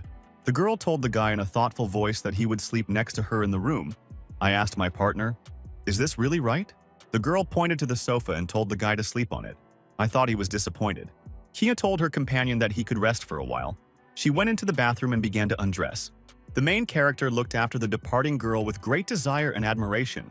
Mo lay and rested quietly on the sofa. He thought to himself that the girl Chin Mohan was right for him. The protagonist sat on the sofa with his legs crossed. He thought to himself that he shouldn't think about this. The girl came out of the shower and said that she had already washed herself. She was drying her head with a towel. I looked at my girlfriend opposite him in fear. Suddenly, the girl slipped on the floor and began to fall forward. Chin fell on top of the guy lying on the couch. Mo managed to grab her and asked if she was okay. The hostess swung her hand and hit the guy in the face with all her might. My dissatisfied self turned away. Chin was lying on the bed. She told the guy that in a couple of days they would go to Dao Wharf together. Then the protagonist's mission would be completed. Mo thought to himself that Dao Wharf sounded familiar to him. In Long City, a man was sitting in his office with a glass. It was Mao Wei. He viciously threatened the girl that she would die today. A guest suddenly ran into the room. He shouted to President Mao that everything was bad. The owner angrily asked his partner what had happened. Guan told the man about the failed assassination attempt. Mao smashed the glass to the ground and shouted that the main character dared to harm the people of his family. At this time, a warrior in red clothes appeared in the doorway. He decided to say something sternly to the president. The warrior demanded in an angry voice that his subordinate not touch the main character. The boss explained to his subordinate that the main character has a special sword. Therefore, he cannot be provoked. Mao could not understand what sword his partner was talking about. After that, the fighter threw a metal star at the head of the frightened Guangkai. The president on the side got scared. Mao looked at the body of his subordinate on the floor. He sternly demanded that someone remove the body. After that, the president got angry and decided to settle accounts with the main character. The main character was walking in the park. He took out his weapon. The guy decided to practice before the battle on the pier. A crowd of people appeared behind him. The woman ran forward and threw the main character aside. She shouted at the guy that he shouldn't blindly take the master's place. People were standing in a crowd. They all wanted to look at Master Taiking. The main character was climbing the stairs from the side. The protagonist remembered Taiyin's name. This master convinced Zhao Qing to buy his parents' cemetery. The main character climbed the stairs to the top of the park. Behind him walked a stranger in a hood. Mo was sitting on a stone. The stranger said that he wanted to stay with him for a while. The main character was sitting in a meditative pose. There was a light aura around him. A blade was flying nearby. An unfamiliar guy was walking next to him. Mo spread his arms wide apart, and bright energy flew around him. He realized that he was finally breaking through. A strange guy from the side grabbed a knife and rushed at the main character. He shouted that he couldn't win against the Thunder Sword Master. Mo sat calmly in a meditative pose. The main character swung. He threw the surprised attacker far away with a powerful blow. The stranger fell dead on the rock after the flight. Mo looked at the mercenary and said that this was the Thunder Swordsman. Mo thought to himself that this was a masterpiece of the Budo Association. On the shore, people in the crowd were talking to each other. The man said in a joyful voice that the Thunder Sword Master was famous. For a long time, no one could challenge him. The woman explained to her partner that the challenge was from a college student. Students appeared on the shore. The guy told his friend that today he would have a good look at what it meant to fight. Dai explained to his partner that he wanted to know what kind of person challenged the master of the Thunder Sword. Chang from the side. He approached the girl and asked why she was here. Shu answered her partner with displeasure that she came here with her mother. A huge green car appeared on the road. A woman in the crowd shouted that it was Mr. Zhao's car. An old man got out of the car and was greeted. The guest said with a smile that he had come here just to have fun. An expensive car appeared. People in the crowd began to show with their hands that this was President Qin's car. The car door opened and a girl came out. People in the crowd bowed to her. Qin was unhappy that the main character did not come as the bodyguard. Two men were standing on the big ship. The fighter asked the man if everything was done. The director answered the fighter that he should take the main character's sword. Lei thanked the man and promised that he would not lose to the guy. The guests on the ground looked happily at the fighter on the ship. Chang shouted with a proud voice that the Thunder Sword Master definitely deserves his reputation. Lei shouted from the deck of the ship that his rival had not come to the meeting. The people on Earth laughed merrily and waved their hands. A small boat suddenly appeared on the sea. The main character was sailing in it. Chiang was very surprised when he saw the main character. The surprised old man on the shore realized that Master Qin was in front of him. The main character suddenly jumped out of the boat and flew towards the ship. The protagonist landed on the deck opposite his opponent. The fighter stood with a large sword. Lei looked angrily at the guy and said that his hand was injured. Now everything will be simple as pie. The main character warned the fighter that he would defeat him with one hand. The warrior laughed menacingly. Lei told his opponent that with one hand he would not be able to use his blade. He demanded that the guy surrender and give him the long-hand sword. I angrily asked the fighter why he decided that he could not use his sword. The main character stood and held out a huge sword in front of him. He prepared to fight. Lei told his opponent in a surprised voice that he had held up a wooden sword against him. The guards on the side were surprised when they saw the wooden sword on the guy. The man said in a dissatisfied voice that the main character does not know his limit. Lei laughed menacingly and told the boy that he could no longer draw the dragon ice sword to defeat him. The warrior swung his blade sharply and ran forward towards the main character. Mo calmly held out a wooden sword in front of him and was able to defend himself from his opponent's blow. Lei was very scared and surprised. He couldn't understand why he couldn't break the main character's wooden sword. The audience was amazed. Someone shouted that the Thunder Sword Master was not as strong as he imagined. The man looked at the main character with displeasure. He realized that it would not be so easy to deal with the guy. Lei looked ahead with anger and hatred. He was preparing to attack the guy. Lei extended his sword forward and activated his combat skill, sending blue lightning bolts towards the protagonist. Mo calmly held the blade out in front of him. He prepared to defend himself from the attack. The main character swung his blade in all directions and very quickly repelled lightning attacks. Spectators on the shore saw blue lightning fall from the ship into the sea. The guy in the crowd shouted with admiration that the protagonist had blocked Lei's mastery. The man on the side said with excitement that the protagonist had reached the limit. The Thunder Sword Master must win. A spectator on the side told the surprised guest that the fighter was still not serious. A guest asked his friend if he knew a fighter who could fence with both hands. His partner named the names of extraordinary masters. The Kendo Ling family of masters is above the sword masters. They have super adaptability. These are already unusual people who study martial arts. In all of China, there are only a few masters at the level of the main character. Lei looked ahead in fear. He realized that he had wounded the main character in the right arm and still could not win. I looked angrily at my opponent and asked, "Is that really all he can do?" The protagonist thought thoughtfully that he took this opportunity to improve the quality of Long Hanjian. Lei's power would hardly bring much benefit to Long Hanjian. The protagonist suddenly rushed forward with his sword. He shouted that there was no need to wait. The frightened warrior looked ahead and saw a sword appear in front of his body. A man in the crowd said that the main character resisted and was even able to attack the master. The spectator thoughtfully told his subordinates that they would have to work a little. Chang looked closely at the protagonist and said, "This guy is not a human." Chu on the side told his companions that they needed to apologize to Qin. The old man said in a thoughtful voice that now no one in the city would humiliate the main character. The warrior in the huge helmet fell to his knees. He asked the protagonist to let him go. I looked angrily at the fighter and asked, "Does he really want to be let go?" Lei fell to his knees in front of his opponent and said he wanted to leave. Mo pointed his sword at the fighter and said he couldn't just let him go. The protagonist waved his hand in front of his chest. He showed that the warrior should commit suicide with the sword. Lei looked at his opponent with fear. He didn't want to drive the sword into himself. Mo held the gun in front of the fighter. Li shouted at the protagonist that he just wants to leave. Lei turned around and ran. He wanted to hide. Mo shouted after the fighter. Did he really want to run away? The main character was clearly stronger than Lei, who literally began to beg for mercy. But the young master ignored his request and, pointing his sword at him, cut off his hand. Declaring that he couldn't defeat him with dirty tricks, Jianshu screamed in unbearable pain.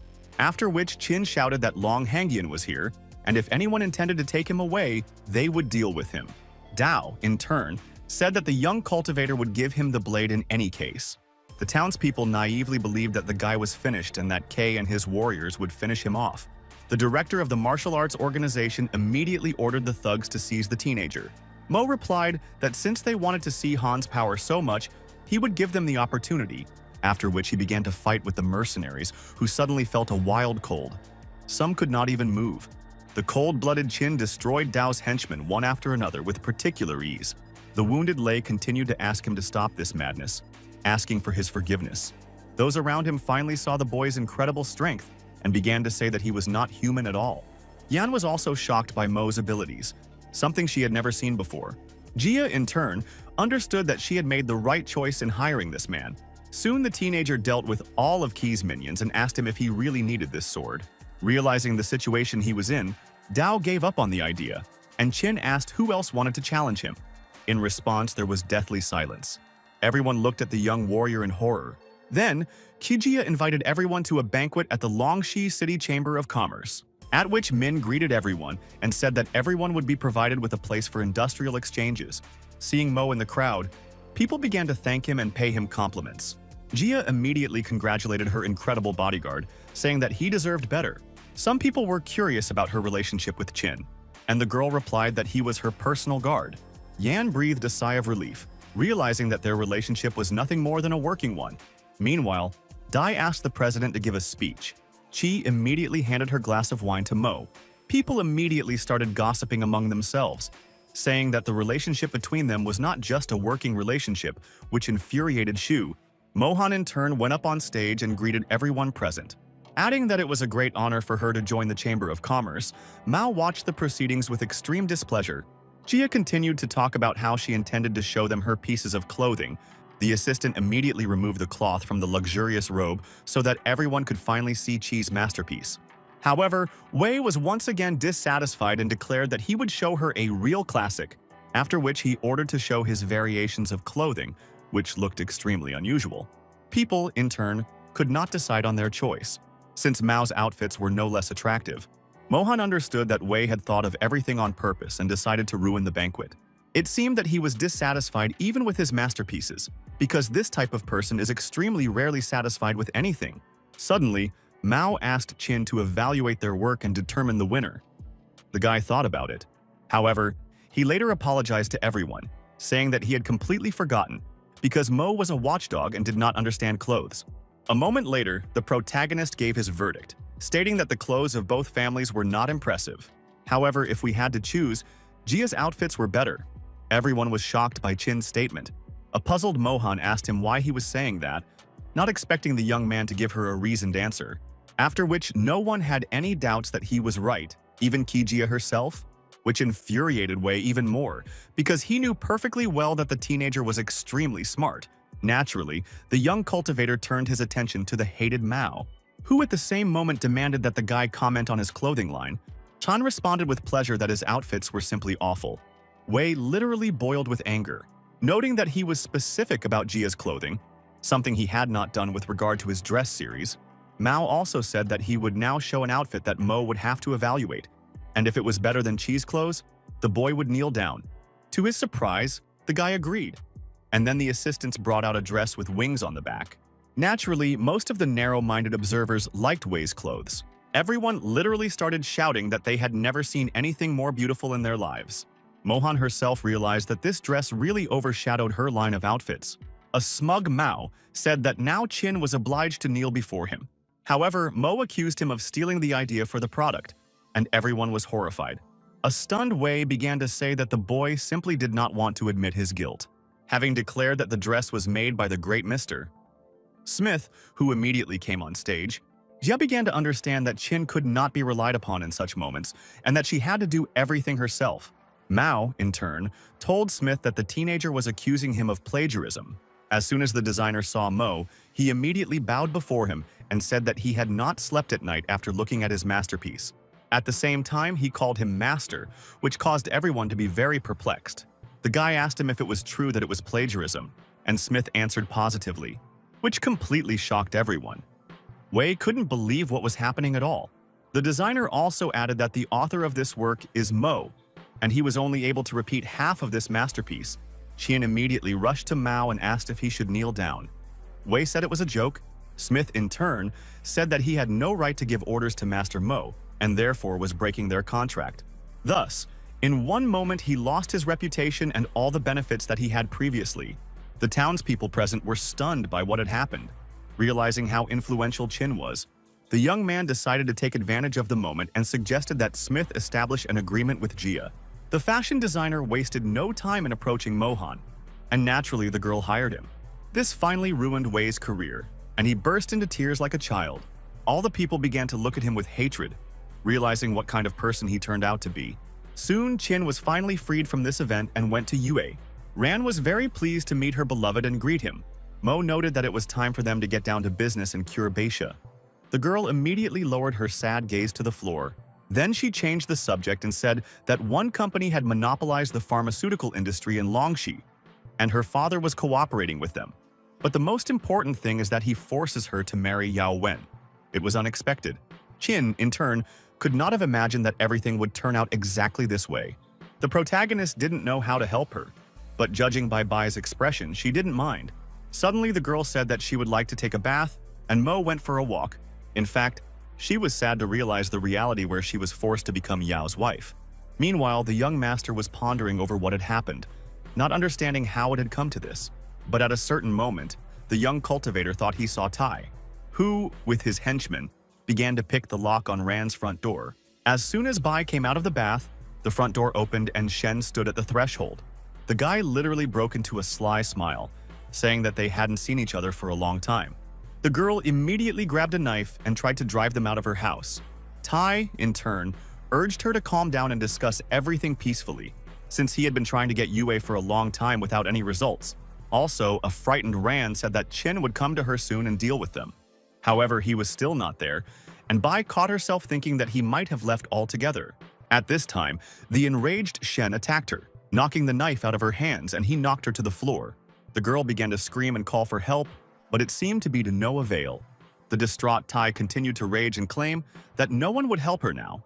But at that very moment, Qin appeared and began to throw them to the sides. Seeing him, Shen rushed towards the exit, miraculously managing to avoid a collision with Mo, because the guy immediately rushed to Ran to help her calm down. However, after that, the teenager caught up with Tai and began to beat him brutally. Law enforcement officers soon arrived at the scene, who immediately arrested the criminals, which was instant karma. The guy then began to heal the girl by placing her on the bed. Suddenly, Mo asked her if she wanted to marry him.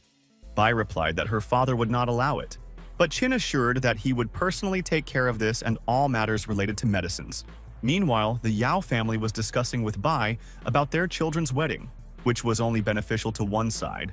Ran's father demanded that Wen treat his daughter with respect and not harm her in any way. Naturally, the cunning teenager promised him that not a single hair would fall from her. At the same time, Jiazhu urged Xin to hand over to him a man named Mo, who had humiliated his son. Of course, this proposal was followed by a refusal, which he was not happy about. The furious pharmaceutical company president said that if Bai did not do this, he would destroy his company. A moment later, Qin appeared and asked why he needed him, after which he tore the agreement between the two parties to shreds. Everyone was in shock. Yao was furious and ordered him to stop this vile performance immediately. However, the teenager obviously ignored him and stood his ground. Xin did not expect such a turn of events. At the same time, the main character noted that from that day on, he was responsible for the Longxi Pharmaceutical Company. He added that there would soon be a tournament among pharmacists, and if he won, Jia Zhu would have to retreat. To the surprise of the others, he agreed, saying that if Mo lost, he would be subjected to unimaginable humiliation. Also, absolutely all of their family's shares will be withdrawn from the Longxi Corporation. Without thinking twice, the young master agreed, breaking into a sly grin. A stunned Bai and his delegation just watched what was happening, after which the young cultivator hurried to leave the territory of the criminal family. After a certain amount of time, Qin was driving around the city in his luxurious Lamborghini. Arriving at the Bai family's house, Mo looked in surprise at Ran, who came out of the house with her father. The guy asked if she was going too, and the girl replied that she wanted to see him at the competition. Suddenly, Her father said that the young man should understand the seriousness of the situation. After all, if he really loses, not only his reputation will suffer, but also Yue's. Because at the beginning of the tournament, the Yao family may announce the engagement contract. Naturally, Mo promised him that he would not allow this to happen under any circumstances and would do everything possible. After which they rode off into the distance. Bai only looked at them with a sad gaze, hoping for the young man. They were silent for a while on the road. And suddenly Qin said that she shouldn't always decide everything herself, because she has him and soon she will personally see that he can be trusted. After a couple of hours, they finally arrived at the Yaosheng City Pharmacy. A smug and overly arrogant Wen declared that they could get out of here. However, Ran quickly reminded him that they were their guests and should act accordingly. Yao replied that he was in charge here and since all the rooms for sleeping were gone, Mo could live in the booth for a while, adding that only his father decides what to do with their company, but Yue demanded to be given a room. The guy, in turn, could not stand such an attitude and said that in that case he would leave, adding that before that he would wipe their majestic corporation off the face of the earth. Having got into his incredible car, the proud young man rushed off in an unknown direction. Qin, in turn, arrived at one of the busy streets of the city and began to look around, where he suddenly saw 3 unknown people bullying a girl in an alley. Of course, the teenager could not pass by and rushed to her aid. The stranger also saw the guy and immediately began calling him for help. The thugs turned around sharply and asked who he was, while the girl rushed towards him. Grabbing his leg, she continued to beg him to help her. The unknown people rushed towards her, telling him to go past. But Qin could not leave the poor girl in trouble and decided to sort out the situation. The stunned thugs asked him what his name was and what he was doing there. Having recognized him, they immediately started running away, realizing that it was better not to mess with him. Mo instantly helped the girl get up and threw his sweater over her. The stranger thanked him for his help. At the same time, he asked where she came from and whether there was a need to inform her relatives about what happened. But the girl ran away suspiciously quickly. Then the young man checked his pockets and discovered that his wallet was missing. The unknown person, in turn, rushed into the slum area, and the main character followed her.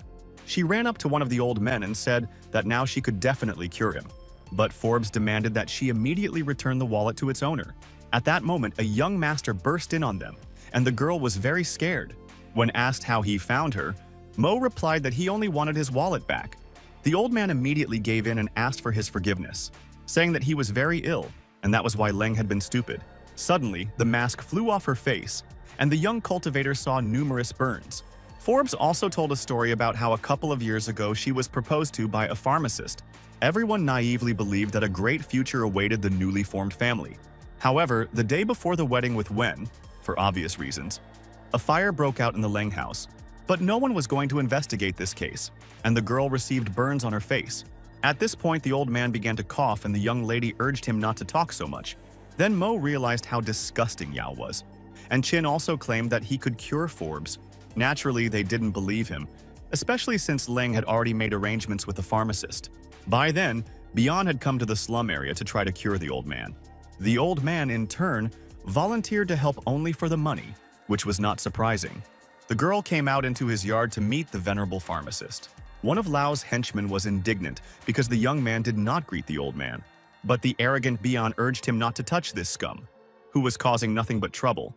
After all, they had already met before, and in response the guy stated that he was extremely curious to observe the old man's skills. After some time of examination, Lao said that Forbes needed the Tonghu Dan elixir, but he wasn't sure he could cook it. Leng tearfully begged him to at least try.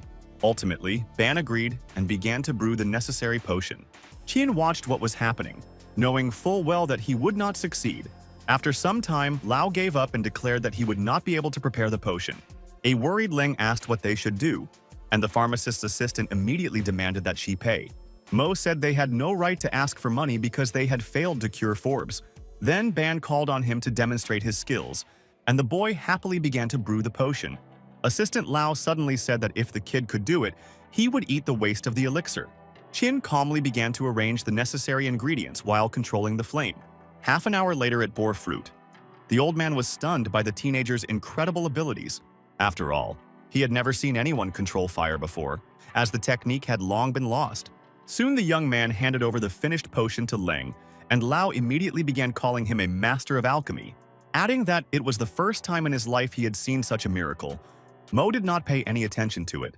Without thinking twice, the girl handed the elixir to Forbes, who immediately took it.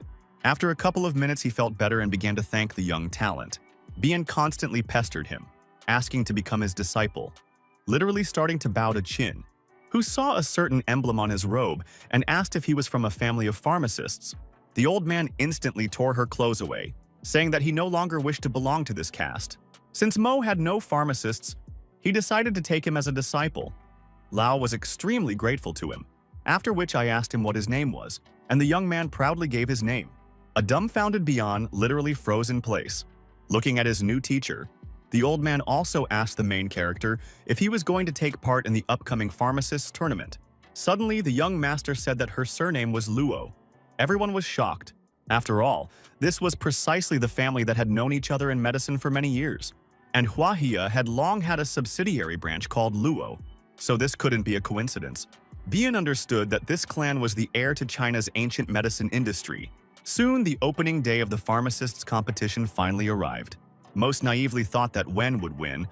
The Bai family literally prayed for Mo. A moment later, the head of the Yao family appeared with his son. They thought that Qin would lose. However, looking around, they did not find their henchman Bianche. Everyone greeted Wen enthusiastically because he was the main contender for the title of the best pharmacist. The stands literally went crazy at his appearance, especially the female part of the audience. Ran, in turn, constantly thought about her beloved young cultivator. After a certain amount of time, a car finally arrived with Lao, who was greeted warmly by everyone. As soon as he got out of the car, the stands burst into applause because Bian was the symbol of the tournament. The old man also, like a servant, opened the doors for someone and asked him to get out of the car. Everyone was shocked by what was happening, not understanding who was in the car. Even Jia Ju couldn't understand who could be in the car if they were the best in medicine. At this moment, Mo came out of Bian's motorcade, and the stands fell silent, not understanding why Lao was serving him. Wen and his naive father were also shocked by this unexpected development. Bai and his daughter immediately smiled, realizing that they still had a chance of success. Meanwhile, Leng remained in the car watching what was happening, because she had never seen such a talented pharmacist before. A puzzled Yao asked Bian what all this meant and why he was with this ragamuffin. The old man boldly replied that he no longer intended to cooperate with his family and came as Mo's disciple. It was extremely hard to believe, but Lao actually said it to his face. An embittered Wen said that Qin would never win this competition in his life, adding that one of the judges for the event is a member of their family, and therefore, Mo's victory is completely excluded from the scenario of this competition. Meanwhile, the host called on the participants to go to their places and sort things out with the help of pharmaceuticals. The stands once again exploded with loud applause, mostly directed at the arrogant Wen. Everyone began to watch closely what was happening on stage, naively believing that Yao had victory in his pocket. His father thought the same, and simply did not allow himself to think about his offspring losing. Soon, the overly confident pharmacist began to demonstrate his skills. Having started to prepare Jin Sudan, however, it was necessary to create gold powder. At this point, Bian discovered the rotten ingredients and reported it to the teacher, who, to his surprise, did not see a problem in this, realizing that this was the work of an opponent. It was indeed obvious, since Wen had always played by the rules. Qin himself did not get distracted from the process of preparing the potion, ordering the old man not to interfere with him. People noticed that Mo was also planning to start making gold powder. Ran was extremely concerned about the fact that Yao had intentionally ruined all of the boy's herbs. But the young man didn't even think about giving up, because he had only one chance to prove his professionalism. After a certain amount of time, the protagonist continued to work hard. Wen, in turn, was absolutely calm and acted extremely carefully. At the right moment, he used Ningdan's magical technique, shocking everyone. It seemed that the show was only gaining momentum, and the fight between the two pharmacists was in full swing. After a couple of minutes, Yao was able to create gold powder, which once again delighted the audience. Everyone immediately started chanting his name, while Ran and his father continued to fret over Mo's spoiled ingredients. The judges, in turn, noted that even Shen Ning had not reached such heights. Naive Wen immediately called on them to determine the winner. It seemed obvious to everyone. Most of them were indeed ready to vote for their ally Yao. The rest could not deny themselves the pleasure of laughing at the young master of alchemy.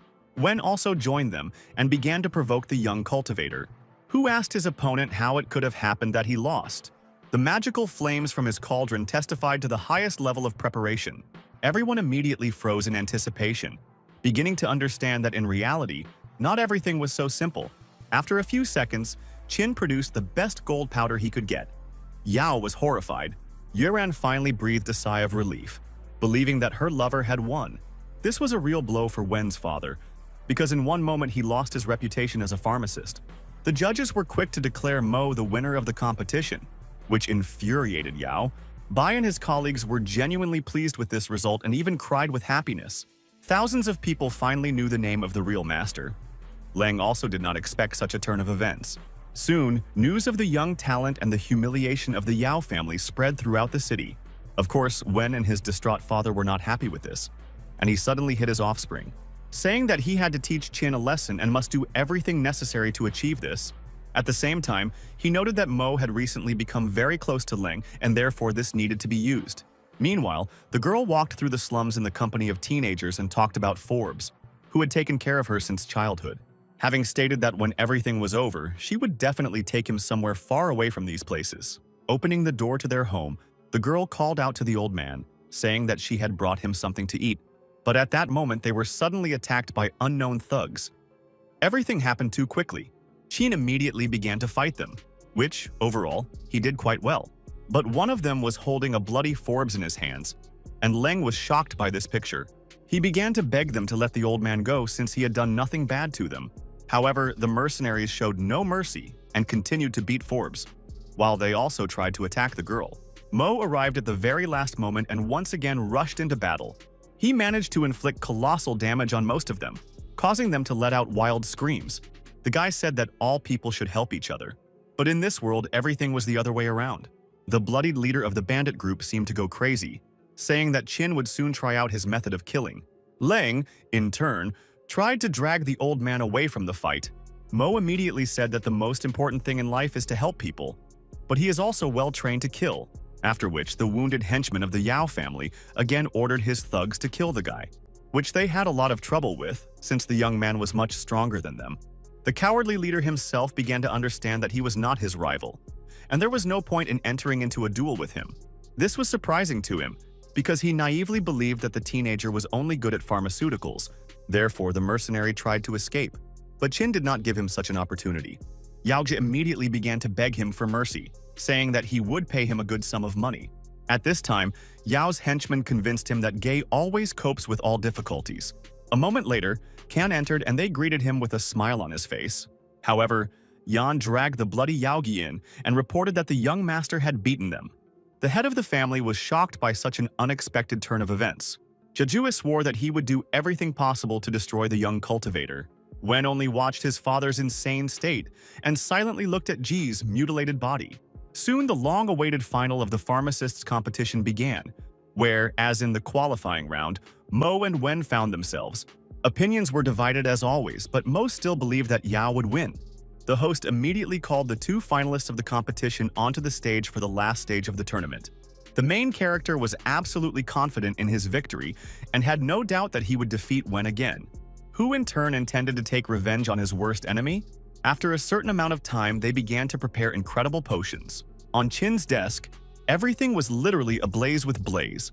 Lao recognized the wondrous technique of Feng Yang. The judges also couldn't believe that the teenager knew how to use this skill. Xin and Ran couldn't stop admiring the boy's magical abilities. Suddenly, one of the judges said that this was the best technique of ancient Chinese medicine. Despite this, the head of Jiazhu believed in his son's victory until the very last moment. Wen was completely focused on cooking and only glanced out of the corner of his eye at his opponent's progress. A few minutes later, Qin took out a black pill from the alchemical furnace, after which he began to carefully examine her. Everyone froze in anticipation. The judges immediately burst out laughing, naively believing that Mo had failed this time. Bai and Yue were horrified, bitterly realizing that the pharmacist had made a fatal mistake. Wen couldn't pass up the opportunity to gloat, which he did with pleasure. Then he showed off his incredible capsule and the stands came alive again. After all, he managed to prepare the fierce Tiger Dan, which was even better than gold powder. It seemed that victory would go to the henchmen of the Yao family. No one had any doubts about it. The father broke into a sly grin, saying that this time his son had won. The judges immediately gave their verdict on the winner of the tournament. Yu literally had no expression. The girl immediately lowered her sad gaze. However, Beyond suddenly interrupted one of the jury members, saying that they clearly did not understand pharmaceuticals. Of course, this angered Wen, who began to say that Qin had lost. But Lao continued to argue that a true alchemist must look at the details more closely. A second later, Mo's pill began to glow brightly, and its black shell began to disintegrate. There was a golden pill underneath, and everyone was in anticipation of the moment. The end result was Huanrong Shendan, who was nicknamed the Vain God. The judges, like Yao, could not believe that the young man was able to prepare Dan of such quality, which was much better than Wen's capsule, and he himself understood this perfectly well. However, his father could not come to terms with yet another disgrace and hastened to object. But it made no sense, because the stands began to chant the winner's name in one voice. At the same time, a new plan of action was already maturing in his head in order to finally deal with the boy, where he could take revenge for the humiliation of his own son and his own ruined reputation, and also for the extremely brutal beating of his brother. Yao's anger knew no bounds. He suddenly demanded that Qin prove that it was indeed Huanrong Shendang. In response, Mo asked if he remembered the Leng family, and the old man turned noticeably pale. People immediately began to discuss among themselves the fire in which this family died. But Jia Ju said rather uncertainly that he didn't understand at all what he was talking about. Then, the enraged Xing from the Leng family walked towards him. Of course, he recognized her. The girl, in turn, noted that they had not seen him and his offspring for a very long time. Yao certainly didn't expect this, realizing that now he had to somehow get out of the situation. People began to say that this girl was a beggar and was often in an inadequate state. Wen also doubted that the one in front of them was really the same Xing and the Leng family. At that moment, she took off her mask, revealing a huge burn covering her entire face. His father immediately accused her of lying, saying that she had died in a fire long ago. The others also doubted that she was telling the truth and that the young master had persuaded her. However, the main character insisted that it was she, and that they set fire to her house with her family and friends. Everyone was stunned by the statement of the young cultivator, who insisted on his own. But Jia Ju continued to deny everything, saying that Mo would not be able to tarnish his reputation, after which he even had the audacity to call the guards to take this monster off the stage. Naturally, everyone demanded proof from the guy. Qin replied that it was on her face. The judge from the Yao family said that this was absurd, and his girlfriend would not be able to convince everyone of this version. The young man then handed Leng the capsule he had created and told her to take it, because it is with her help that Sin's face will regain its human appearance. The girl burst into tears, not believing that she would really be able to regain her beauty. However, she had no other choice, and besides, Mo had successfully demonstrated his alchemical skills. As soon as Leng took the pill, she suddenly fell to her knees, and everyone began to wait for the result. After a couple of minutes, all the burns disappeared from her face, which was simply incredible. At this point, Bai couldn't take it anymore and grabbed the microphone from the judges, blaming everything on Yao's pharmacists. Ran, in turn, also could not believe her eyes when she saw the miraculous properties of the capsule. People were shocked by what happened and immediately recognized the girl as that very same Sin. Wen's enraged father continued to claim that Mo had set everything up and that Leng had died 2 years ago. At the same time, he demanded that all the judges give the victory to his stupid offspring. But because he was too emotional in his gestures, Jiaju accidentally touched his son's cauldron. As a result of the Yaoling furnace rolling out of him, Wen knew that this was the end for him. Bian immediately called on everyone to pay attention to the cheating in the competition, in order to thereby count the victory for his newly minted teacher. Everyone was horrified. The Yao family had never experienced such shame. They were simply beside themselves with anger. Naturally, the judges could not ignore this and excluded Wen from the competition, giving the victory to Qin, who was truly worthy of becoming the best pharmacist. Joyful Ran was on cloud 9, falling more and more in love with her beloved, after which Mo and Xing walked off the stage to loud applause from the audience. Jiazu and his son hurried to hide, and the stands booed them. Leng, in turn, was extremely grateful to her savior and did not know how to thank him. Suddenly, the girl reached out to kiss him. Qin was confused and didn't know how to react to this. Yao was furious as he fled from the shame, but Wen suddenly made things worse. He said that according to the terms of the contract, if they lost the tournament, they were obliged to supply raw materials to Longxi for free. The head of the family never ceased to be amazed by this pattern, where all his plans, one after another, simply collapsed. Soon he went to his teacher Wei for help. Chen listened to him carefully, Then he said that he would personally deal with this teenager, of whom there would soon be no trace left, because he could not ignore this incident and intended to avenge his student. Meanwhile, the protagonist drove the extremely dissatisfied Yue back home, who was interested in what he was so busy with that he even managed to meet Sin. She then showed him a photo of Leng kissing him and demanded an explanation. The young master realized that he couldn't get out of this easily now, especially since Ran was seething with anger. Unexpectedly, Hangyan's face began to glow, and the young cultivator guessed that he was eager to break through to a new stage of development. However, something was preventing him from doing this, and Qin tried to understand what it was connected with. Also, in order to break through, it was necessary to restore the blade's adaptability to black iron ore. So Mo asked Yue if she knew where he could buy black ore, explaining that it was a very rare type of ore and was used to reforge swords. The girl, in turn, was furious that the guy did not listen at all to what she was telling him, adding that the mines in Hua Hai do not belong to ordinary people and not everyone can get this ore. And in order to do this, they need to help Taixing. At the same time, she understood perfectly well that this would be extremely difficult to do, since his son was now in prison. But the self-confident teenager remarked that it was a great idea, which infuriated Ran again. Without thinking twice, the young man dropped her off on the side of the road and urged her to go home, because he needed to go to Sin. After a certain amount of time, Qin finally arrived at the Tai family's home. The clan leader was furious at Mo's antics and was thirsty for revenge. At that moment, a guy entered his room. He immediately got down to business and said that he urgently needed his help. An enraged Sin said he had put his son behind bars and was now asking for help. Qin replied that if he really wanted to avenge him so much, then he had such an opportunity. At the same time, Mo assured that it would be better to settle everything peacefully, since he needed black iron ore. Tai was shocked by his impudence, but he came up with a plan and Sin agreed to help him.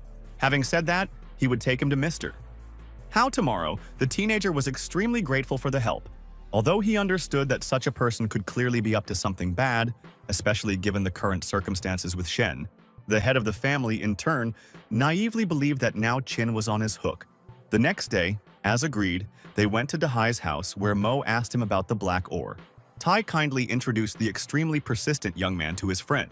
Hao noted that he had this ore, but the young man was too direct about it and did not offer anything in return. Sin immediately told the story of the miners' murders and stated that the department had closed the mine until the problem was resolved, adding that they would supply him with everything he needed and even assign several people. And only after that would they provide the black ore. The teenager happily agreed to help them and suggested that they immediately go to the mine. After some time, they arrived at the excavation area, where the search for the criminals began. Dahai suddenly handed him a shotgun and said that his men would go with him to make this expedition safe. Naturally, Taixin and his friends sincerely hoped that their plan would work. Suddenly, the hunters moved away from Qin and began to discuss something among themselves. After a couple of minutes, one of them said that they could no longer follow Mo, since they were pursuing their goals and wanted to make money, so he had to go and find the killer alone. The young man silently rushed forward, realizing that this was clearly not just like that, and that Sin had decided to take revenge on him. The hunters, in turn, naively believed that they would now earn a lot of money. However, as they began to climb the mountain, they heard suspicious sounds and immediately became silent. At that moment, they discovered two huge tigers heading towards them, which instantly tore two hunters to pieces while the third tried to escape. Suddenly, the tiger rushed towards him. It seemed that nothing could save him. But at the last second, Qin appeared and pulled the frightened boy back, telling them to run away while he dealt with this annoying tiger. The stunned hunter asked him again if he really thought he could handle this wild beast. Without thinking twice, they rushed off in an unknown direction, trying to escape. Mo, in turn, was left alone with the most dangerous representative of the feline family. As soon as the tiger attacked him, Qin instantly took aim to fire. But suddenly he discovered that there was not a single cartridge in the shotgun. Meanwhile, an extremely influential man came to Dahai, who intended to buy black ore from him. Hao did his best to serve him in order to sell as much iron as possible at a good price. Completely forgetting about the agreement with the young master, he suddenly asked to bring him the necessary box. Tai immediately approached him and reminded him about the young cultivator, but Dahai insisted that the guy was already dead. He added that no one would be able to deal with the tigers and survive. Besides, Mr. Yuven's influence spoke for itself, and he could not have found a better buyer. A moment later, a hunter ran up to them and reported Qin's death, claiming that he had been mauled by a tiger. Qin was overjoyed to hear this news. A smile appeared on his face, and Tianjiao asked who they were talking about. Hao replied that some boy came to him and wanted to buy black ore. The surprised guest noted that no one had been interested in this hardware for several years. At that moment, the assistant brought Dahai a box with miraculous ore. Smiling, Hao handed it to Yuan and said that from now on it belonged to him. However, a second later there was an explosion that destroyed part of the perimeter wall. The stunned Dahai shouted out who dared to unceremoniously burst into his room in the middle of the day. The maimed bodyguards said that it was Mo. At the same moment, Qin, with the killed tiger on his back, entered Hao's domain. Equally shocked, Taishin couldn't believe his eyes, saying that the youth should have died. The teenager, in turn, answered quite calmly that he had killed all the tigers. At the same time, he clarified that in fact they had deceived him and simply wanted to kill him. Tianjiao immediately asked if he also wanted to get his hands on this iron ore, saying that she belongs to him and no one dares to encroach on his property. Dahai confirmed his words and stated that Qin could not purchase iron from him. Thus, Mo entered into a fight with the extremely arrogant Yuan, which was exactly what Hao had been counting on, who watched what was happening with great pleasure. Just like Tai, Nanfu's son truly believed that it would not be difficult for him to deal with the boy. However, after a few minutes, he realized that Qin was a rather unusual opponent. Suddenly, Mo launched a series of attacks and Tianjiao fell to the ground. Everyone was terrified. Naturally, he was not going to accept defeat, even though the teenager asked him to end this circus and give him the ore. Yuan immediately decided to use his magical abilities. Claiming that he shouldn't be underestimated, Qin was absolutely confident in his strength, after which he once again unleashed a barrage of crushing blows on Tianjiao. The crippled Jiao immediately stepped aside, saying that his father Nanfu would not forgive this guy. Then, waiting for the right moment, he again tried to attack the teenager. However, Mo still demonstrated incredible fighting technique, thus once again causing colossal damage to the extremely arrogant Yuan. In fact, the main character took soul stones with him before going into the mine to get a boost. Tianjiao immediately fell unconscious to the ground. Hao and Tai suggested that he calm down and take the black ore. Naturally, the young master did not believe them and said that they initially wanted to get rid of him. Dahai immediately began to bow to him, literally begging for mercy. Sin was no exception, but the young cultivator decided to leave a reminder of himself and broke Hao's leg. Then he rushed towards the frightened Taixing, saying that he too must be punished. Suddenly bursting into tears, Xing continued to ask Qin to calm down and not touch him. Mo, as always, ignored him and rushed to deliver his most powerful blow. But at the very last moment his fist stopped in front of Tai's face. The old man froze in place. Kanjian signaled to his master that he was ready to break through to the next level. So Qin decided not to waste any time and declared that Xin was very lucky this time. After which the guy calmly took the black iron and disappeared in an unknown direction. In town, everyone continued to talk about Mo. Some even suggested making him mayor. While Xiaoji was in his manor, he was indignant about the death of his son. His servants watched their ruler's anger in silence. Understanding his bitterness, Nanfu literally went crazy and swore revenge on Qin, ordering that he be found immediately. Chen, in turn, said that he would personally deal with this upstart. Xiaozi declared that if Master Wei could truly deal with him, he would receive a generous reward. The old man naively believed that he would soon kill the boy and become fabulously rich. At this time, at the conference, Kijia announced that her textile company had settled in Longxi. To her immense gratitude, Qin was also present at the event, after which finally came the banquet in honor of the joining of the two organizations.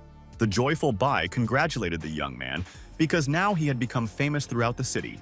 Besides, not long ago he had completely dealt with Yuvan, and everyone was happy with this outcome. Suddenly Mohan approached Mo and asked what he was thinking about. The guy replied, "Nothing." The girl noted that this event was happening thanks to him, and he was now the center of attention. At this moment, Mao Dao and their henchmen showed up at the banquet, and Wei was indignant that his family had not been sent an invitation. Everyone froze in place, realizing that they were clearly going to ruin everyone's holiday. Jia immediately tried to drive them away, but Mao declared that he had an extremely important message for Qin. He then urged the teenager to rip off his own arm and send it to Nanfu so that he would not touch him. After all, only in this case will their disagreements be resolved, and people will begin to actively discuss this topic among themselves. Mao added that if he refused to be punished, Xiaoji would send his fighters to kill his loved ones. Naturally, everyone understood perfectly well who exactly was being talked about, and they were very scared. So some of them began to demand that the boy hurry up and tear off his arm. Daoke was looking forward to the moment because this demand had left the guy stumped. Suddenly, Qin grabbed his blade and held it to his wrist, asking if they were sure they wanted him to do this. The stunned guests could not believe that the young master would do such a thing. However, the main character, smiling broadly, said that he refused to do this. Mao replied that in that case he and his loved ones would soon go to the world of the dead, adding that the young cultivator was a real fool who had missed his chance to be saved. Extremely worried people began to say that Wei was quite powerful and this could end badly. Mo himself understood that Hangyan had recently broken through to the next level and clearly needed to be checked. Pointing his blade at Wei, Qin declared that he would deal with this Chen today. A joyful Mao replied that in that case the duel would take place in 3 days on Mount Kongguang. Of course, the teenager was absolutely confident in his decision and was ready for the challenge. Unexpectedly, one of the guests asked Wei to introduce him to the elder. Then he even said that he never trusted this boy and was taking Chen's side. Kijia noted that he would greatly regret this decision. But a little later, following him, several dozen more people went over to Mao's side, which was extremely unexpected. Qin, in turn, said that they had made an unforgivable mistake and would soon realize it. But everyone just laughed at his words, and Wei noted that he would die in 3 days, after which they immediately left the banquet, following Mao. A moment later, someone called Bayu and told him something terrible, which was clear from the frightened expression on his face. The old man immediately informed Mo that the pharmacist had learned of his conflict with Nanfu and had not signed the fight agreement. The next day, Tao informed the boy that he had gone to Chen to arrange a duel. Meanwhile, Qin himself was diligently meditating, realizing how serious his opponent was ahead of him. To do this, he had to find a secluded place so as not to disturb his roommates. Suddenly, the teenager discovered that he had the opportunity to advance to the next stage of cultivation. Extremely worried, Mohan couldn't understand why Mo didn't come out of his room for so long. Assuming that he was meditating before the battle, Jia pushed the door and it opened. By that time, Qin had finally broken through to the next level of development, which made him extremely happy. But at that very moment, Mohan came to him and saw the guy in all his glory, from which she simply froze in place, realizing that she had clearly disturbed him at the wrong time. Soon they were having lunch, and the girl suddenly gave him a petty cash card. At the same time, she urged him to leave the city, since the Nanfu family is one of the most powerful clans. Therefore, it would be better for Qin to hide, because he simply wouldn't be able to defeat Xiaoji and his minions. But Mo didn't seem to listen to her and suddenly headed towards the window. Mohan stared at him in surprise. Then the young man said that he had never been afraid of anyone, and the Nanfu family was no exception, adding that even if he had to leave, he would only do so after he had dealt with them. At this time, the sword monuments that Master Wei had spoken of were erected on Mount Kongguang. Mao, in turn, asked why he needed them, since Chen was already strong enough. The old man replied that they were just helping him. Then Wei asked if he could defeat the boy. The master smiled and stated quite confidently that even without these monuments, he could easily deal with him. At that moment, the swords began to glow with an unknown magic that seemed to give him strength. Chen was truly naive in thinking that Qin couldn't do anything to him, which was his fatal mistake. The next day, the protagonist went to Mount Kongguan to deal with the old man. Influential people from the Shu family also came to watch the fight. But Chung couldn't understand where his grandfather was taking him. Feixiang replied that there was a battle between some youth and Wei today, and they couldn't miss such a show. Chen himself continued to meditate, preparing for the upcoming fight. Daoke asked Mao how long the old man had been on the mountaintop. Wei replied, since the stone swords were installed. The Yao family also came to the performance, and they wanted Mo dead no less than everyone else. They all believed that Qin would soon be defeated by the majestic Wei. Xin and Mohan were extremely unhappy with what was happening, and their business directly depended on the outcome of the fight. After a certain amount of time, the young master arrived at the top of Mount Kongguang. The young cultivator looked confident enough and rushed towards Chen. Mao and Jiaju began to gloat, saying that it would be better if he left the city since now his only path was to the grave. Most of those who gathered to watch the battle were, of course, confident of the old man's victory. At the same time, they did not hesitate to insult him, which outraged Ran. But her father urged her not to interfere. Suddenly, a familiar female voice shouted that she believed in Qin and that he would definitely win. Mo turned around and saw Jen in front of him. Wei, in turn, began to provoke the guy again, saying that he even had a support group. She couldn't understand why everyone was against the young master, because she knew him as a good person, and she didn't doubt his abilities at all. because Qin had already demonstrated them more than once. At the same time, she decided to remind everyone that Mo had cured their relatives. Her speech was so convincing that many people actually thought about what was happening. Despite Jen's young age, the guy thanked her for her support and asked if she had come here alone.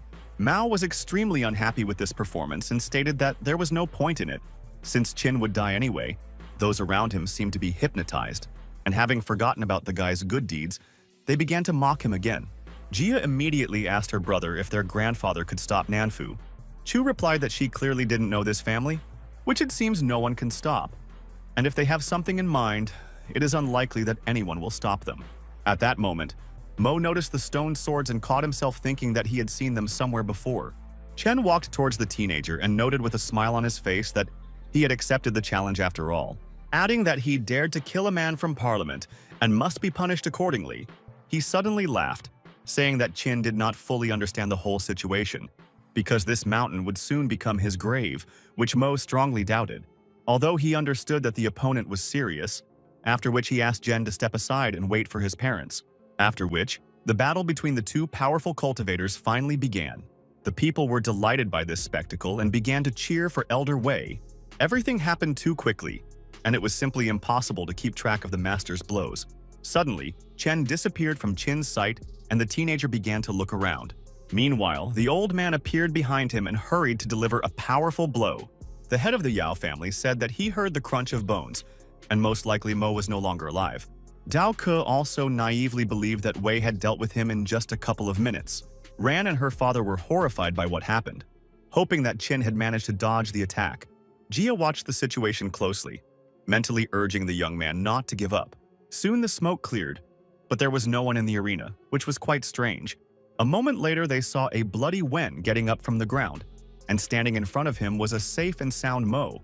Everyone was shocked by this unexpected turn of events in the battle, as Chen was the strongest of the Nanfu family, and Qin could easily block his attack without suffering any damage. The distraught old man once again attacked the guy, declaring that he would definitely not live now. The monuments instantly began to shine with an unknown magic, and the battlefield was illuminated with a bright light. Qin then realized that these stone structures gave Wei strength and also regenerated his health. Suddenly, a rain of swords fell from the sky, literally shaking the mountain. Hu Tian and Q began to understand that now, the young master would definitely not be able to stand up to Chen. Ran, Bai, and Mohan also realized how difficult things would be for the main character in the future. Spectators were left in bewilderment, wondering if the rain would really kill Mo. Q, in turn, urged them not to talk too much and to continue to watch the incredible Wei. The old man took advantage of the moment and once again rushed into the attack. Mao noted that this power was comparable to the might of the majestic Xiaoji. The young cultivator was well aware that the battle would become much more difficult. A moment later, huge blades fell upon him from the sky again, and Qin immediately began to dodge them. This technique was familiar to him, but the guy couldn't remember where exactly he had seen it. At that moment, the guns fell right in front of him, but Mo still managed to jump back. Feixiang said that Chen was truly all-powerful, but his grandson noted that Qin could die. Seeing one of the stone blades flying straight towards Jen, the young master rushed to her aid. As a result, he was able to hold back the huge stone. Thereby, Mo saved Xiao's life. Everyone was shocked, believing that this boy was some kind of monster and not a human at all because no one could do something like this. Not only did the young man hold the stone structure, he could easily hold it in one hand. What was simply incredible was that he seemed to have actually come from another world, after which he suddenly pointed a huge blade towards Elder Chen. We immediately started running away and only miraculously managed to dodge his sword. However, Qin grabbed another stone and rushed after the frightened old man. One by one, he plunged them into the ground, trying to catch up with the extremely lucky Chen. Mao and Yao with Dao did not expect such a scenario where the notorious cultivator runs away from the kid. Bai, Ran, and Mohan laughed, because from the outside it really did look a bit funny. Finally catching up with Wei, the teenager wanted to plunge the stone sword into him, but Chen called him to stop and asked how he knew about this technique. The young man replied that his grandfather had once exchanged it for beef noodles because he was starving, and the skill was not fully developed. The stunned master immediately remembered how he had once actually exchanged this ability for a plate of noodles. In connection with this, the old man fell to his knees and began to ask for forgiveness from Mo, because he was a descendant of immortals. Shocked, Mao almost went crazy. Bitterly realizing that his family was now finished, suddenly Qin took pity on Chen, realizing that he had met his grandfather. Then they hurried down the mountain. Suddenly Wei asked where the immortal was now. However, the guy replied that he didn't know this and didn't want to discuss the topic. Those around him were so stunned by the boy's strength that they were even afraid to talk to him. Fake Xiong, in turn, urged his grandson to invite such a respected master to visit the military base. Meanwhile, Qin said goodbye to Jen and hurried back to the car. As soon as he got into the car, he saw a rather strange and incomprehensible picture. He felt like he was hallucinating, because Mo saw himself running up the mountain. This man was an exact copy of him. The stunned teenager assumed that someone had decided to impersonate him. After a certain amount of time, some thugs came to Konghuangshan village, who, as always, collected tribute from ordinary people supposedly for their protection. The unknown boy immediately ran up to the bandits and declared that they had no right to collect payment from people. The village chairman began to thank Mo, mistaking him for the real Qin. The main character watched what was happening and did not understand what this young man was hoping for. Suddenly, one of the hunters recognized him as the same guy who had defeated the tiger. However, the teenager began to boast about his victories, in particular over Old Man Wei. Then everyone realized that he was just pretending to be a young master, because Mo had always remained humble. Suddenly, one of them hit him. He stated that he should abandon the idea of pretending to be Qin, as it would not lead to anything good. The stunned stranger continued to insist that he was the young cultivator, but Pockmark said that he and Mo were old friends and so he was doubling the fee, after which they began to beat up the impudent man. But at that moment, the real Qin came to his aid, who instantly prevented a fight and called on everyone to calm down immediately. Shocked, Mark asked him what he was doing there and the young man smiled. Then he asked Jan if they had really once been close friends. Eventually, they threw down their clubs and began to ask him for forgiveness. Mo, in turn, urged them not to bother the people from the village anymore, and to find something more serious to do. Pockmark immediately apologized to the chairman and said that they would not disturb him. The young man finally took off his wig and thanked him for his help, saying that he just wanted to be like him. But Qin asked him not to do that again, and besides, he imitates him extremely poorly. The master only offended the teenager, but at the same time he answered honestly. As a token of gratitude, the village chief decided to give Mo a huge villa. The young man immediately felt a favorable aura that was conducive to cultivation. In connection with this, the guy thanked the chairman, saying that it was a truly worthy gift. However, Qin stated that he needed to visit the school and therefore someone had to look after the mansion. Pockmark noted that he could not help him with this, since he was an undisciplined person.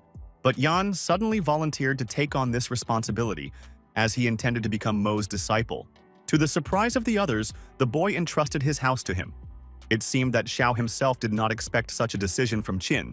The teenager also decided to show his student one of his magical techniques. Moments later, a huge tsunami was approaching the building, accompanied by lightning strikes. Ian was stunned by the abilities of his newly minted teacher, not understanding how he managed it. But Mo's performance didn't end there, and he rushed to shock his student once again, after which the main character used the magic stone that he took from Venya. Shu finally realized that the young master was actually using spiritual education. The young cultivator urged him to use these skills if anyone dared to break into the house. Qin himself rushed to the inner garden of the mansion to meditate for a while. After a certain amount of time, the beaten Yang ran to him and said that Hao and Tai had decided to buy this villa.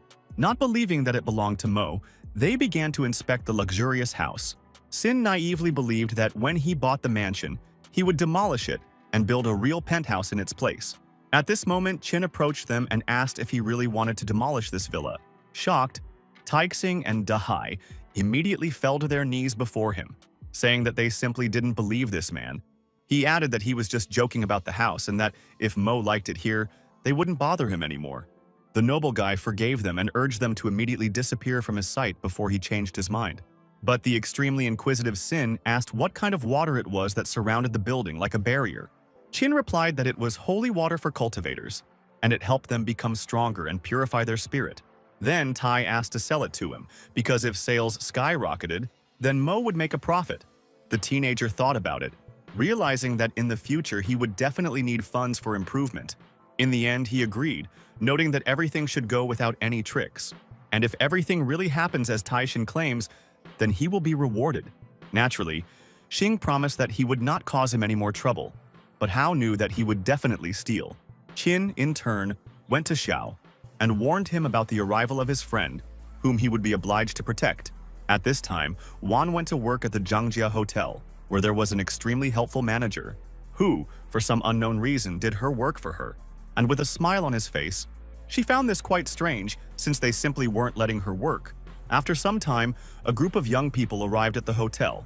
Among them was Bei Feng's son named Taishu. As soon as he saw the lovely young lady Chen, he instantly liked her. Based on this, Shu demanded that she serve him, then asked for a cup of tea. Thus, the manager found himself in a difficult situation because offending Chin was tantamount to death.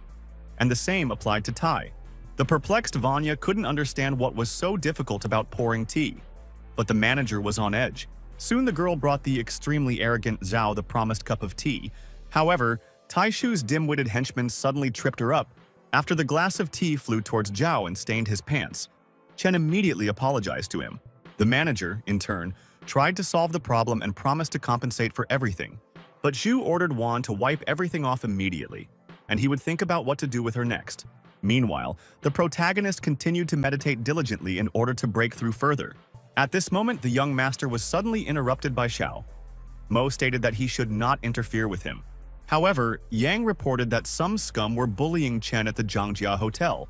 The young cultivator immediately stopped his breakthrough and rushed to deal with them. Wan, in turn, tried in vain to resolve the conflict with Tai, but the restless Shu demanded that she wipe her pants. The manager knew that he couldn't help her because Grandpa Zhao was a scary person. In connection with this, he again declared compensation. But Tai Shu replied that he was not poor and that he had money. Then he asked to resort to another option to resolve this misunderstanding. But in response, the enraged Shu threw a glass at him, which smashed on the servant's head. Then he returned to the tearful and frightened girl, saying that he expected a slightly different treatment from her. Suddenly, a mug flew into the back of the disgusting teenager, literally knocking him off his feet. A puzzled Tai fell to the ground and immediately asked who had managed to do this. Qin immediately ran into the room and delivered a powerful blow to the head.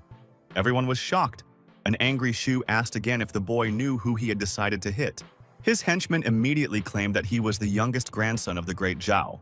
Tai instantly broke into a smile, asking if he was scared now. However, Mo said that he was not afraid of Lao at all and was ready to deal with him as well. This only made Zhu's stupid henchmen laugh, and they began to say that he apparently didn't know who Zhao was. Taishu himself was beside himself and said that the guy would die an extremely painful death. Then he ordered his thugs to immediately finish off this upstart. A few minutes later, the hotel lobby was filled with beaten-up Shu's henchmen. A stunned Zhao once again demanded that they finally deal with him. Qin, in turn, suggested that the scum leave before it was too late. This time, they really made the right decision and rushed towards the exit. Van, of course, began to thank her savior. Mo asked why she had reported this. The girl replied that she did not want to disturb him, but the young man objected because for him it was not a problem at all, adding that he would not forgive himself if something bad happened to her. Chen took this as some kind of confession, and I didn't understand at all how to respond to this. All the thoughts in my head seemed to be mixed up. Xiao noted that the master was indeed the strongest person, but at the same time he did not understand obvious things. At this time, Lao was sitting in his office and thinking about inviting Xing to Zhangjia village. A couple of minutes later, his upset grandson flew into the room like a madman. Taishu immediately reported that some boy had beaten him and his friends. He added that he wasn't even afraid of him and said that the old man couldn't do anything to him. Naturally, the old man immediately became furious and demanded that the name of this impudent fellow be given. However, the grandson did not know his name and could only describe the guy's appearance. Lao was on edge. At this time, in Zhangjia village on Kanghuang Mountain, people began to gather. Yan showed off as best he could in front of Shu and her friend Li, who decided to keep him company. Suddenly, they saw Xin's car, realizing that people from the association had arrived here, after which they also discovered the main character with his henchmen, which they were extremely surprised by. Smiling Xiao asked the young master what he was doing here. A puzzled Mo replied that it was his house, which only made everyone present laugh. Naturally, Yanxiao wanted to stand up for the young cultivator, but Qin urged him to calm down. However, they did not stop being sarcastic, saying that this man had been pestering Chen not long ago and was now serving him. The surprised Yan also couldn't understand why Mo would get involved with this scum. The guy continued to threaten them, saying that if they didn't stop this circus, he would beat them up. Then, the extremely arrogant Yang called Shu to go with him to the event. naively believing that Qin would never be able to attend this event since he was a beggar. But when they tried to enter the banquet, the security guard wouldn't let them in. After asking if they had an invitation, Jian immediately began to flaunt his connections. However, this did not lead to anything, because it was impossible to get into the event without an invitation. Mo, in turn, decided to help them attend the banquet, but they still didn't believe that this house really belonged to a teenager. Xiao began to insult them again, saying that this was his mentor's villa. Meanwhile, grandfather Yang and Jiang drove up to them, and she immediately saw Qin. The woman ran up to him and asked how he was doing, since they had seen each other for a long time, and the young man replied that he was fine. Soon the old man handed his grandson an invitation, and they passed it on to the guard, but he noted that only one person would be able to enter, and not into the main hall, but into the lobby, from where one could observe the banquet. Mo once again called on everyone to calm down and added that he would help them get through. Then the guy calmly walked up to the guard and ordered him to let everyone through. But the enraged guard started shouting again, asking who he was anyway. Yan and his friend couldn't help but laugh at Qin. At that moment, Taixin drove up to the house and everyone greeted him joyfully. A moment later, he noticed a scuffle near the entrance and asked what was going on, after which, seeing Mo, he immediately ran up to him and began to bow, asking for forgiveness for being late.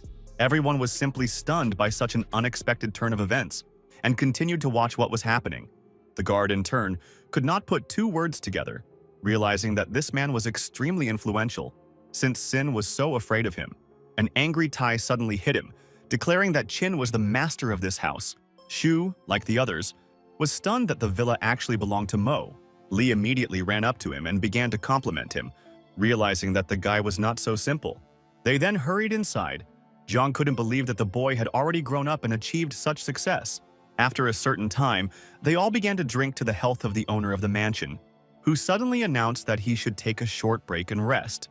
A couple of minutes later, Zhao broke into the house with his men and his stupid grandson, who pointed at Qin and said that it was he who beat him up at the Zhangjia Hotel, after which Tai Shu approached the main character and said that now it was definitely the end for him. All the guests were stunned by what was happening and could not understand what was going on. Naturally, Xing was unhappy with this turn of events because the Zhao family was extremely influential. Yan and his friend began to actively discuss Mo's conflict with Lao, believing that the boy was now in real trouble. Zhu and Li also began to understand that this would clearly not end well. Tai Shu continued to threaten the young master, but Qin, as always, was completely calm.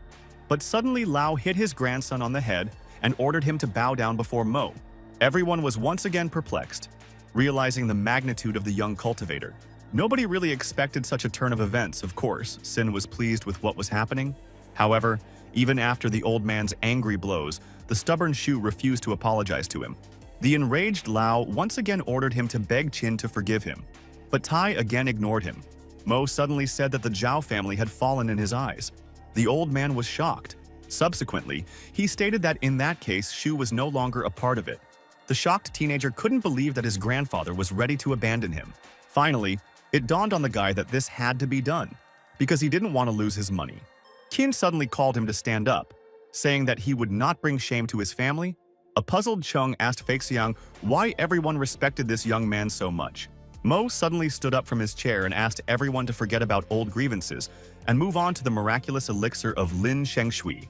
Where the cost of one glass was 100,000, everyone was stunned by such a price, but the potion could prolong life. In addition to increasing physical strength, but people began to complain about the cost. Then Qin said that those who were not satisfied with this proposal could go free. Everyone started looking at each other and actively discussing what was happening. Suddenly, Lao suggested that Tai Shu try the water and they would see the result. A stunned Shu asked his grandfather again if he really should drink this dubious drink, but the old man ordered him to drink. The boy immediately knocked back the glass of holy water and immediately felt a surge of strength, after which Tai stated that the feeling of weakness instantly disappeared, and he felt incredible power in his body. Thus, most people realized that the price was justified and began to buy water. Lao noted that now his grandson really has the opportunity to show his best side. The number of people wanting to buy holy water increased with each passing minute. However, Chung didn't understand why he had to be a soldier and work hard when he could just drink potions. Even Zhao thought about his words, not to mention the other guests. At the same time, the old man recognized his old friend Fei Xiang, saying that they had not seen each other for a long time. Noticing him, Qin remembered that Shu was the commander-in-chief of the fleet. He became curious about what he was doing there, and Mo urged him to ask Tai about the water if he did not believe in its miraculous properties. Xing knew that entrusting the inspection of Zhao's military forces was a good idea. Chen, in turn, decided to test him and said that in that case he would give him a couple of blows. Shocked, Shu didn't expect that he would have to go through such a test. There was also an opinion in society that water was overvalued and that it was impossible to become a warrior with its help. But suddenly, Qin said that he would be the one to make him do it, and everyone was surprised. Tai Shu, in turn, was terribly frightened, realizing that he had no choice. Soon, Cheng began to beat Shu, who immediately ran away from him. But the guy moved very quickly, which became a problem for Fake Xiang's grandson. People in turn couldn't help but laugh as they watched the cowardly Zhao, but at a certain moment the young man stopped and blocked Cheng's powerful blow. Everyone was shocked by the fact that the weak Tai was able to repel the attack of an elite fighter. However, after that he still missed the next blow and literally flew into the wall. It was extremely painful for him. Cheng noted that water can only make a person more resilient. At that moment, the main character ran up to Shu and whispered something in his ear. Everyone was surprised. Not understanding what the young master was doing, Tai soon stood up and looked menacingly at the soldier, who once again pounced on him, delivering fierce blows. But Zhao blocked them and carried out his own attack. A moment later, everything changed dramatically, and now Cheng was constantly on the defensive, which again left the guests perplexed as they watched their battle closely. Even Fake Xiang didn't expect such a turning point. Realizing that water had played a role after all, soon Cheng ran out of steam and began to retreat, which Tai Shu took advantage of, which never stopped delivering crushing blows, which served as a good advertisement for holy water. In the end, the fight ended and the elite soldier praised his opponent. Junior Zhao himself did not expect this from himself, and naturally became proud. Then Chen finally realized that the water really worked, because it turned a weakling into a warrior. Fei Xiang noted that the most important thing in battle is the psychological state. In fact, the young cultivator played a huge role in the duel that took place. After all, he assured Shu that this battle would be the first step towards realizing his dream. Therefore, Zhao could not miss the only opportunity to prove to everyone and himself that he was a capable person. Suddenly, Commander-in-Chief Fake Xiang approached Qin, and Mo looked at him in surprise. The old man said that he wanted to invite him to work in his army so that he could train young fighters. At the same time, Xiang claimed that the teenager would receive everything he needed and a good salary. The guy said that he needed to think it over carefully and would give his answer within 2 days. Meanwhile, the number of people wanting to buy holy water was growing, and Taixing simply couldn't keep up with everyone. The fleet commander and his grandson immediately said goodbye to Qin. As soon as the guests saw that Mo was free, they pounced on him asking him to sell them water. The young man said that Xin and Tai were responsible for selling the water, but he would give preference to the Shu family. Hearing this, Zhang literally burst into tears, realizing that the boy had truly grown up a long time ago. Bai, in turn, moved away from all the guests and spoke tensely on the phone. Naturally, Mo noticed this and decided to find out what happened. But Jin assured that everything was fine, and he didn't need to worry about this trifle. However, the boy insisted that the old man tell him the whole truth, because he would find out about it sooner or later anyway. Then the saddened Bai said that the Yao family was causing them problems again and demanding that Ran be married to Wen. The extremely self-confident Qin declared that in that case he would go with him to Yaoshan. He added that he would personally deal with this garbage, and at the same time help resolve this issue. The next day, the protagonist arrived in the city, where he unexpectedly met Yue, who urged him not to interfere in this, but Mo said that he would not allow her to marry Wen, adding that if they did not retreat, he would have to force them to do so. Of course, Ran was not eager to marry Yao, but she also did not want to bother the young master.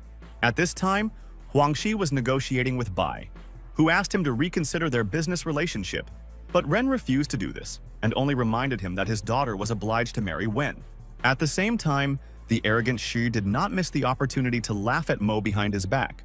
A few minutes later, a young cultivator entered his office and declared that the Yao family had lost and had to retreat. Naturally, Wan objected to him and said that their clan was the best among pharmacists. But the teenager was taking on too much, and Qin decided to spare himself a long dialogue with him. As a result, with a lightning-fast movement, he aimed his dagger at him, which literally pierced Ren's head and he died instantly. Bai was horrified, but Mo urged him not to worry about the Yao family. assuring him that he would personally take care of them, adding that he was tired of watching Shin being humiliated and it was time to end it. The next day, Wen and his father were at a celebratory banquet. They still only cared about Chin, whom they so zealously wanted to take revenge on. Most of the guests at the event were aware of Yao's deception towards Mo. Suddenly, Wen ordered them to be quiet and began to say that Chin was not really such a good person. At the same time, he and his father began to claim that the boy won the tournament by cheating. After all, he brought a certain girl and said that she was the daughter of the Leng family. At that moment, they took out a cage covered with a sheet. Wen hurried to remove the cloth, and everyone saw the bloody girl. The arrogant Yao challenged her to prove that she was the one and only Xing. But the young lady could not utter a word, as she was badly beaten. Everyone was horrified, understanding how insidious these people are and how it is really better not to mess with them. Suddenly, one of the women present said that she could not be the daughter of the Lengs since the girl had burned in a fire. Wen, in turn, said that he would again disfigure her face beyond recognition, and even Mo would not help her. Most of the guests were in solidarity with them because they were simply afraid. But there were also those who believed them wholeheartedly. The smug head of the family took the wine and tried to drink it, but at that moment the glass shattered in his hands. Everyone immediately began to look around, trying to understand what had happened. Standing behind them, Chin asked why he was not invited to this wonderful banquet. The main character immediately rushed towards the heroes of the occasion. Wen was scared like a child. Seeing the state Shin was in, the young master hurried to pull her out of the cage, after which he carefully picked her up and carried her to the sofa. Everyone silently watched what was happening. The young cultivator laid her down on the bed very carefully and said that everything would be fine now. The enraged head of the Yao family demanded an explanation from Chin, since he had invaded their lands. But Mo reminded him of the agreement with Bai at the pharmacist competition. The self-confident old man asked what he would do to them, even if they did not fulfill the contract. The young man said that he was giving them one last chance to correct the situation. Otherwise, there would be dire consequences. Jiaju leaned towards him and replied with a grin that he didn't need any recommendations from such a loser, adding that if he doesn't leave here right now, everyone will unite and then he definitely won't survive. Qin walked into the middle of the luxurious hall and noticed that they really had good taste. But today, blood will be shed, and the Baifeng building will never be the same again. After which, the teenager began to kill one by one all of Yao's henchmen. Most of those present were very frightened and rushed towards the exit. The enraged Mo continued to rage and say that no one from their family would survive. Having grabbed one of them, the teenager also began to beat him, but the unknown man stated that he did not belong to their clan. But Qin said that he himself had proclaimed himself their supporter and twisted his neck. A frightened Wen and his father tried to escape, but Mo did not give them the chance. Then, he tried to talk the guy into it, saying that their family was extremely important to this city. The young man, in turn, immediately began to beat the impudent fellow and noted that he had given him countless chances to escape. But Wen chose a different path, so there is no point in expecting mercy from him now. Soon the boy fell unconscious to the ground, which naturally enraged the head of the Yao family. Jiaju, in turn, very brazenly asked him what else he wanted from them. Qin replied that he did indeed have great power, but it was not enough to deal with stronger people. However, Mo left him alive and said that he would need him to find the dog. Everyone was perplexed, not understanding what he was talking about and what he was going to do. After some time, Jiaju finally found the dog and brought it to the main character. After which, the young master stated that they now needed to find a suitable person to take over the position of manager of Yaoshan Pharmaceuticals. Naturally, as always happens, people's opinions were divided. Some believed that nothing needed to be changed. Others, on the contrary, wanted to take advantage of the opportunity and seize power and the entire business for themselves. However, the majority still agreed with the young cultivator, especially since it was difficult to contradict him. Suddenly, Mo picked up the dog and said that he was perfect for the role of leader. Everyone was deeply perplexed, assuming that Qin was simply joking. After all, a dog can't run a business. Jiaju was furious about what was happening, but the teenager demanded that the dog be the one to lead everything, and the others immediately bowed to him. The guy also ordered Yao to send all the necessary documents to Longxi. Naturally, he agreed.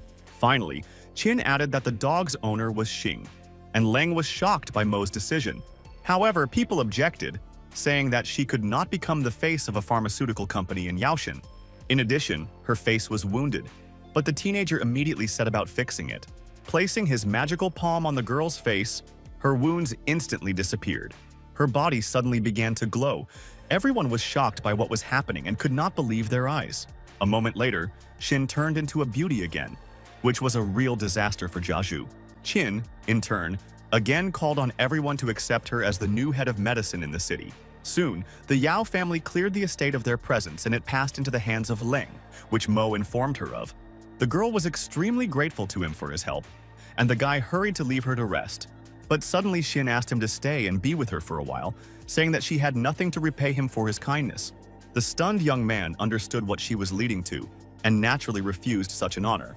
Although for obvious reasons it was extremely difficult for a teenager to do this, but he still found the strength in himself and rejected the offer of a rather attractive lady. Finally, Leng said that he would always be a welcome guest in her domain, after which Chin immediately went to meet Bai and the other leaders, who were already waiting for him at the Baishi Corporation. A couple of minutes later, Mo arrived at the place. As soon as the guy got out of his fancy car, absolutely everyone, including Ran and Shin, bowed to him. An enthusiastic and grateful Bai said that the Yao family had given them the necessary materials.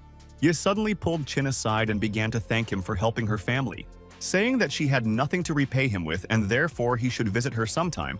The smug guy understood perfectly well that he most likely would not be able to escape his fate. At the same time, Ran gave unambiguous hints, but in the end, the main character decided to run away. Of course, the girl was unhappy with the teenager's sudden decision. Meanwhile, the young master calmly got into his car and drove off in an unknown direction.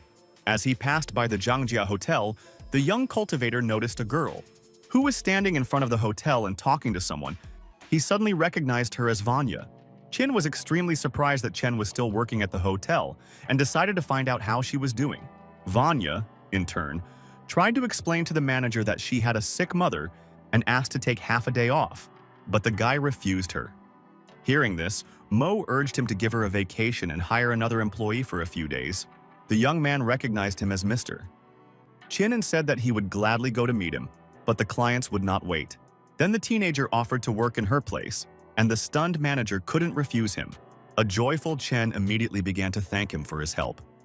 Mo noted that it was not a problem for him. At this time, the people inside the hotel were celebrating Jun's entry into the Lan Fan Special Squad.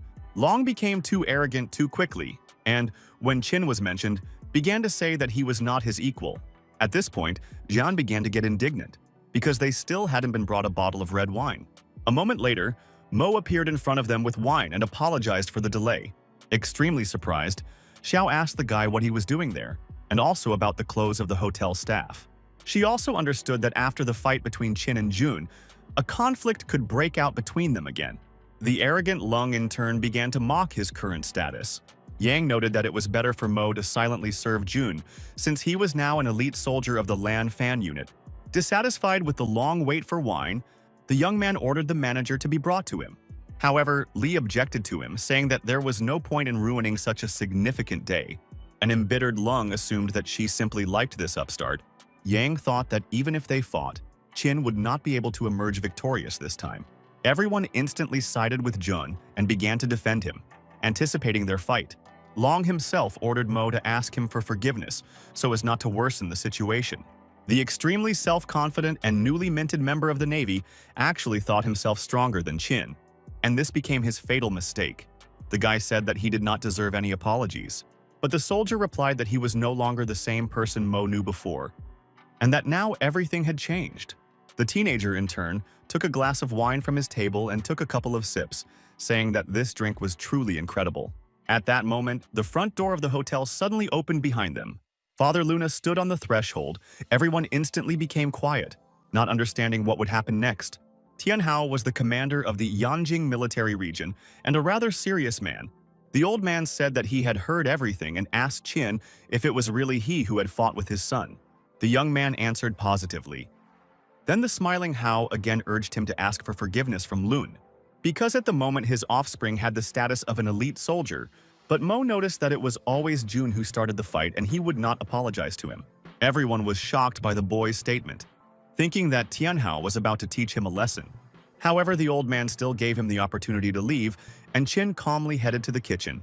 Finally, he said that if Lun was really looking for trouble, he would get it. An enraged Jun jumped up from the table and declared that he would definitely deal with him soon. Mo just laughed at his statement and remarked that he was curious to see it. Soon, Lun went to the Sky Island, the training base of the Lan Fan Squad. Thinking of himself as an invincible soldier of an elite unit, he wanted to take revenge on Qin. Understanding that his status now plays a big role and now the young master will answer for everything, none of his brothers could understand what was happening to him and why Jun was behaving this way. Seeing his inappropriate behavior, Captain Zhao immediately ordered him to return to duty, after which he announced a new trainer, with whom they would have the opportunity to learn slightly different combat skills. Lun naively believed that if he could find common ground with his mentor, he would show him a couple of secret techniques to deal with Mo. Then Commander Qing ordered everyone to disperse and wait for their coach. However, after more than 2 hours, everyone doubted the reputation of such a great mentor. In connection with this, everyone began to express their dissatisfaction. Zhao once again called for them to remain silent.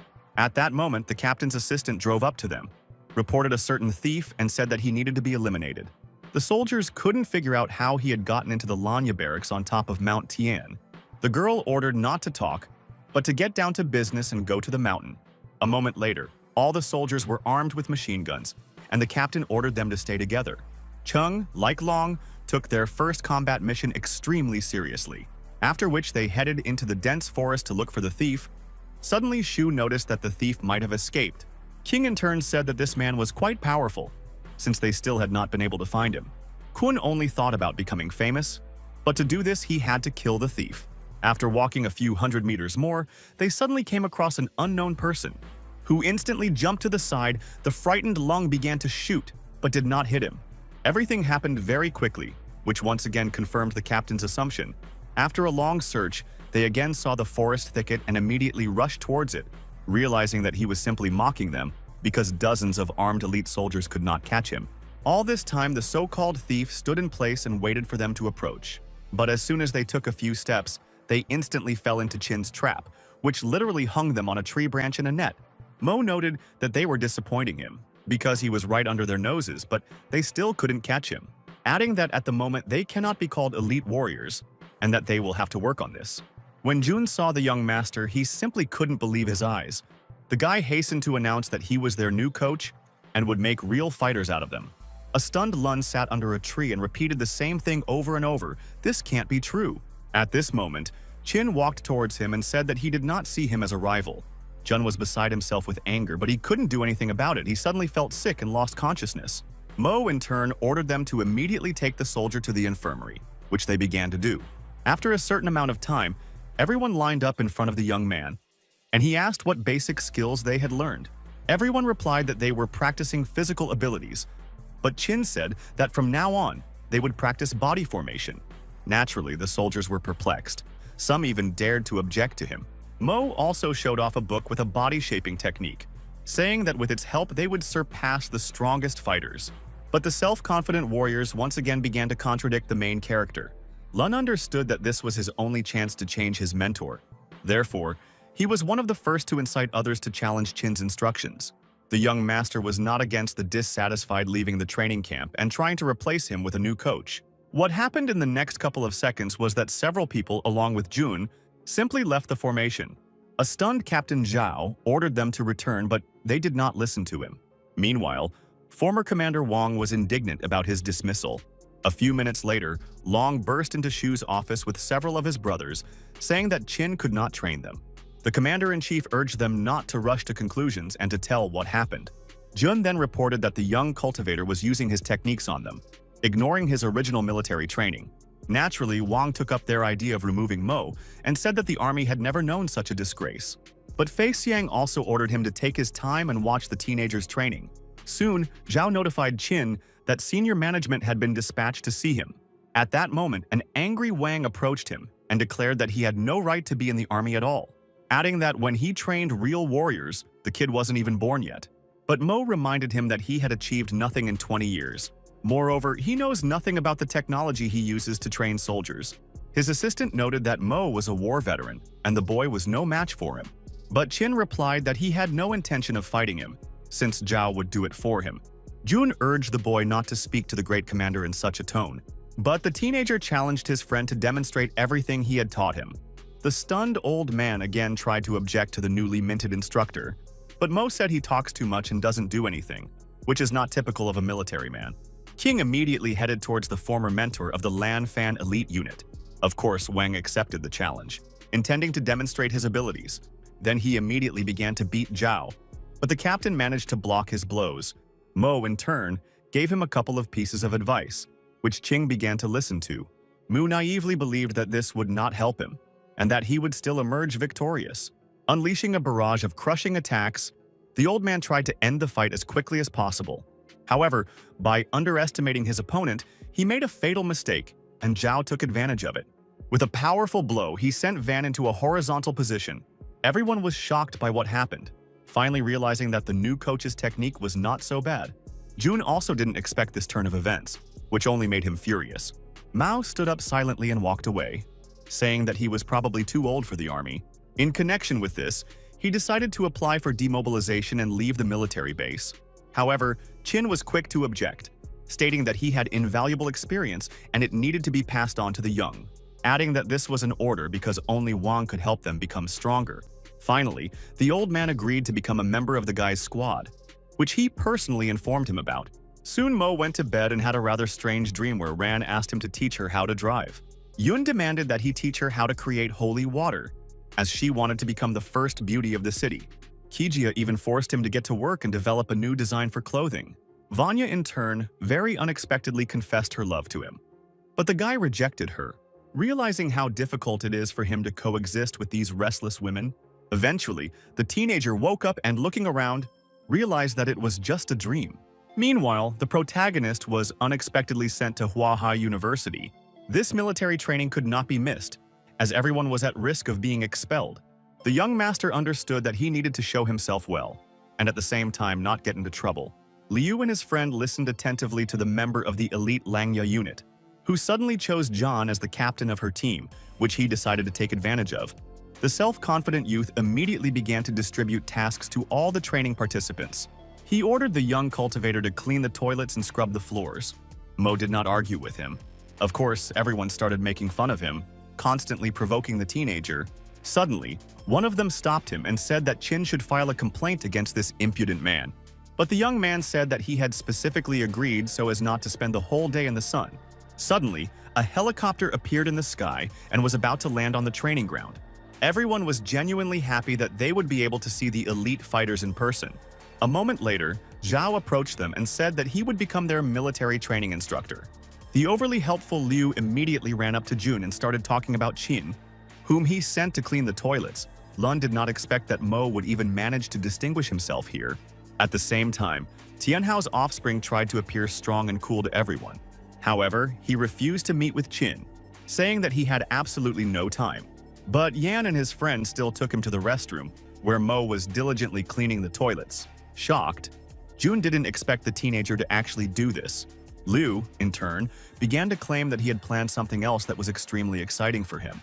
But in response, they both received humiliating slaps from the enraged Lun, who began to say that they had no right to exploit him in this way, after which he apologized to Qin and noted that he had nothing to do with it. Jun then ordered the two of them to clean the toilets, something they never expected from Long. After a certain time, the tired, bad-smelling guys decided to take a rest. But at that moment, they were unexpectedly met by unknown people, and Yan sensed something was wrong. Suddenly, one of them asked if his name was Liu, and the frightened youth began to deny it. Pointing a finger at his friend, he in turn began to deny everything. They ended up beating Ian and hanging him from a tree in his underwear, which was quite humiliating.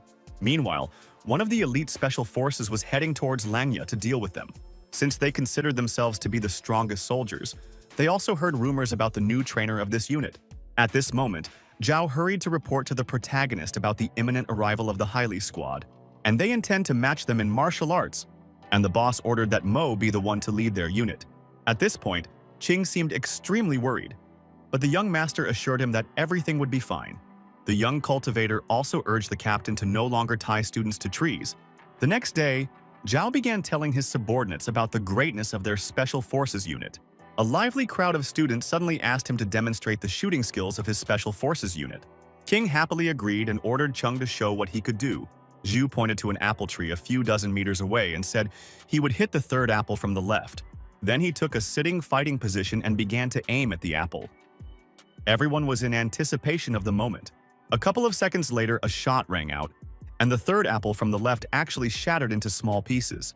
The students were over the moon when they discovered that the bullet had hit its target, but at the same time another shot rang out, and everyone began to look around.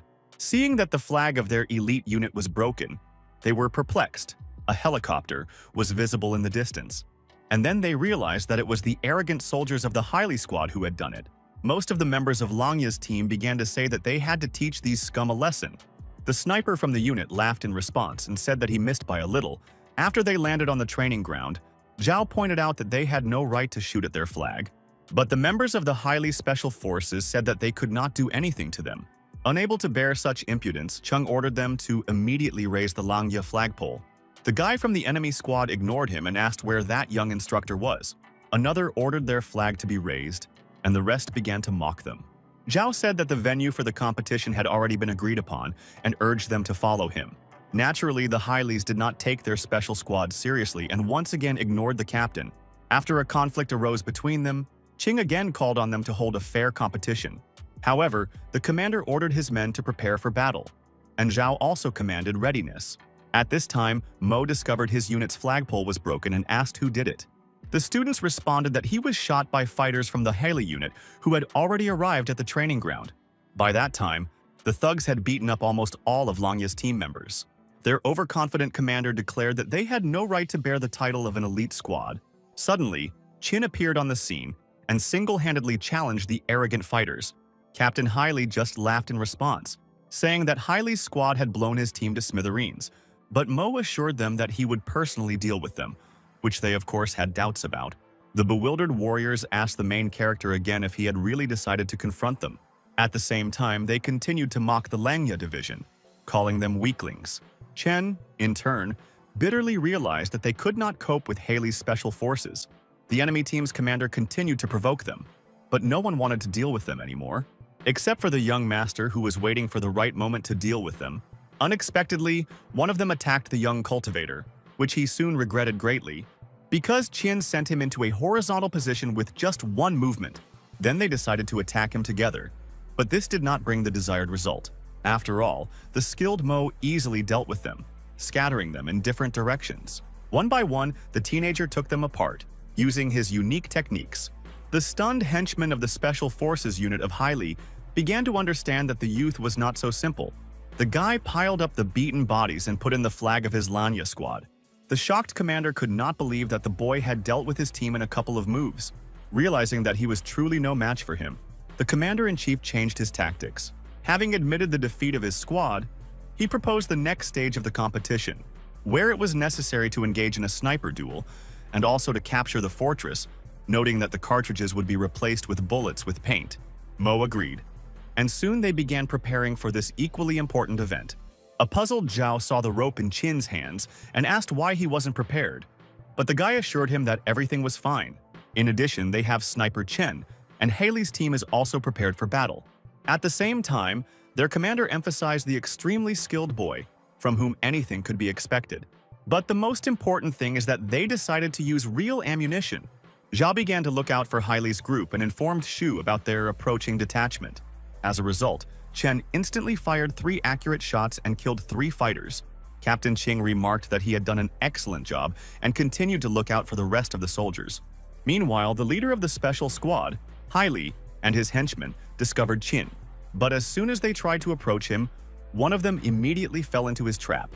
Mo smiled and said that their fighting skills were not up to par with such a famous unit, after which they rushed back.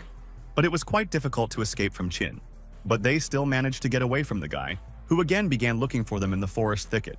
When the sniper from Hailey's squad saw the young man, he immediately fired a shot. A stunned Zhao realized from the sound that they were using real ammunition. The shooter, in turn, reported to Lai Sui that he could take the body. Naturally, Qing hastened to report to the leadership that the Hailey unit was using combat rifles. He added that there was no response from the young master, which was shocking news. The commander-in-chief ordered Zhao to immediately find Mo and help him. Meanwhile, the enemy team launched smoke bombs to cover up the crime. Li Sui, in turn, only laughed at what had happened, saying that the kid had acted too naively. Using only a rope, he also ordered his men to find his lifeless body. After a couple of minutes, the soldiers were able to find the main character lying in the grass. But as soon as they approached him, The trap was triggered once again. The young cultivator once again deceived the naive and overconfident fighters by hanging them upside down. Noticing something strange, Zhao immediately gave the command to proceed to that area. Coming closer, through the smoke from the bombs, they discovered several human silhouettes. Qing urged his subordinates not to act frivolously, as it could be a trap. They soon came across an incredible sight where Mo was standing next to the tied-up Haili soldiers, including Li Sui. A shocked Zhao asked how he managed to deal with the entire team. After a certain amount of time, the leader of the group ordered his fighters to bow before the flag of Langya, after which they all knelt down, and Li Sui personally asked Mo for forgiveness. All this did not look very sincere, but the main thing is that the agreement was fulfilled. Commander-in-Chief Fei Xiang awarded the young man a medal and said that with his arrival, everything had changed dramatically for the better. China happily accepted the reward and thanked the old man, saying that it was his duty. But suddenly a police car pulled up to them and everyone was perplexed and began to ask only one question. What happened? Xiaolin immediately got out of the car and said that Mo was a criminal. The stunned guy couldn't understand what was going on and what she was talking about. Tian then accused him of smuggling drugs into Yaosheng City, adding that many people had died because of it. The teenager understood that someone had clearly set him up, and he needed to find out who was behind it. Zhao, in turn, objected, saying that Qin was an instructor of the military region and could not be involved in such matters. But the extremely impudent girl said that she had evidence, and Mo should go with her to the police station. Soon the guy came to the law enforcement department, where it turned out that he really was not involved in this case. Thus, the young man was released, but he was never able to find out who decided to set him up and called Bei. Xin said that he had only just learned about what had happened, and also did not understand whose doing it was. Suddenly, Xiaolin called out to the teenager, declaring that she would definitely find evidence against him. And while he was tracking his every step, Qin only smiled at her in response. At this time, the company's employees were discussing the possibility of earning some extra money. One thing was clear: this was not a completely legal way of earning money, and Chen asked if these people were really in cahoots with Mo. The protagonist urged her to follow him so that she could understand what was going on here. A few minutes later, the young master and Xiaolin changed into the workers' clothes and tied them up. Posing as employees, they entered the overpass where goods were being loaded into Longxi. One of them let it slip what exactly they were sending and how many lives they would take, including Qin himself, adding that they had fooled the police into believing Mo was involved. Suddenly, a young cultivator, posing as a worker, asked him if Qin had asked them to send goods again. The guy responded positively, continuing to insist that their plan was flawless. The guy smiled and suddenly called them idiots, after which he grabbed one of them. The stunned young man did not understand what was happening and asked who he was. The teenager ignored him and asked him in return who their leader was. The worker began to insist that it was Mo who ordered them to send these goods. Then Qin squeezed his throat and once again demanded that he tell him the truth. Finally, the frightened employee said that he would confess to everything, and the young man let him go, after which he began to cough for a long time, and those around him were shocked by what was happening. Not understanding who this person was, the boy suddenly said that they were Nanfu's people. They soon recognized him as Mo, and began to beg him not to turn them in, because they needed to feed their families. Qin, in turn, said that he hated their sect and intended to deal with it. Xiaoji's henchmen once again began to tearfully beg for mercy, assuring that they would try to dissuade the boss from fighting him. However, the teenager noted that this was not necessary because he would visit him personally. Then Mo reached into one of the boxes of pseudo-medicines and pulled out a pack of pills. Taking out a plate with capsules from it, he ordered them all to eat these pills. Naturally, they refused to do this, so the guy decided to feed them personally. Eventually, his threats worked and they began to swallow the capsules. Meanwhile, Shu arrived to see his friend Z and said that Mo would be arriving here soon.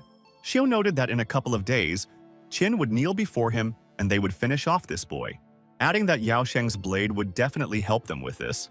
Everyone exclaimed joyfully. After a certain amount of time, the assistant reported the arrival of goods from Mr. Mo. The business-like Nanfu walked up to one of the boxes and hurried to open it to find out what Qin had decided to give him for his birthday. But when the head of the sect opened the box, he was overcome with horror at what he saw. Z had not expected this. Inside the boxes were his dead servants. Everyone was shocked by this turn of events. The guy also pasted a photo of himself smiling, which was simply mockery. The enraged Xiaoji swore that he would get this youth and finish him off at the first opportunity. Shin, in turn, immediately ordered that all the low-quality goods be removed and replaced with regular medicine. At that moment, the manager brought him some documents and asked him to look at them. Meanwhile, at the night market, in the barbecue shop, the protagonist was with Chen, who began to apologize to him, saying that she was now finally convinced that he was a good person. She added that she was expecting a promotion, and that was why she was treating him. But Mo was not eager to make friends with her. At the next table sat Hua Feng with his half-brother Xuan and a group of young people. Feng was unhappy with what was happening and kept saying that they needed to find a more comfortable place. At this point, they suddenly began to discuss the young cultivator, and he heard his name. Hua claimed that he would definitely win first place in the pharmacist competition this time. Qian also heard their conversation and called for Qin to greet his disciple. But Mo claimed that he did not know him. Fan's friends continued to ask about the young master. The young man replied that he was a talented old man and that he was already many years old, after which he began to tell absolutely absurd stories about him. Xiulan suddenly couldn't bear it any longer and burst into loud laughter, which infuriated Hua, who turned around and asked who was laughing. The girl immediately rushed towards him and answered that it was her. The guy immediately started making eyes at her, but this had no effect on the young lady. The extremely arrogant Feng decided to drive Qin away and said that he wanted to chat with his girlfriend. Lan, in turn, was indignant, declaring that he could not behave in such a way. Xuan tried to calm his brother down, but Hua was uncontrollable and continued to behave brazenly. At one point, he pushed his half-brother so hard that the young man literally flew into the wall. Then he returned to his place, abandoning the idea of bringing the restless Feng to his senses. At this moment, Chen informed him that this guy was a man named Mo, but Hua didn't believe her. The angry teenager furrowed his brows and repeated his name. The friends of the narrow-minded friend took his side and began to claim that Qin looked different. And just as Feng tried to hit him with a bottle, Mo showed him a photo on his phone, where he, together with old man Bian, took part in the pharmacist's tournament. The dumbfounded Hua Feng finally realized that this little guy was indeed Master Qin. The boy smashed a bottle over his head, fell to his knees before him, and declared that he dreamed of becoming his student. However, Mo said that he would never take him as his disciple. The stranger was shocked. The teenager, in turn, hurried to escort Shaolin to the police station. Since they had already eaten their fill, the distraught Hua Feng could not understand why they were treating him like this. At this time, Zhuan caught up with Qin on the street and apologized for his brother's behavior, saying that he was not really a bad person. Mo urged him not to bother apologizing, as it was a blessing to have such a brother. As he approached the police station, Qin was suddenly overtaken by a joyful Bai who greeted him. Qin said he was invited to appear as a judge at a local medical tournament. Upon learning that the invitation came from Leng, the young man immediately agreed to go to Yaoshan, after which Bai gave him Nanfu's order, where he promised a reward for his head, adding that the guy should be on guard, as Xiaoji might strike unexpectedly. Soon the protagonist went to Yaoshan to sue for this event, where the winner of this competition had the opportunity to join Bianhe. The extremely self-confident Hua Feng naively believed that after winning, Xing would fall in love with him. The host, in turn, greeted the audience and called on them to meet the chief judge of the competition, who turned out to be none other than a young master named Qin. Everyone burst into applause for him.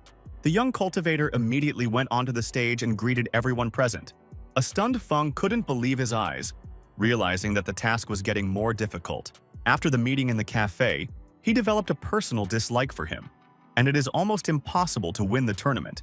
Seeing the two Hua brothers, Mo remarked that he would not take the incident in the restaurant into account. He also urged them to focus on the competition itself, and Feng and Xuan thanked him for his understanding. In fact, he could not forgive him for what happened, and after the end of the competition, he wanted to kill Qin. Meanwhile, the host of the event announced the start of the competition. Nanfu's henchman, in turn, declared that he would not allow anyone to take away their reward. Xiaoji immediately ordered Jin to personally invite Ren, and not delay in doing so. At this point, the Hua brothers, like the other competitors, prepared for the first round, where each of them had to create their own magic pill in order to pass to the second stage. Naturally, most people gave their preference to Feng, who was an extremely talented alchemist. Leng, Xin, and Bian began to discuss their first round to determine the winner. Qin also watched the events closely and began to ponder who was worthy of going further. Having collected the votes of all three judges, the host hastened to announce their final verdict, where they all unanimously decided that Hua Feng was the winner. Xuan immediately began to congratulate him on his excellent result. But Feng said that he did not need it. Naturally, the guy was very upset by this attitude of his stepbrother. Mo didn't like the participants' arrogant behavior, and his opinion differed from the others. Hua, in turn, understood that he could ruin everything with just one word. Thus, everyone began to wait for the final decision of the famous Qin, who suddenly said that it was Zhuan who was the winner. Everyone was shocked by the teenager's unexpected verdict, and people began to actively discuss what was happening. An embittered Feng demanded that he provide arguments because there must be arguments. Lao immediately cut short his impudent statement and noted that the master never makes mistakes. Unexpectedly, Mo said that the most important thing for all representatives of medicine is ethics, adding that Dragon and Tiger Dan will overload the body over time, while Zhuan hemostasis reduces the side effects, and that's why the winner is Senior Hua. Everyone was stunned. Even Bian, Bai, and Leng didn't expect this turn of events, let alone the others. Huafeng, enraged by such arguments, believed that Qin had simply decided to take revenge on him. That same night, Feng called Xuan to the top of the mountain to supposedly talk to him. Suddenly, he asked his older brother if he was happy that he was able to win. The guy replied that of course he was flattered, but if he had won, Hua would also have been happy for him. The embittered Feng suddenly said that he never considered him his brother and hated him altogether, adding that losing to him was a real shame. At that moment, he plunged a knife into his stomach. Eventually, they began to fight among themselves. Huafeng stated that he had long wanted to finish him off. After all, in the event of his sudden death, he will become the true winner. In the end, Feng led his brother to the edge of a cliff and threw him into the abyss. Meanwhile, an extremely worried Bai asked the protagonist about the trip to Nanxi, claiming that it wasn't the best idea since he had a Nanfu bounty on him.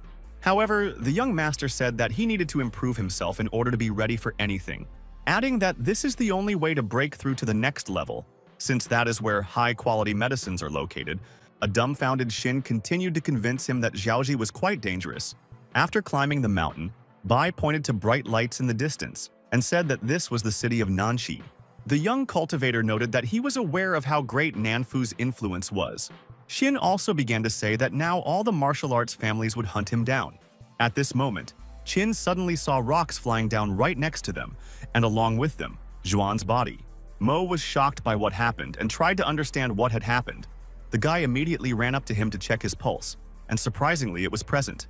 He also determined that before he fell, someone had stabbed him with a knife, and Hua, in turn, had tried to say something. But a few seconds later, he died from his injuries, and the teenager closed his eyes, swearing that he would definitely find out who did it and take revenge on his killer. At this time, Feng pretended to be very sad about his brother's disappearance. They and the others started looking for him, and when they came across a pool of blood, Hua wondered where the body had disappeared to. Leng, in turn, began to sympathize with him, while the guy continued to play the role of a loving brother. One of the assistants told Sin that they couldn't go any further because there were wild animals in the forest. Another added that if Xuan was really dead, then first place would go to his brother.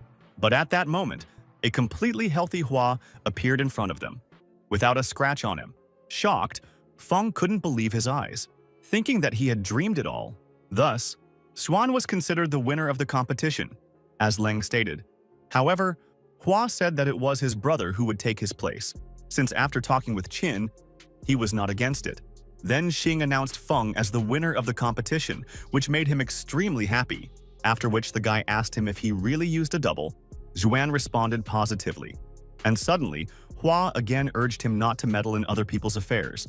The brother said that he would be happy to hand over the leadership of their family to him, and Feng was pleased with this decision. They soon returned home, where everyone began to admire the success of their offspring. At the same time, no one in the family liked Xuan or even took him seriously. But unexpectedly, his father invited him to dinner with them, but the rest of the family objected, saying that he could not come to their home because he was a stranger. The sister also insisted that he had relieved them of his presence. Huafeng suddenly turned to Xuan and demanded that he find himself some food somewhere in the city. In fact, it was Qin who used disguise magic and was in his body. At that moment, an unknown old man with a girl suddenly called out to him. Mo remembered how before Zhuan died, he told him that he was under Mr. Liu's care, who treated him like a human being. He invited him to his home for a bite to eat. But a moment later, they were stopped by the enraged butler Hu of the Hua family, who began to say that the old man had no right to leave his post. Then several golden herbs were already eaten by birds. At one point, He grabbed Liu by the clothes and tried to drag him along. But Qin did not tolerate such rudeness from Hu, and in response grabbed his hand. At the same time, he understood that if they really had the golden grass, he would break through to the next stage of development much faster. Then the main character asked him how much this miraculous plant cost.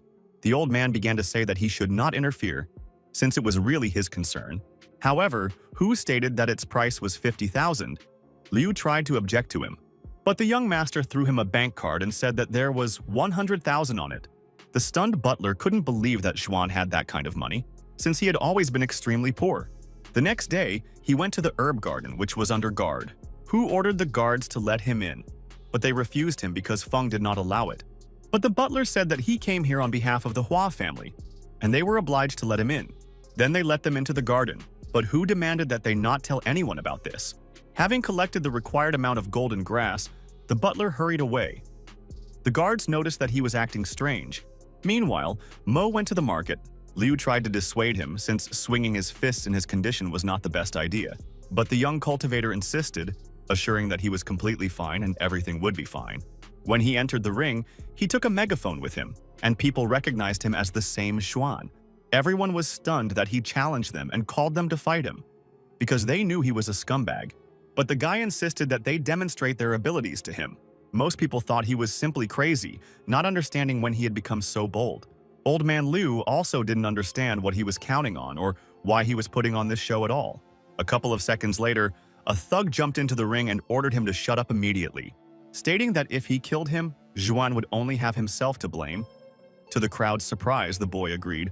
Naturally, everyone assumed that the big guy would deal with the extremely self-confident Hua without much effort. Qin, in turn, said that he would fight him with just one hand. People were once again surprised by what was happening. At this moment, an unknown master decided to watch the battle. But a moment later, the giant literally flew out of the ring from one blow from the master. The stunned crowd of townspeople could not believe Xuan's incredible abilities. Liu tried to help him up, but an enraged Wang demanded that he move away from him altogether. The old man said that if the big guy bought certain Dan pills from him, he would become invincible. Suddenly, an unknown fighter challenged Qin, saying that the boy's skills interested him. Everyone recognized him as Nanfu's henchman and assumed that Xuan was now definitely finished. Without thinking twice, the master rushed into the attack, saying that he intended to test him. Mo, in turn, began to defend himself from his fierce blows with the help of magic. The end result was that people witnessed an incredible performance. After a fierce battle, Qin still lost, which he personally announced, but the unknown master didn't think so, realizing how strong this man was. Mo also understood that this fighter was the only one who could defeat him in an equal fight. He suddenly invited him to the Nanfu sect, and the boy immediately agreed to come to their camp location. Thus, Liu and the protagonist were able to sell some of the miraculous herb. The old man asked what he would spend the money on. The young master replied that he would find a use for them, at which time the head of the Hua family called the guards to him, which guarded the herbal garden, but a significant amount of golden grass disappeared from it. Then they told him that the butler Hu had come a couple of days ago, but he had been collecting other plants. The clan's assistant reported that Xuan and Liu had recently been selling some supplements, and this might be related to the disappearance of the herbs. Guild leader Jutang immediately ordered that the old man and his illegitimate son be brought to him. The servant in Hua's house in turn asked the young master if they would have any problems. Mo replied that everything was fine, but at that moment a guard caught up with them and said that they were obliged to appear before the head of the family. Where Elder Jutang asked him if it was Xuan who stole the golden herbs from them, his wife noted that if he had been kicked out in the first place, their reputation would not have suffered. Unexpectedly, the young cultivator said that it was actually Feng who did it. The embittered parents said that he had no right to slander their beloved son. Tan even tried to hit Xuan, but he caught his hand with a lightning-fast movement. He said that Huafeng wanted to break through to the next level, and he volunteered to help him, but he didn't think it was that serious. The butler was also involved in collecting herbs, but he only sold the pills. A stunned Jew knew how his son loved to tell everyone what to do and really had to move on to the next stage. In connection with this, he ordered his men to immediately search Feng's room and bring him to him, as well as Hu. After some time, the guards found a mountain of golden grass in his son's room. Soon, Huafeng himself came to them and asked absolutely calmly what had happened and why his father had called him. An enraged Tang asked him in return how he dared to steal such important ingredients from his own family. Naturally, he denied everything. saying that he would never do anything like that, adding that most likely Zhuan made it all up because he envied him. Then the head of the family asked the guards again if it was true that Hu had gone into the herbal garden in the morning, and they confirmed their words. Jiuteng was furious and again called on his son to confess everything, and he arrested the butler. Eventually, the same fate befell Fen. They were shocked by what was happening. Continuing to claim that they were clearly set up and did not steal anything from the family, Old Man Lu, in turn, was overly pleased with this outcome, as was Mu. Meanwhile, Xiaoji's servant reported that Zhuan was refining the additives they needed. The bewildered leader of Nanfu could not understand how he managed to do this, but the servant declared that he was a real treasure. So Zi ordered that people be sent to him and invited to become their pharmacist. A couple of days later, the Hua family began to wait for the representatives of such a majestic sect. Tang called on Feng to show his skills in alchemy so that they would take him in. Soon, a huge convoy of the Nanfu clan showed up, and everyone became noticeably nervous before the meeting. The father said that if his son did everything right, he would definitely succeed. Hua Feng himself had long dreamed of getting to Nanfu in order to finally get closer to his goal. As soon as Representative Xiaozi got out of the car, he asked which one of them was Zhuan. Everyone was stunned by this unexpected turn of events, as they naively believed that Feng would be the one to become a member of the clan. Qin, in turn, broke into a sly grin and replied that he had been waiting for them his whole life. Nanfu's servant reported that his boss had ordered Hua to be invited to the guild as a pharmacist. Jiuteng was shocked by what was happening, realizing that he had to stop it, in connection with which he said that in fact Feng is a much better alchemist, and Xuan is just a healer. The main character increasingly understood what a nightmare Tan's illegitimate son had been living in all these years. Nanfu's bewildered henchmen asked again if they were telling him the truth. The father replied that it was Feng who won first place in the pharmacist competition. Hua immediately picked up on his speech and said that he had indeed won the competition. Then Xiaoji's representative urged him to pack his things and go with him to the camp. The joyful mother and sister immediately rushed to help him with his things. Jiuteng called Zhuan to him and ordered him to go with his brother to follow him. Naturally, the young master agreed, because this was exactly what he was counting on. At the same time, the old man noted that his son had lived up to his expectations and deserved to become part of such a great clan. Thus, the young cultivator finally had the opportunity to deal with Xiaoji. Soon, Hua Feng arrived at the Nanfu sect and bowed before Ji, calling himself the son of Jiuteng. The head of the clan asked what he needed for work, since there would be a lot of work. Feng remarked that he was too kind to him, and it was an honor for him to be here. However, Xiao demanded that the guild's newly minted alchemist prepare more than 100 pills, after which he asked if he could cope with this task. The guy was horrified by such a number of capsules. Seeing the frightened expression on the young man's face, the old man asked again if he really couldn't do it. Hua immediately said that he would do everything on time and that there would be no problems. Xiaoji smiled and replied that in that case, he would check his work in a week. In fact, he had no idea how to make these capsules, realizing that this could become a real tragedy for him. Then he remembered that his father had encouraged him to turn to his brother for all questions. Naturally, Feng asked Xuan to help him prepare these pills. However, Qin declared that he was the one who should prepare them.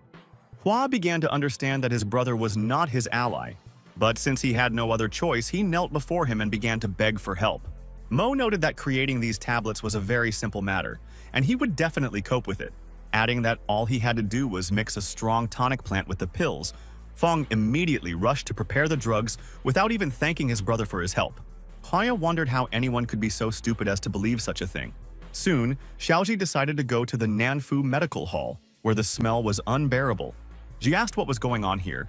One of his assistants reported that Feng had asked him for pork liver for some reason. A moment later, Hua ran up to his patron and reported that all the pills were ready. The old man said these were not the capsules he had seen before, but the boy insisted that these were an improved version. Then Xiao said that if these pills really had such an incredible effect as he said, he would be rewarded. A couple of days later, late at night, when Feng was sleeping absolutely peacefully in his bed, suddenly someone grabbed him by the clothes and pulled him out of bed, and a frightened Hua asked what was going on. Nanfu's servant stated that the Lord wished to see him right now. A few minutes later, Feng was brought to Xiaoji, who was clearly dissatisfied with something. The dumbfounded alchemist asked what had happened, and Zi instantly dealt him a crushing blow. He didn't even try to explain anything, but just continued to beat him, after which he finally said that Hua Feng turned out to be a spy who wanted to poison his army. The beaten Feng backed away and said that this was actually Zhuan's doing. The enraged leader of Nanfu asked him again if he was really telling him the truth. Hua replied that his brother had always been jealous of him, and that was why he had set him up. Ji knew about Xuan's reputation, so he believed him, saying that if his version was confirmed, then he would let Feng go. The next morning, the main character was sweeping the outer courtyard with complete calm. At this moment, the enraged Nanfu leader called him over, holding Feng by the hair. Then he ordered him to tell the truth about what he did with the pills. Mo looked surprised. He stated that he had no intention of doing anything with them, since Hua had not prepared them at all. A dumbfounded Xiaoji asked again why he had not completed his task. Then the young master told about his difficult life in the Hua family and how his brother constantly put all the blame on him. Adding that he himself knew how to create the right pills, Ji immediately began to beat Feng again. At the same time, Xuan suggested that he create a couple of pills in front of the master, since he believed that this was slander. Naturally, Nanfu agreed to hold some kind of competition between them, where the one who can prepare capsules with additives will remain in the clan. They were also provided with all the necessary herbs and ingredients to create the pills. After a certain amount of time, Zhuan prepared the pills and took them to Xiaoji for inspection.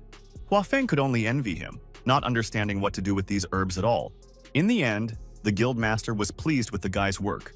Feng, in turn, tried to escape, but Nanfu did not give him such an opportunity. Soon, Xiaoji appointed Qin as the chief pharmacist of their sect and provided the best materials for work. Mo was immensely happy with this result, realizing that now everything was in his hands. As soon as Nanfu left, the teenager immediately began to loot all the cabinets with ingredients, because he intended to quickly break through to the next level to deal with Ji and the others. However, the young cultivator was overcome by a bad feeling. After a couple of minutes, the alchemical furnace couldn't withstand it, and suddenly there was an explosion. The stunned Qin managed to run to the side to avoid the consequences. Mo began to wonder what exactly he had mixed up and what herb had not caused this. Meanwhile, Xiao was discussing the issue of pills with his assistants. He assured him that there would be no problems with this now, but a couple of minutes later, frightened servants came running to him. They immediately reported to Lord Nanfu that the medical pavilion had been blown up. Everyone was shocked by this news, realizing that Hua was clearly involved in this. The guild leader himself was furious, realizing that no one could be trusted in this world. The main character understood that all suspicions would fall on him. But blowing up the pavilion was a good idea. As he descended into the dungeon, he was suddenly stopped by one of the guards, who said that it was extremely dangerous to be here, but Qin pointed to a certain door. The guard said that he couldn't go in there because there were crazy people there. One of them was chained to the wall and thought only of revenge. But the young man still went inside. The demon raised his terrifying gaze to him and noticed that another daredevil was seeking death.